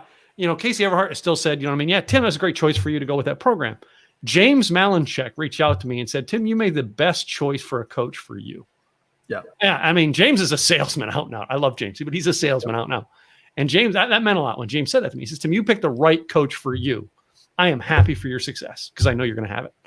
Yep. And I know you and I have talked how many times about Craig. And I know. Absolutely. Have you met with Craig since he's lived in town or just online? Well, we haven't gotten together physically because he was moving and doing all sorts of stuff, but we have talked many, many times on Zoom and on the phone. And great guy. Yeah. Great guy. Great expertise. So yeah, it is. So, I mean, but that's it. I found my coaches because they basically stepped up and did things. You know what I mean? And most people are like, well, I've got to get my coaching clients this way. Today's example. All right. Scott was a coach who had the systems down, and he started a podcast to get more clients. I don't think that was your original intention behind it either, was it? No, it was actually just to have some fun and to serve some people and see what happens out of it. But it's the happy byproduct is as you're calling around, you're finding people are, you mean you would help me? You'd have me on the show and you'd help me. Yeah. As soon as they say you would help me, you say, yeah, what do you need? Yeah. You ask that one question, right? Mm-hmm. And because you're coming at it from a different place, they actually open up, share it with you, and then it's like, well, heck, we can do some things with that. I wanted to do a podcast, and I didn't do this because, you know what I mean? I was going to do one on the idea of, you know what I mean? I will, analyze your blog on a podcast. I'm like, that would be the most, on a video podcast, that would be the most unique way to give a sales pitch on every podcast. You're telling them this is what's right with your site, your blog, whatever, and this is how you can improve it. All right. And then at the end go, so would you like help with that? Yeah, exactly. No, that would be a great. It would be a great podcast. I didn't do it that way because I but it's something I did think about at one point in time. But that'd be a cool podcast to do. Exactly. Yeah, that'd be cool. So I don't know if you know this, but this week I was the reason we're doing this on YouTube only is for some reason or other I'm shut out from Facebook, and I don't know why. Well, I got shut down last week on Facebook because I wished too many people happy birthday with the exact same birthday wish. And so so like it was a copy paste type idea. Yeah. Well, I mean, I'm saying happy birthday to friends, right? Yeah. But I just had too many friends that had their birthday on that date, and it was beyond community standards. And I went, how ridiculous is that? Yeah. Is that? I actually made an appeal for Facebook that all my friends change their birthdays. Well, they should. Yeah. It was so crazy. It was like, well, yeah, mine was probably similar to that, Scott. And that was, mine's, they said something like I posted something on somebody's page I wasn't supposed to. And I don't post on anybody else's pages. The only pages I post on is I tag somebody in for a birthday. Or if you and I are speaking at the same event, I tag and go, well, one of our speakers today is Scott Schilling. But I don't just randomly go out and tag people. As a matter of fact, that's one of the things I'm totally against is people just randomly tagging people to get their own numbers up. And it says I did that. And I'm like, the only page that I wrote on was this gentleman who passed away several years ago on Thanksgiving. And he was a motorcycle riding friend that committed suicide on Thanksgiving Day. Yeah. And every year on his birthday, I go put this huge, meaningful quote on his page, his whole story about, how, and this year we lost another motorcycle friend. I said, yeah, I hope you and Crazy Ed are having a heck of a party up there for your birthday today. And I'm glad you two are reunited again. So I made that part of my Facebook thing going, well, apparently you guys don't like it when I say happy birthday to you. Some of you complained. So crazy. Yeah. Anyway, Absolutely. But I was not able to post on Facebook, but I'm like, I still have to do the show. And I know our numbers were way down from what they would used to be. All right. Cause we have a huge community over there, but hey, it's all right. I make it work. The replay, people will catch the replay, and God bless all of us. It'll be exactly what it's supposed to be. That's right. So I will keep faithful and keep doing these events. All right. And I will keep my word no matter what happens. Exactly. So anyway, Scott Schilling, I thank you for coming by today. All right. Thank being you, part of this community. And I will talk to you soon, my friend. Sounds great. Appreciate you. Bye. All right, that, ladies and gentlemen, thank you, Mr. Scott Schilling. Thank you today to Miss Jill Lublin, Mr. Joe Pardo, Mr. Terry, Mrs. Terry Harden. All right, and very in the beginning, Regina Rosa Celeste. All of you, I thank you all for being part of this community and sharing out with your information. So, ladies and gentlemen, if you've not by now realized, all right, to go by and say thank you to those people who make this thing, all right, really cool and really awesome. It's time to actually tell you guys, we need to say thank you to our sponsors, Joe Pardo and Independent Podcasters. All right, Independent Podcaster Conference. All right, go check them out. Joe Pardo has been a very faithful part of our community. All right, since day one when we started this thing, and been going by and doing this, as always, coming by, being a part of our community, supporting us. All right. As well as we supporting them. It's been a faithful part, and Joe has always been a great person to come by. Our second sponsor, we want to thank Larry Roberts of Podcast Boost. Yes, if you don't know Larry Roberts, all right, Larry was supposed to be here as a speaker today, but had some personal issues and business issues come up that he had to go take care of, and he couldn't be here to speak with us today. However, it does not mean that he is not a part of our community. He is a faithful part of this community, a very dear sponsor, and someone that we love. All right, and admire and are glad that he's part of the community. Go check it out at podcastboost.com, Larry Roberts. All right. With that being said, ladies and gentlemen, if you have not by now figured out, I do this to help fill my mastermind. You've met some of my mastermind members in here today. It is the program that we have to help you become successful with the business you want online. If you have not figured out by now that what you want, all right, and you need to talk with someone, a coach, to actually get help with it, consider joining the mastermind. timgillette.com/mastermind. I would love to talk with you to see if this is the next step to help you get the results you want. Because again, I want to create the business for you that you want, not the business that I want for you, but the business you want. Go check that out, timgillette.com/mastermind. If you haven't, go give special thanks. You want to give extra money to getshiftdone.org. When you got your ticket to come here, to be part of this membership, if you bought the $20 virtual ticket, $10 of it went to automatically right on over to Get Shift Done or whatever the sponsor was that month. This month, it was Get Shift Done. All right. We gave some money to them. Last year, we gave them, I think, over $1,000 last year. All right. That is something that I'm proud to say that, when we actually build something to help people, we help you by giving you information. Then we take some of that money and we help others who need it. And people needed it last year. Get Shift Done put food in the hands of people who needed it and kept people working who needed the work to keep putting food on their table. So check them out. Lastly, all right, if you like this event and you want to share it with your friends, why not get paid to do it? That's right. I'm going to pay you to share the event out. Go to timgillette.com/affiliates. Affiliates. timgillette.com/affiliates. And here's what that does. It'll tell you how to get signed up through our Kartra system. All right. You can promote this event. The $20 ticket, it pays you $5. And I think the $97 ticket pays you $40. I don't know. Don't quote me on that. It might only be $25 on 97 ticket. I don't know that. I know the $20 one because a lot of people do that. And most of the community here has been paid far more than they paid to bring other members in. We want to grow this community. We want to help other people and do it in a simple, easy way that they can get the results they want. No one ever does anything that they don't invest in. If they're giving the opportunity to just come and be freely stop by anytime, they never do. So we created a community to make it easy for you to join with a small investment of money and an investment of your time. When you do both of those and put both investments together, you get results in your business. So we created a small $20 membership fee. But we found that those people who actually do the work, we want to pay them. So we give $5 back to everybody who refers somebody. And when their friends join, you get $5. Just saying. Go check that out. In the meantime, next month, September 18th. September 18th is our next virtual event. If you will go to, I think right now it actually is timgillette.com/September 2021-September, or you can go to simpleeasyevents.com. In the next 20 to 30 minutes, it will actually come up as that page.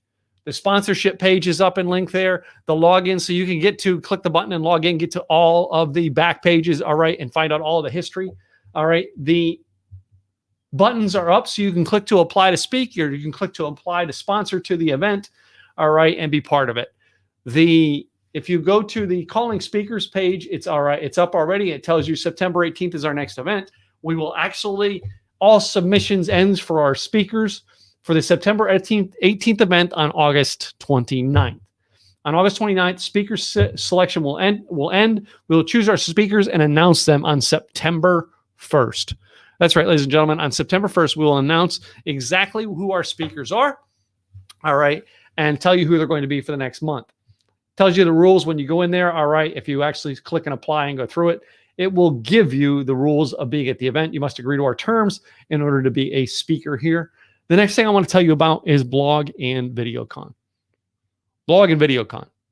Yes, ladies and gentlemen, we are scheduling a live event. Space is limited. We're going with a smaller hotel, and we are breaking it up into a 2-day different style of event. On Friday, November 5th, we are going to have a mastermind day. We're going to be in a room that has round tables, all right? Each table is going to have so many people allowed at each table. And we are going to give subjects, and then we're going to have people working at the table with you to help you build your business. And we have a couple of trainers that are going to train something, and then you're going to communicate with the team at your table to actually do the work and walk away with maybe having a blog up, maybe having a live stream up, maybe actually having your name or program, maybe actually having a way to get your guests on your podcast. You're going to do the work and be there in a mastermind, and we as a community are going to help you on that day. To get part of that day on Friday, you have to have a VIP plus ticket. All right. That is on the site right now. If you go to blogandvideocon.com, it will actually have the prices up and everything like that. I actually will have it up to where if you go to timgillette.com, I'm not sure if it's timgillette.com/November 21, or no, I think it's, I'm going to do this. I'll tell you what, I'm going to do this. It'll be set up in a couple minutes. blogandvideocon.com/20, the numbers 21. That will be up in a couple minutes for you guys, and you'll be able to go check that out with a special deal. If you are a member of virtual only, all right, it gives you the option to actually get a basic ticket or a VIP ticket. The basic ticket will give you access to Saturday. You get to come all day Saturday. You get a lunch. We're going to get we're going to get like a taco bar and stuff like that in there. We all basically come in and we have to get up and have lunch together in the room and enjoy it. And we're going to bring together a couple of great keynote speakers I have from the Dallas area, as well as I have one speaker already chosen for that's coming a distance from Oregon already. And some of them others coming from around the country that we have some really great speakers, but we are still taking applications for speakers. But if you want to do the VIP plus, get the mastermind day, all right, get some really get in there and get the work done so that you can actually leave Blog and VideoCon with a set plan. Then you go into day 2 and you learn, okay, how do I implement that plan? That's what we're doing for Blog and VideoCon. It's going to be November 5th and 6th. It's going to be in Lewisville, Texas.